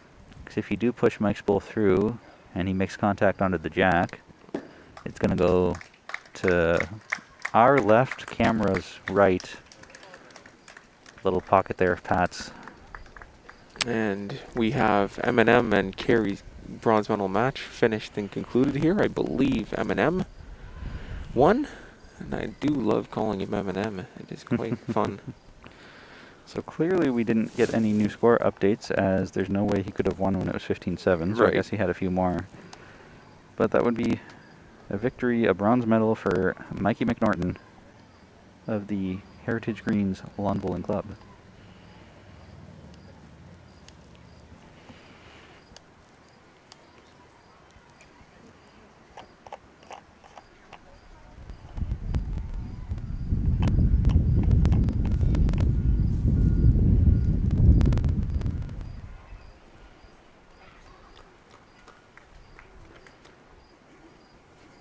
Eminem, says Daryl. Indeed. The Candyman. Mike Wagner coming up well short with his last one.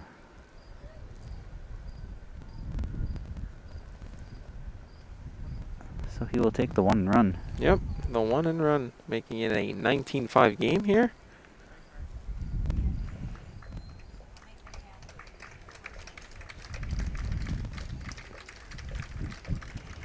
Sid Staples, new to the game. So many people throw the bowl different. Which way is best?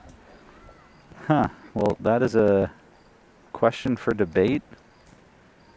You figure out which way is best for you, says Susan. That's mostly okay. So the advice I'm going to give you is to say that whatever has the least moving parts and whatever you can replicate consistently the most easily and be accurate with. So everybody has different health concerns. Hip joints are out of place, or leg muscles don't let you get down as low, or whatever the case may be. But in an ideal world, you would want the fewest moving parts, so that way it's easier to do the same thing over and over and over again.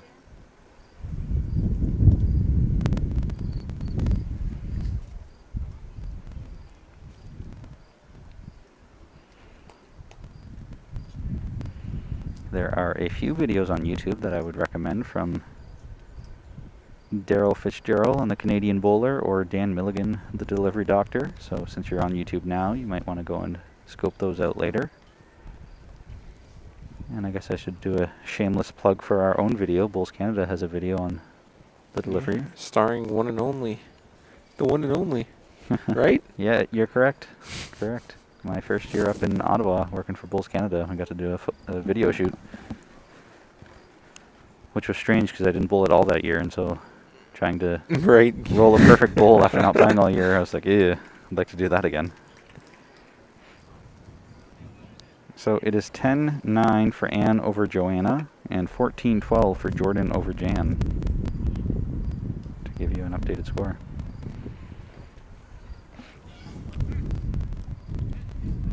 As Pat is looking to put the screws into Mike, but Mike is not giving up without a challenge. Mike. Oh my goodness. Perfect bowl here, considering the position he is in. I suppose I should plug my own stuff first, Susan, because we do have it in French and English. So Oh, well said. there's a bonus for anyone else who's producing videos out there. I will say that our video is short and sweet. It's like 2.5 minutes, so you don't have some of the extra details that the other videos do.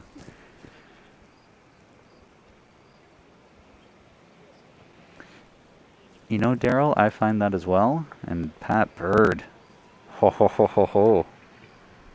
I didn't think that touched the jack, but Crystal, who's right there, clearly saw something that I didn't, so it is still one for Mike. I find when I bank it hard off the outside of my foot and try to flick extra weight to compensate, I make excellent shots, says Coach Daryl. Can confirm.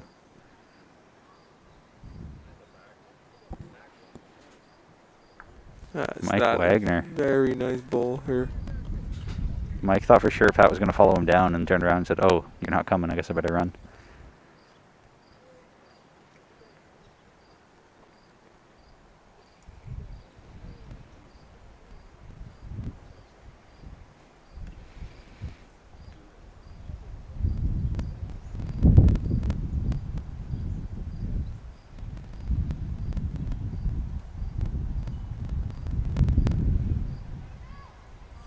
How perfect of a perfect draw can we get here from Pat Bird to just nudge the inside of Mike's bowl Get it to flop outside.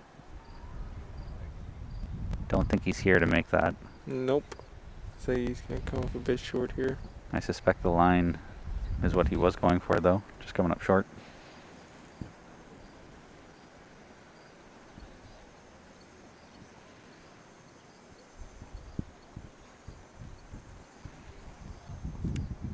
So Sid, you've got some video options. Let us know which one you prefer, as there are multiple Canadian-made videos out there on how to roll a bowl.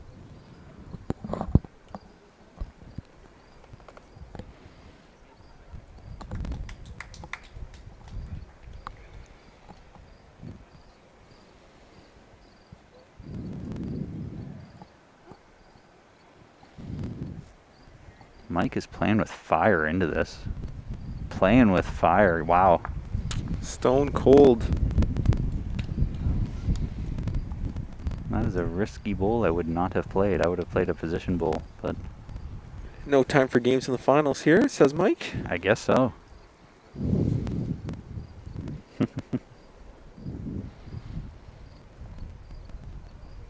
Sarah, is that any different from how you bowl?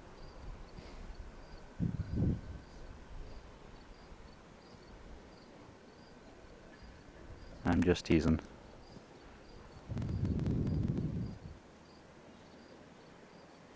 Pat Bird is taking a good look at this head here. Deciding what he wants to do, looking at it from all different angles. I don't know if the drive is there for him, but I would suggest coming down and just trying to grab the inside edge of Mike Wagner's blue bowl there that's in front of the jack.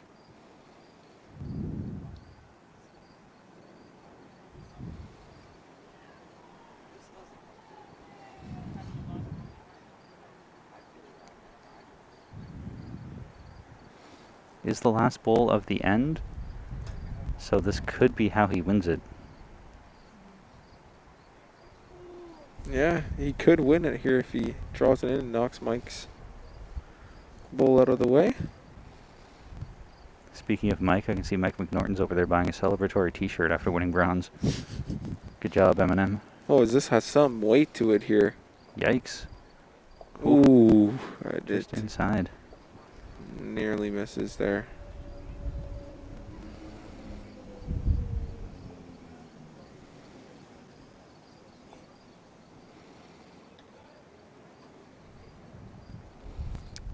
So that should be one to Mike, right? I believe you are correct. So another end to Mike here as Mike is stringing a couple ends together here. 19 to 6 then. Pat Bird is going to look to get away from that 19 here. He is a bit stuck. Mm-hmm. He just needs one end here to get out of here. Although the lead might be massive, you'd be surprised that the psychological warfare that goes on when you're so close but yet so far. It can be hard to get off a number. Yeah.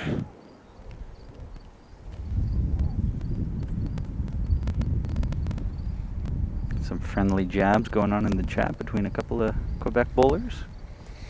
I would be interested in seeing the result of that next game. Grudge match going on.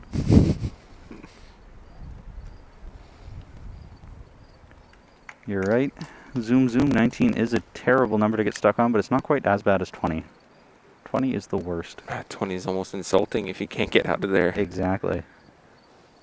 If you're up a bundle on 20 and can't score one and end up losing, it's borderline more embarrassing than losing 21-0.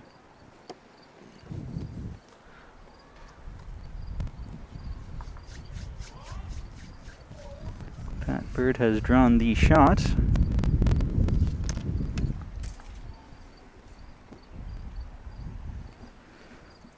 So Mike Wagner here has been playing for 15 years, which is not quite as many as Pat Bird, but his position, if applicable, is lead in fours or pairs, so he likes to play that front end lead position at the Heritage Greens.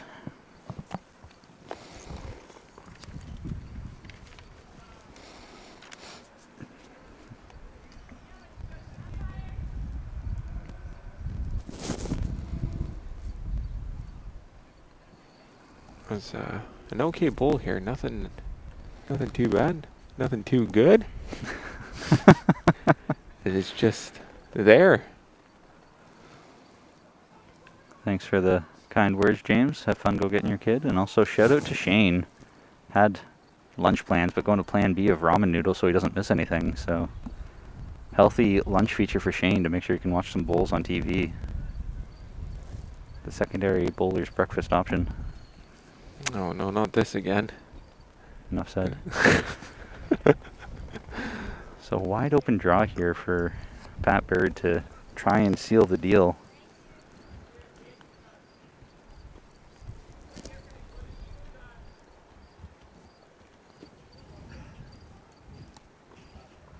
And he has drawn shot with a back resting toucher that didn't quite touch, never mind. So just a great bowl that flopped in behind. Right. See what Mike has to say about that. Well, he's got to say something, as I think he's Right. too. Got to say something. This is Mike's final bullet as well. He's chasing it down. Oh, is that? I think caught a ridge there and straightened out. What? Not enough weight to get He there. didn't send it, so if my eyes are right, that could be the game. Pat maybe does not need to throw his final bowl here. But hard to tell with that front short bowl of Pat's just how close that is to the jack. Mike. Unfortunately, I can't measure here. Mike's going to do the finger dance just to see if he's even got a chance. Shaking hands. Shaking hands, and That's it. we have our men's singles gold medalist at the 2022 Canadian Championship. Is Pat Bird from Alberta. 21-6 over Ontario's Mike Wagner. I am going to go and switch camera angles and see if we can get The other gold medal game here going on. So, all right, I will assist you, Jake.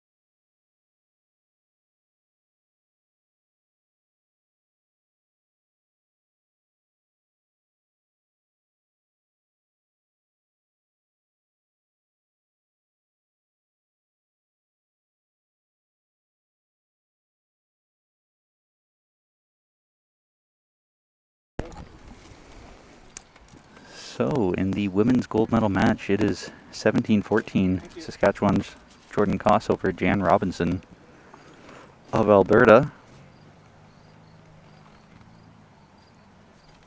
Doing our best to be able to pick up on those rinks down yonder. As Jan, I think, has just drawn shot. Jan has the blue bowls. Jordan Koss has the pink raspberry ripple bowls, as they're called. Good memory. Well, thank you.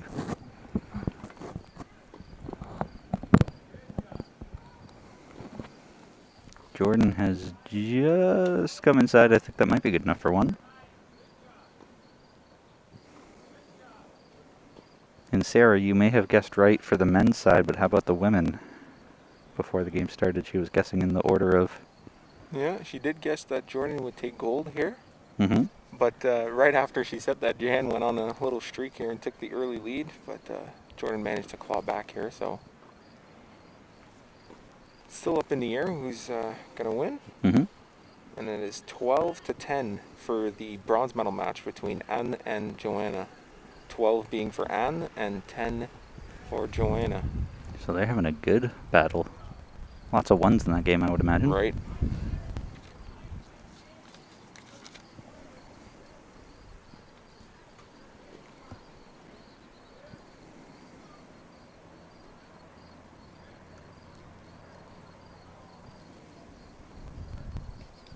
Jordan just missing everything on the way by.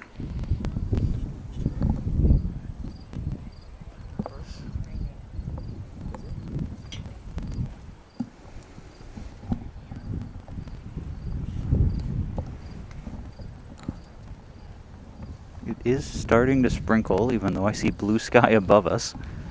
We may need to shut this off. We'll wait a couple seconds and see if it'll blow over.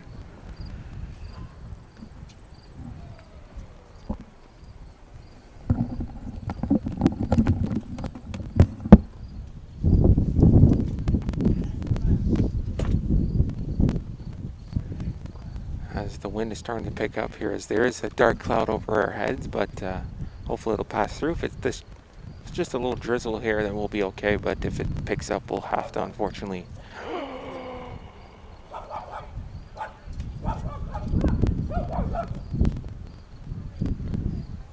We'll have to cancel the stream, pardon me, as there's a slight dog incident.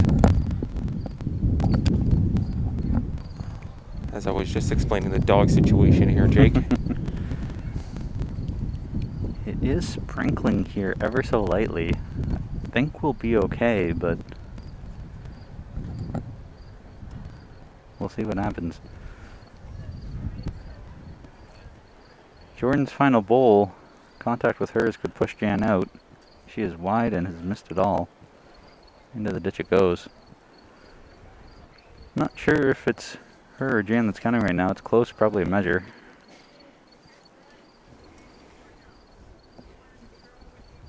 This is the second time in Burlington since we've been here. It's been blue skies and raining. What is going on? It's quite fascinating. It really is. The weather in Burlington. Highly recommend if you're looking for some fascinating weather, come on down to the Burlington Lawn Bowling Club. Where sunny skies mean rain. Yeah.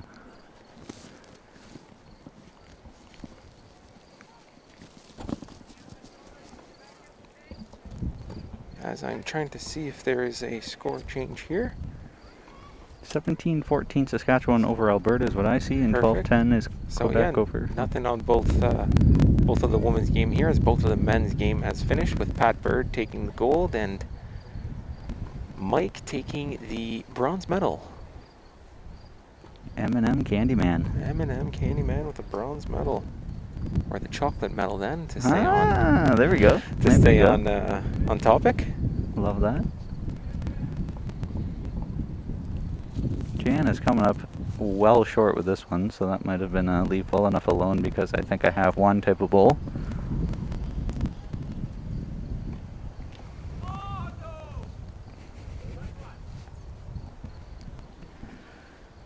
And I believe this will be one for Jan, as the blue bowl seems a bit closer to the jack there.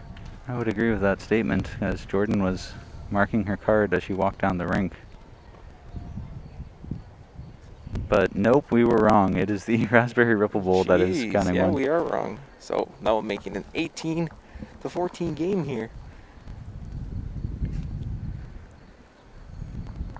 As we change cameras, and hopefully Pat has taken cover and is not obstructing the view. And indeed, Camera's okay? camera is good, no obstructions. Good news. So the wind is starting to be a bit chilly here. It is getting chilly for August 25th. Here in southwestern Ontario, where we are known for our disgusting humidity.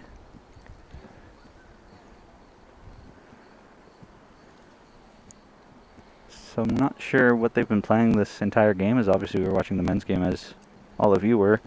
But Jordan has the mat about a pace and a half in front of the tee, so almost on the tee. And rolls a front resting toucher about halfway, closer to 3/4 of the way length jack there, so fairly long end-ish. As we see Pat in the middle of the camera here. As we don't see the head, as I can't really argue it because my boss is right beside him, so I can't really do anything about that. As Jake is running over here to tell the guys, or by the guys I do mean Pat Bird, to move out of the frame here so we can see the... And there he goes right off the frame as he smiles and laughs with Jake there, as we see the head more clearly. As geez, Jan did really throw a very nice first bowl, as well as Jordan Goss looks for the reply. She throws an identical bowl and sneaks her bowl right in there, pushing Jan away from the jack. Now it is 2 for sure for Jordan. Let's see if Jan has anything to say about that, as you mix quite the exciting couple throws here, Jake. Looks like a heck of a head down there. Yeah, it's very tight.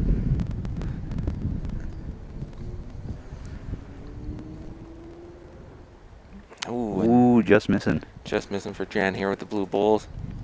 So it's 18 for Saskatchewan right now. Jordan could draw another to try to seal the game here on this last bowl. And over in the bronze medal game, Alberta is up 13-12 over Quebec now. So Ooh. Joanna's made a bit of a comeback. 13-12, that is a barn burner of a game. And look at this Jordan Koss. I don't think that's quite enough, but it's very close.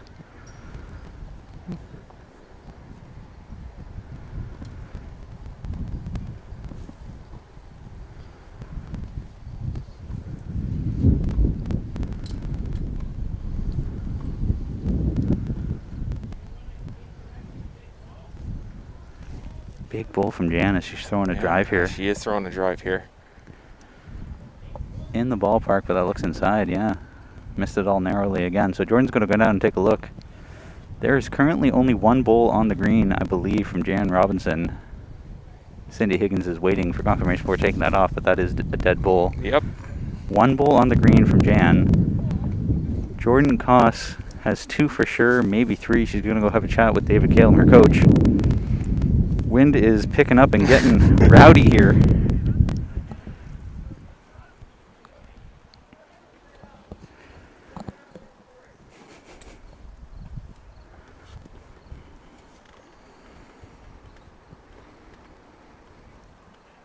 John McKechnie, that is not the news I wanted to hear. Environment Canada has issued a tornado warning for Halton Hills and Milton. Well, let's call Dorothy and make this stop, please, because we're trying to get through this final day. Or I guess if we call Dorothy, then it will come. Yeah, so pick your poison. Right. A couple of friendly nicknames of Pat Bird TV going on in the chat. Love that. I mean, Pat's played enough games. He could probably start his own streaming service if they're all recorded. Just Right. Pat Bird TV. So now that Jordan had a good chat with David Kalem on what to do, She steps up to the mat, I suspect she's going around to the tee. That's exactly what she's doing. which is the very intelligent play to make here, keeping it conservative, make sure no mistakes are being made. You already have shot, no need to complicate things. And speaking of which, Jan is coming down here. And her abnormal walking to the head, as we've seen her run to the head the whole week. This is uncharacteristic. Normally Jan's whipping back and forth. I think that's a smart move from Jordan, though, as you know that Jan has been throwing drives her past 2 bowls. You would assume she's going to do it again. Right. Outdrawing that is going to be hard. But if you keep it to 2, you keep yourself alive.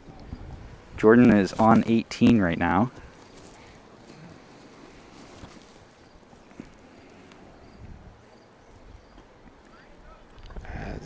Do you believe the drive is the play here, right in the middle?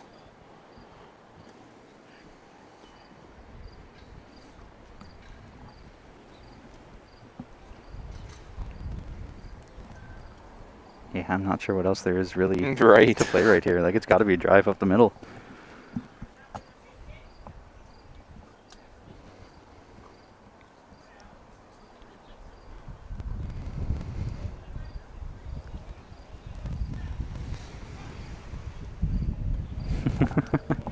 Cam, tell me how you really feel about the respot rule. Most exciting bowl in the game. And this is not a drive. She's looking to draw. Interesting. Unbelievable. She's coming up well short. It's still going, but yeah, it is short. But yeah. Not well short. Just well short. Just well. 2 wells, not 3. All right, there it is. And now I'm curious to see if that is just 2 for Jordan Costa. If it's 3, if it is 3, we'll see the handshake here. But the way that Jordan is writing on her card, I believe that'll just be the 2 for Jordan. She does pick up the jack here. I'm going to go and see if I can get Pat or Eminem for a post-game interview as they're down there chatting. Perfect.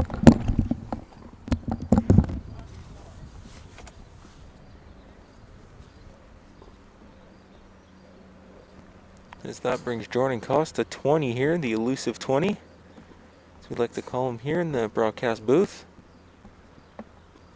And Jordan almost playing, oh, not quite T to T, but she does have the mat back there, and the jack is about, say, 5 to maybe 7 feet from the tee there. So not quite T to T. She throws her first bowl here. It's coming in quite nicely, actually. Very nice weight. Might even just sneak right by the jack here. That's a very nice opening bowl. She does just need the 1 here to be crowned the winner of the 2022 Canadian Championship Women's Singles Division. But not before Jan throws her bowls, as this first one comes up well short here. As Jake is still over talking to our medalist, our bronze medal winner and our gold medal winner.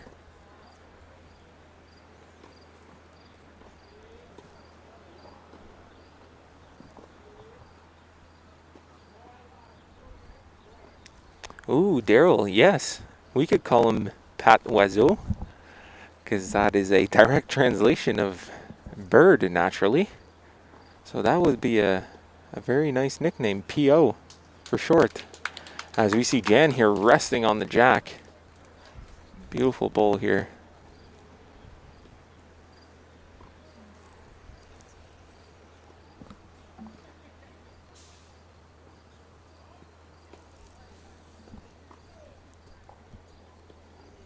As we see Jordan Costa here not taking too long here, making up her mind as she runs towards her bowl here, as this might be right on it as it just tips hers. And unfortunately, it is not right on the jack, but rather right on her previous bowl here, as Jan is still resting on that jack, still holding the 1. As here comes her third bowl here, with easily breezing past her short bowl here and going up all the way up to the, boy, is she bringing it on here. A second one right on the jack. As from this angle, and both the camera angles and my angle here on the ground, I can't see much. I can't really see where the jack is, but I am assuming it is right in between those two blue bowls there at the top of your screen, which are Jan's bowls.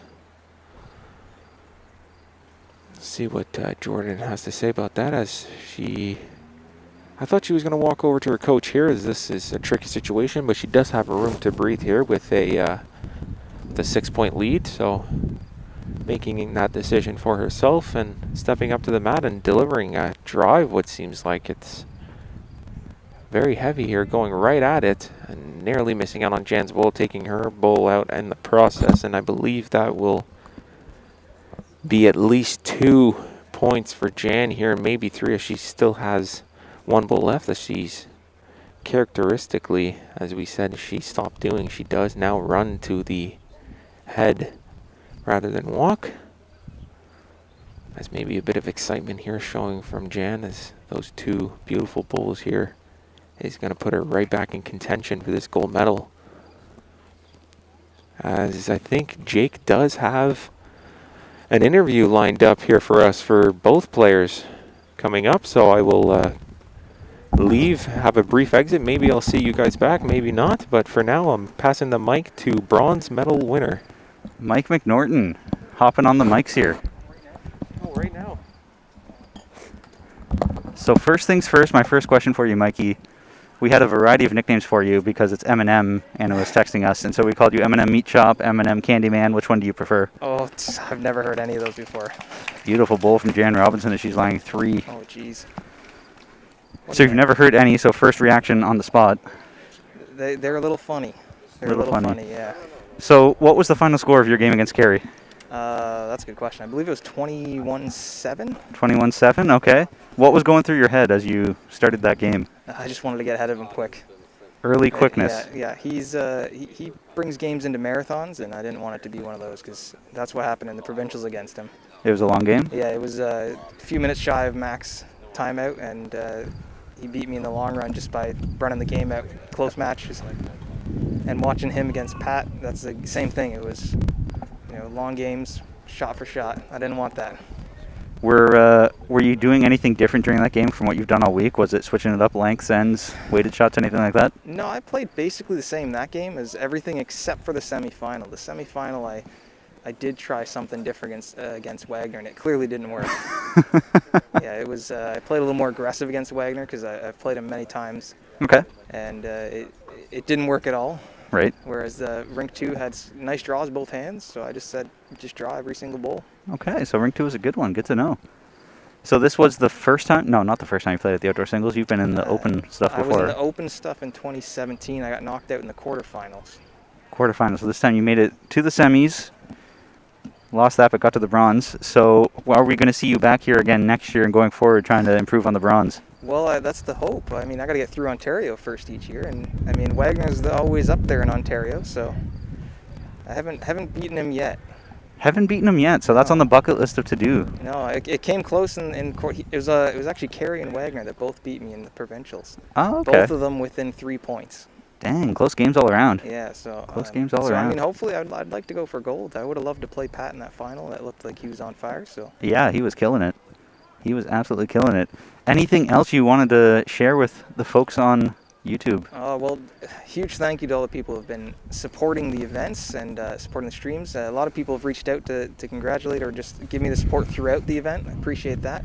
And the club here has been absolutely fantastic. Everybody has been willing to help out, support, get anything you need, the food, everything's been great. So all the volunteers is massive support. So big shout out to them. Well, wonderful. Thank you for taking the time to hop on here and let us pick your brains a little bit for how the game went. So next up, we're going to bring on either Mike or Pat. We got Mike going on first. All right.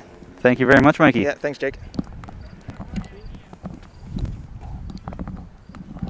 Game at hand here is looking like a pretty loose head so far. Got your right ear is backwards there, Mike. If that's going to make any difference for you or not, I'm not sure. I can hear out of here. You can hear out of there, and Alec is going to fix this one for you. There you go. Snug on the ears. There we go. There we go. So, silver medal. This is, I think, the first time you've played in the outdoor singles, correct? This is third time. Third time you've been at the national level? Yes. What were the other 2 years that you were here? 2011 Willowdale Willowdale, okay. And Heritage last year, they had it. That's right, you were When playing they in that shared, as well. When they shared, yeah. Correct. How were each of those events compared to this one? Well, they were the same. Of course, the first year is the most exciting, correct? Yep. First time I was at one, and I mean, you're all excited. So I didn't do that well, so I got a little better, and then a little better. So happy to be here. Silver medal, is that, were you expecting top 3 when you came into this event? I saw the draw. I figured I wouldn't get out of my group. So silver medal, no. So Wasn't. hey, you never know here. You play well, you get rewarded in singles. You had a very tough group to get out of, so I was very, very surprised to see how tough it was for everybody all around. But you didn't have an easy path here either, as I remember watching the quarterfinals last night against Keenan Lau, and it was 20-20, and Keenan threw a bit of a drive and got a rebounding jack, which was kind of unfortunate, but came up short on his draw. So 20-20 in the quarterfinals. Your semifinal game was a little bit different. Not quite 20-20 marathon, I don't think. You made sort of light work of Mike McNorton. You were the first guys off. What was the key to winning against Mike? Well, the same was key to winning. Pat winning against me. He didn't bowl well, and I had my draw weight and found the green. And it was the opposite this game. I struggled, and he threw a beautiful game. A game I only dream about bowling. So kudos to him. Hats off to him. He bowled terrific. And you've played against Pat Bird several times before in various different events, I would assume, because you've played in fours, you've played in pairs, you've played in just about everything, really. I think I hit him once in a mixed pairs, mixed fours in Phoenix. But I think that's the only time I played against him. I've never played him in singles. Okay. Never want to play him again. Well, thank you very much for answering a few questions. Is there anything else you wanted to share with the 100 or so folks listening before you leave? I'd just like to thank all the volunteers. The markers were terrific. I didn't do the meal ticket, so I don't know about that. But no, it was a great event, well run. I mean, what can you say? And the bowling was terrific. Excellent. Well, thank you so much, Mike, and best of luck next year. Hopefully we'll see you back here again. Great. Thanks, Jake. And now that we've done bronze, now we've done silver, we're going to bring on gold medalist Pat Bird here in a minute. But this is the last bowl from Jordan Koss, looking to see if she can change things up in this game, as she's been stuck on 20 for a little bit. Last bowl coming down here as we introduce Pat Bird, and Jordan Koss is looking to win the game here on this. Chipping it out, and that's the W for Jordan Koss, I do believe. What a shot. Everybody clapping, and Jan is doing nothing but smiling. Can't say much to that other than how do you do. What a way to finish, my goodness. Pat Bird, gold medal. How does that feel? Pretty good, Jake. Yeah, pretty good. You know, this is a hard event to win. You got to get out of your province first, and then it's 24 guys, and got to get out of your pool, and then you got to, you know, get past, you know, maybe some of those mini games, and then the quarterfinal, and yeah, it's a long road. Oh, that's a great shot for Jordan to win that. That's the On game. the last bowl there. I don't know if she was down 2, 3, or 4 there, but big pressure shot for her. Yeah, it's got to feel good because I think she's lost the final twice to Mary Wright actually. So yeah, she's going to feel pretty good about that, I think. Absolutely. Good for her. So you've played in this event several times before. I remember back I have, in yeah. 2016, 2017, Yeah. years go on. You've also won this event before, if I'm not mistaken. Yeah. Am I imagining that? Yeah, I won it in 2016 at 2016? West Vancouver against John Bjornson in a it was sets at that time, so in a Okay. tiebreak, yeah, made a good shot in the last bowl, and I've had a lot of good battles against John, so and others. You know, I had a great game against Carter Watson last night in the quarterfinals, 21-20, and he was. I got a bit of a lead, and he was just on fire for the last hour. Absolutely brilliant. Lucky to pull that one through. Could have gone either way.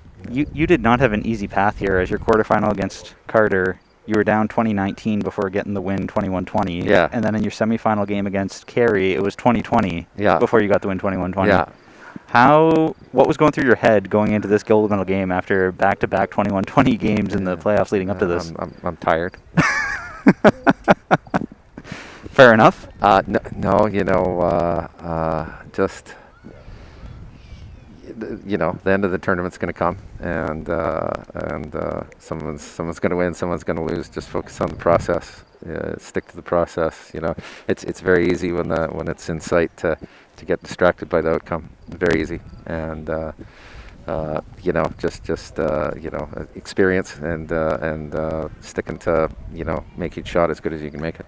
Yeah. So you played in the pairs and fours, sorry, not pairs and fours, just fours. Skipped yeah, your yeah. team to a gold medal there, Yeah. so you're playing here all week. Yeah. And then coming into this now, I long week. told you I'm tired. Understandable, understandable.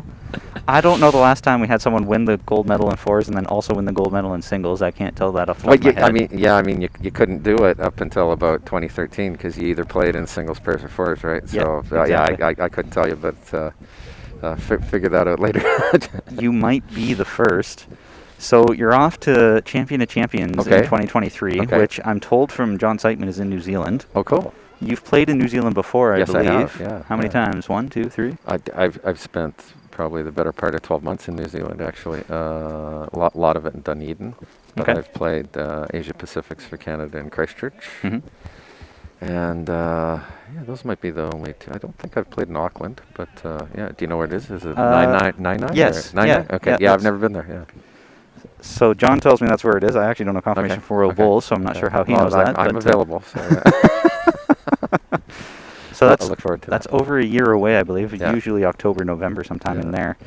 So now that you've got well over 12 months to prepare, Yeah. how are you going to keep yourself sharp leading up to that, knowing that it's coming, but not for over Oh a my year? Gosh, well, I mean, I retired about a month ago, actually. So Oh, congrats. I've got lots of time. I'm working on, you know, I got time to work on my golf game now as well as my Bulls game, and it's coming along. It's coming along. I'm starting to get the putting back. You know, I think that's the key, is get the short game back. So I don't know if you want me to talk about golf or not, but Well, I was going to say, what's your handicap at, and is this a challenge to I- anybody listening I- next time you're in Alberta? I used to be good. I'm not as good now, but there are signs of life. So Signs of life. yeah, Okay, so yeah. next time anyone's in Alberta, look up Pat Bird, go and find a nearest golf course. Get you out to the finest muni I can find. Yeah, for sure. Anything else going through your head as you're here this week playing those games, making your way to a gold medal match? Yeah, you know, actually, in 20, God, what year? Won the pairs with John McDonald in 2018. 18, yeah, in Regina. And we had that, and you know, we were just thrilled. I mean, it was our first year together as a pair, and you know, to get past Greg and Derek just to get out of Alberta was a battle, and winning that, you know, then you've got that night and that off day, and then you get into the singles right away. And I found that really difficult that year, and I think John did as well. You're just so emotional about having gotten it done once, and it was like a day wasn't enough to prepare, and so I did put some thought into you know, how I was going to spend that day, that, you know, and we happened to, the first team went incredible. I mean, the last 2 days I just put a toe where I wanted a bowl, and one of our bowls appeared there basically. So really easy to skip when that's going on. Shout out to Mike O'Reilly, John McDonald, Francis Standen. Yeah, you know, yes, yeah, they were brilliant, and so yeah, I tried to be. It was tough. You know, we'll celebrate. But you know, I was trying to keep it low key after that, and keep my head screwed on for singles, and managed to do that. So yeah. Very, very impressive stuff. Did you end up practicing on practice day then? If you were playing here all week for the... I did throw Yeah? a few bowls. I you know, got out there and rolled a few on. You know, and the rinks aren't yet. They move the settings and all, but yeah, tried out a few different things. I mean, the like I mean, what you saw in that final game.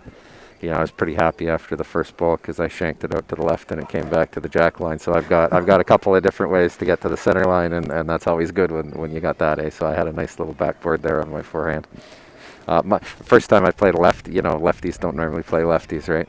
We did comment on that. Yeah, couple of lefties. yeah. I try to get over to the left edge of the mat, so I'm hard to follow. But I'm playing a lefty, so that's no good. But yeah, I had that working this way, and then in the even ends, I mean, it was quite obvious that it was on the video that we're not just better half the time. It was hard. It was very hard. You had to hit the line over there, and if you missed it, you were gone one way or the other, right? But it was there, and that's sometimes you get this choice of you can play a hand where you can end up handy, but you won't nail it, or you can play the hand that's really difficult, but when you do hit it, you'll nail it. And I think you saw both of us make the choice to play the difficult hand where you could nail it, and so that's why it was spread out a bit. And I mean, I wasn't terribly comfortable with how close I was getting in the even ends, but it was hard for Mike too. And once the scoreboard's going your way, you'd be nuts to change it, right? So. Yeah, for sure. I noticed earlier in the round robin and in the playoffs that you would tend to bring the mat up, whether all the way to the hog or getting close to it. But then in this game, I noticed that you would bring it up coming this way, but then leave it at the tee going that way. Was that just because of how the rink was playing, or was that an intentional strategy to throw Mike off his draw weight? I mean, it's a pretty similar distance, I would say. We were playing in both directions, so I don't think it's going to throw off a player like Mike. I mean, we have not played very much. We were kind of wondering if we'd played like a team event or something like that before. I don't think we've ever played singles. Mike is a dominant player down in the Phoenix area in the winter. I just haven't been down there as much to kind of run into him. But I don't think that would be throwing off Mike. It just made the lines difficult, and I was getting slightly the better of it. We don't have the same bowls he's got. I think he had aces and I had arrow grooves, and the break point's different and their finish is different. And I think with his harder finish, the hill was a little more punishing to him than it was to me, is all it was, yeah. Did you use the same bowl for the fours as you did for here? I'll tell you, in the first game of fours, I brought 2 sets, Sonics and Grooves, and I threw all 4 of my trawl bowls with my Sonics, and then but I hadn't put the stickers on yet, and I saw there was a bit of a hang on both sides on that rink over on 14 over on the far green, and I thought narrow bowls were going to be better, so I brought out the Grooves even though I hadn't thrown a trial bowl with them, and left the stickers on them for the whole tournament because they kept working, so yeah. Can't complain with that. Yeah. This game is still trucking on here in the bronze medal between Joanna and Ann Morissette. I'm not quite sure what the score is. Can't quite see from here. For all of you listening at home, in case you're curious on the bronze medal update, looks like it's Alberta 17, Quebec 13. So Joanna's got a 4-point lead as they're heading into the final stretches of this game. Looks like 1 red bowl on the jack, which would be Quebec. Ann Morissette. Joanna's on her backhand. Just missing it all, and into the ditch it goes. So 1 left to come for Ann Morissette, looking to maybe draw for 2 to make this game a little bit closer as we creep towards the end. Well, thank you very much for coming on air for a post-game interview. Is there anything else you wanted to say, or any other thoughts through your head? Oh, geez, thanks to Bowls Canada for holding the event. Burlington Lawn Bowling Club for being such great hosts. I mean, they hosted in 2019, last time we did this, and for them to step up and put this on. They did a great job. They're cutting the green at 10 p.m. and rolling it at 6 a.m. and the markers were really good, and and fun to chat to as well. nice to singles can be a lonely game, and it's nice to have someone you can chat with between shots, and then the umpiring crew. Really supportive, firm but fair. Firm but fair. That's all you can hope for. That's all you can hope for. And you guys for live streaming like pretty much every draw, right? So except for when we had we didn't have a tornado, but it was a little rough. You didn't want to be under this metally constructed tent, probably. Not really. Not really when there was thunder and lightning outside. But so with it being here in Burlington 2019 and again in 2022, do you think there's any hope of us going out west next year? Oh, I sure hope so, yeah. I mean... it's a complete open bidding process, so any club can bid on it if they want to host. Okay, well, yeah, it's, it's a matter of getting the volunteers together and being able to put it on. But, this shows that you can hold an event with 2 greens really successfully. And, that opens up, the number of possible locations. A lot of times, so there's for the international viewers, there's 3 clubs in Canada that have 4 greens, and so they often have hosted. But having a format where you can run it with 2 greens, even 2 clubs could collaborate and do it. So lots of possibilities. Yeah, I sure hope so. I'm sure hopeful that we can go out to Calgary Lawn, because I've heard that they're the best greens in Canada, but I've never been there myself. It's pretty good. Yeah, it's pretty good. yeah, Ken Olsvik and his crew have it running really well, as well as the other clubs in town for that matter. It's just that Calgary Lawn's only about 6 years old, and they put a lot of work into the base, and so it's firm and reasonably level. So yeah. That's pretty much all you can hope for, Yep. really, on a bowling green. So- So didn't quite see who got the score there. I'm guessing it was Anne, but I'm not sure how many she picked up, if it was more than one or not. Still see Alberta on 17. 14, they haven't quite updated the scoreboard, so it's still 17-14 showing as the scoreboard, which I'm sure is not correct, as that's what it was before that end finished. So, change the camera angle here for the folks at home. Well, I won't hold you any longer, Okay. Pat. I'm sure you want to go and celebrate your gold medal win, so thank you once more for hopping on here. Thanks very much for having us on. Yeah, thanks both Canada. Thanks Jake for all your work, and Anna and Alec around me here. You guys have been a great crew this week. Thanks a lot. Thank you. So back to the game at hand here. Anne Morissette has rolled a couple of beauties right on front there to put some pressure onto Joanna. I believe she would have scored last end to make it 17-15 if it was 1. So this could be potential tie at the moment. Don't hold your breath, guys, but Alec is back. I know I'm not as exciting, but I have some exciting news with me here. So Jordan Koss will be joining us very shortly here. Oh, for wonderful. Another post-game interview here with our medalist. As I have been watching this match between Anne Morissette and Joanna Cooper here, and it's been very, very close as Joanna has just taken the lead here 17-14, but last end Anne was able to put one right on the jack, so no quitting her, that's for sure. So did she only pick up one last end, do you know? Yeah, she did. Just the one last end. So is it 17-15 now then? No, 17-14. Sorry, the last end was okay. to make it 14. Okay. I will do my best to update the scoreboard here then to say 17-14.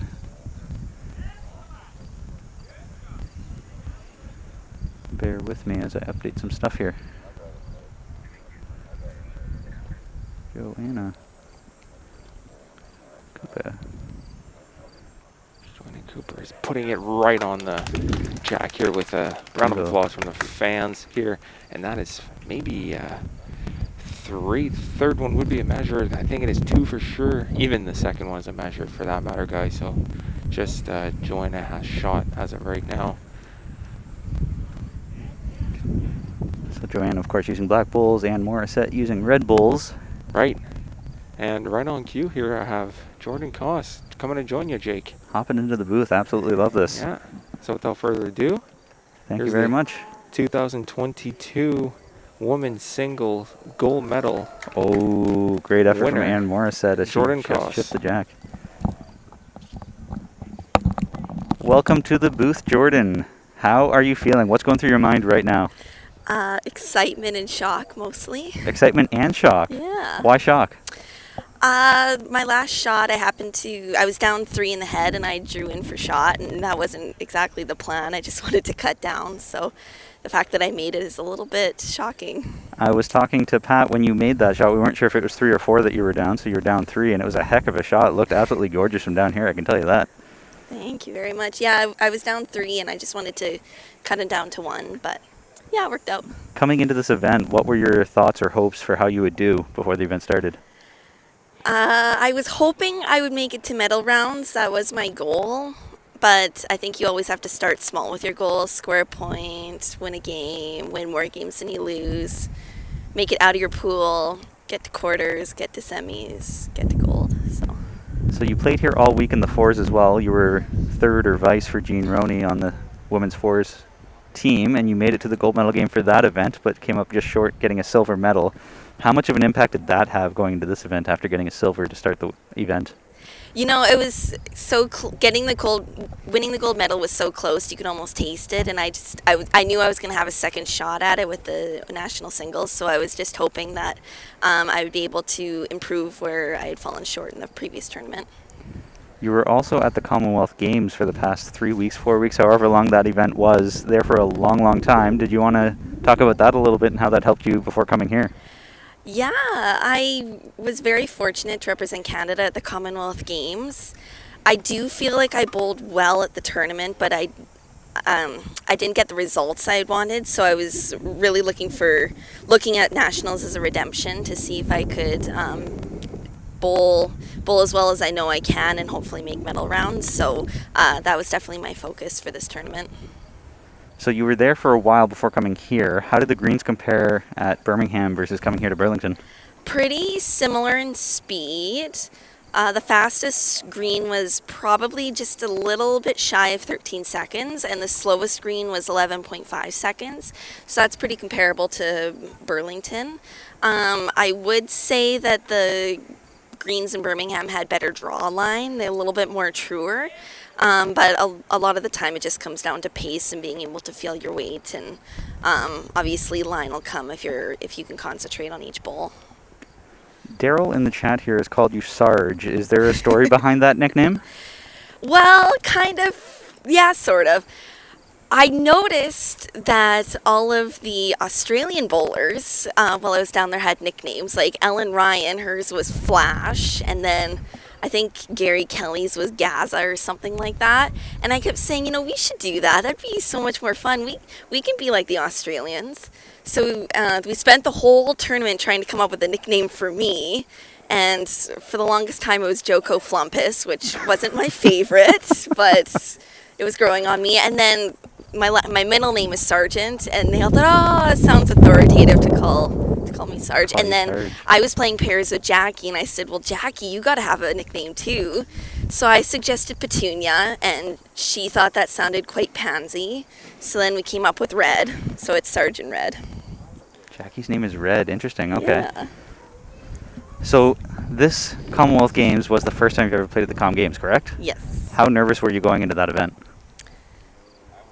Not nervous, surprisingly. No? No, I was, it was my dream since I was a little kid to go to the Commonwealth Games, and the fact that I achieved that dream was a feat in itself. So I just thought, you know what, I'm gonna bowl every bowl like it's my last bowl and see what happens. And if I don't make the team again, I accomplished my dream, and if I do make the team again, hopefully I'll have a second stab at it. So I wouldn't say I was overly nervous. You've also played in this event, whether it's the pairs, fours, or the singles, more times than I can count, I think. You've been here many, many times. How many times have you made it to the singles finals? I remember you and Mary Wright duking it out for a couple of years in a row. I made it to the gold medal match in 2016 against Mary Wright in Vancouver, and then in 2017 against Mary Wright in Winnipeg. Both times I lost. Big time. So this is the third time you've made it to a gold medal match? Third time's the charm? Yes, so the Canadian singles, yeah. Third time's the charm. During that game against Jan, did you try to do anything different from what you'd been doing previously? Any new strategies or tactics of bringing the mat up or playing weight? Yeah, I usually just bring the mat up a little bit, and the only reason why I bring it up is so I have more room in the back to walk around. But I was having trouble finding my line. I thought, you know what, maybe if I bring it up a couple yards, it'll change the scope of the rink. So I did that. I don't think it necessarily helped, but I thought it was worth a try. Did Jan throw any curveballs your way that you weren't expecting during that game? Yeah, I would say so. From what it sounds like, and that my coach was saying, and I noticed it as well, there was two lines on the green, and for whatever reason she could play both lines. And if she took the really narrow line, it went to the jack, and if she took the wide line, it went to the jack. So, and my bowls didn't seem to do that, so that was definitely a curveball. She rolls grooves, size 0, and they always bend at times when I think they aren't going to, but she has so much success with them. Have you played against Jan before? Yes. Yeah? Yes. Several times? Yeah. So you know how to beat her, or you know her likes and dislikes then, is what you're saying? I think every game is a new game. She's such a good bowler that it's always neck and neck when we play each other, so. I saw that David Kalem was sitting behind your game probably the whole time, and I think Yeah. you went and used him once or twice. I saw you go back to him and talk to him a few times. Yeah. Was there anything that you're willing to share, whether it was words of advice or anything that helped give you that extra boost? Well, I don't know if the end was live streamed or not, but I was sitting 2 right on the jack, which would have bumped my score up to 20 points. And then she had third shot, which is just a little bit behind the jack and to the side. And I asked David if I should draw in for the win or if I should draw a back bowl. And he suggested throwing a back bowl, so that's what I did. Interesting, interesting. So now that you've got a silver medal and a gold medal from this event, which is pretty darn good, what's next for you? Oh, good question. Will we see you at the indoor singles? No, you will not. Actually, my mom won the provincial singles for Saskatchewan, so you'll see her at the indoor singles. but Excellent. Not me. Yeah, I'll be cheering her on from Regina. I hope she does well. She's really excited to be going to nationals. She's just concerned about what bowl she should bring. She doesn't know if she should roll a red line or an ace or. Well, you've played there before. I think you could give her some advice. I have, but I haven't been there in probably 6 or 7 years, and I'm sure the greens would change. The indoor greens would change since then. I don't think they've changed that much at all. I don't think they've had them replaced or anything. So I think your memory is going to be pretty similar. Yeah, the first time I bowled there, I rolled aces, and then I went to a red line, which is quite a bit tighter, and I think I had better success with my red lines, but my mom got advice from someone that she should be bringing an ace to the indoor singles, so I'm not sure what she'll do. PIBC is usually around the 15-second mark, so I would maybe say it depends on if you like a wide draw or a narrow draw, because it is quicker than anything you're going to find in Canada for the most part. Yeah, well, that'll change things for my mom. How do you plan on celebrating now that you've got 2 medals from this event under your belt? I have no idea. Hopefully go out for dinner with my family. I don't leave Burlington until late tomorrow night, so I got a lot of time to spend here. Maybe do some touring, I don't know. Time to think it over. Yeah, let it sink in a little bit. So I think that is the game for Joanna Cooper, as she has just claimed bronze medal over Anne Morissette, as Anne just missed on her last drive, and it looks like there's one black bowl there that's counting. Congratulations to both ladies. From what it looked like to my left when I was bowling, they were always on the jack. So it must have been a really good game. We're going to put a measure to it anyway, so I won't sign off just yet until we're done. But I won't keep you any longer, as I'm sure you want to go and celebrate with your family. So thank you so much for hopping on here. Thank you very much. As I do believe it is now. Oh, hi. Sorry, guys. I'm not Jordan anymore. I am Alec, playing myself. And Playing there we himself. go. Bronze medal is going to Alberta for Joanna Cooper. As Anne's last bowl went straight through here, making no contact with anything. And that concludes it, Jake. We are Pairs, fours, singles, all men and women. Fini. Sarah, you were right again for getting the medal count. Yeah, kudos to you. good for you. You can collect your prize in Windsor, which will be one less drink that you have to buy me. That's the prize. Oh! Ayo, just kidding.